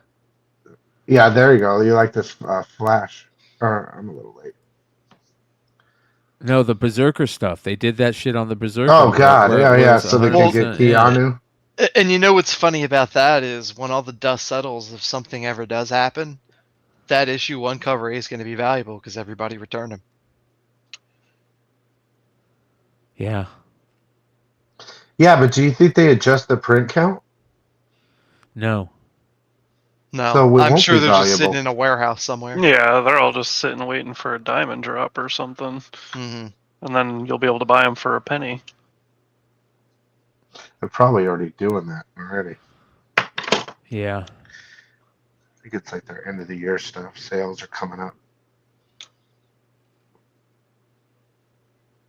So Wolverine, they're gonna be bringing back Weapon X, right? And did you guys see that? You guys hear that? That they're doing a new. Are you Weapon talking X? about Madripoor? No, there's a new. Wow, look at this Deadly Hands of Kung Fu Gang War cover. That is awesome. That is really good. There's a good bit of hubbub and buzz about everything going on with this. With the Gang War stuff? Specifically Shang-Chi's involvement. Oh, really? Yeah, because he's effectively a bad guy, at least in the interim. Huh. I saw the Gang War stuff for was it the Defenders or something? And they gave this really weird costume to Luke Cage. It's like really rough. Oh yeah. It's the Lucas variant. What do you think about that Doctor Strange Darbo cover? This one right here. Let's take a look at it. It's not final art. Do you think that they're going to color it? Because if they leave it uncolored, it's cool. Let me see. I'll look it up real fast because of course, I did this a couple days before it came out because I have to get ahead of it. Let's see. Oh yeah, it's colored. Yeah, it's colored. Oh shit, is there? It's. I don't know how I can show it because I'm not on. Yeah. I'm on my phone, but it's colored. It's like blue and purple and green. I don't know. I think it looks better black and white, to be honest with you. Yeah, I'm the same. They messed up by coloring it. Yeah.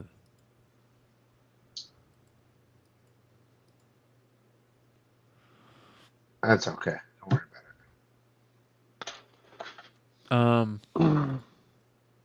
All right. I need to find. Hold on, let me finish this. We're almost done. Ooh, Captain America. That's interesting. There's the Avengers Twilight #2 Phil Noto. Ooh, what's this? Lightning Bolt variant. That's not very great Phil Noto. You see the Smallwood right next to it? See how they're all old in the Smallwood? Oh, yeah. You can, like, see. Yeah. That's cool. Oh, Captain Britain. Is that Captain Britain? Who is that? No. No, that's Luke Cage, I think, and Captain America and the new Iron Tony Stark's son. In the back, I don't know. Yeah, these guys. I'll They're read like that. Shield or something. I'll read this now because they're all old and stuff. It could be the new Defender or the old Defender. I don't know. That's actually them. I'm sorry. All right. Defiant. This is an interesting cover. You know, it's Star Trek. My Little Pony, Godzilla, Dark Spaces, Dungeon. That's interesting. And Addams Family. All right, let me show you guys this. Hold on here. So, check this out. Marvel to launch Weapon X-Men in March 2024. All right. It says here that Bleeding Cool gets the word that Marvel Comics to launch a new series, Weapon X-Men, in March of 2024. A new take on the old Exiles series. It will see the Wolverine from Age of Apocalypse leading a team of other Wolverines from different realities tracking down Onslaught across the multiverse. That's fucking cool sounding to me. And I don't know if you guys remember, I think it's Exiles like 75, something like that. Let me find this. Watch Key Collector put Age of Apocalypse, the chromium covers heating up. Oh yeah. Right? Yeah. Oh, I'm sure Drew is going to be happy because I just sold him a 9.8 of that Kubert cover. Really? Yeah, literally a week ago. Who? Drew? Drew won it. Yeah. Oh, nice. There's this cover I want to show you guys specifically if I can find it. In Exiles, here it is right here, I think. All right, so this is Exiles number 85.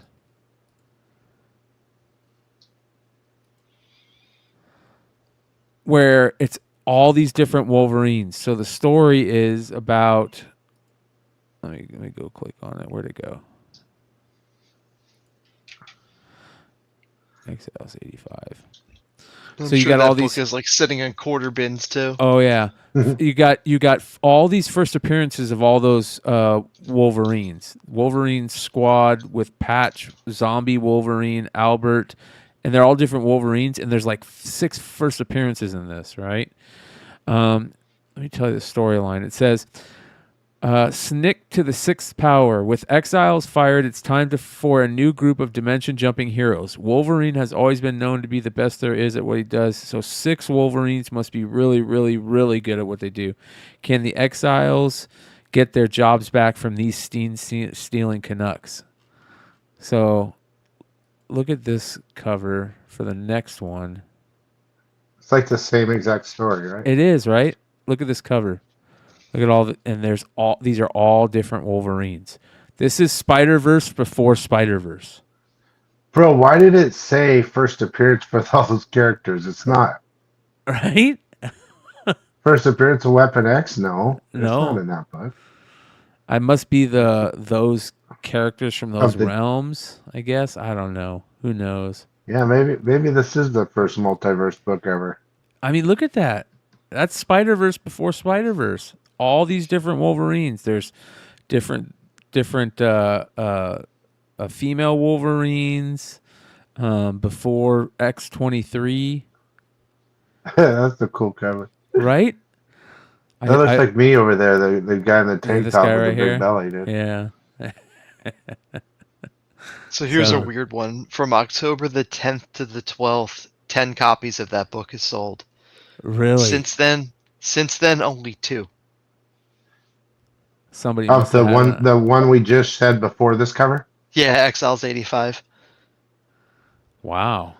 So Check somebody the knew age something. of Apocalypse. Yeah, check Yeah. the Age of Apocalypse. Somebody knew something was up. Yep. James Howlett of Earth 1880. So that's what they are. They're different Wolverines. Dude, are they going back and doing a Wolverine verse and based on these characters? Do you think that's the next movie? Is that what you're asking? Like the new Spider-Verse? I'm reaching Are pretty we heavy, dude. Dude, hey, it's worth a couple $1 buy, maybe. Yeah. Here's James Howlett from Earth 520. There's been a couple sales in that Weapon X one from Age of Apocalypse in the past week, but like not much. Yeah, keep your eye on that. I guarantee Key's gonna pump the shit out of that. Look at that zombie feel it. Wolverine. I mean, it's a fantastic cover. I will say that it's Kubert at his finest. That cover that you're looking at. One time I picked up a collection from a baseball card collector, like 25 years ago. I was really there after the baseball cards, right? Uh-huh. And he pulled out that cover, which was uncut, and there was no. It was the full wraparound, all in one piece in a frame. And I don't know exactly, but apparently they had a limited amount of them uncut like that. You know, if you just took the staples off and laid it down. And I guess it was kind of rare. I had one for a while in a frame, and then I sold it on an auction like 4 years ago. But I had that like that. I should have never sold it. I think they sent those to I'd be comic rich. shops, right? Huh? Yeah, maybe. It Yeah. could have been something like that. But the collector was saying I can't remember exactly how he said it, but it was special somehow.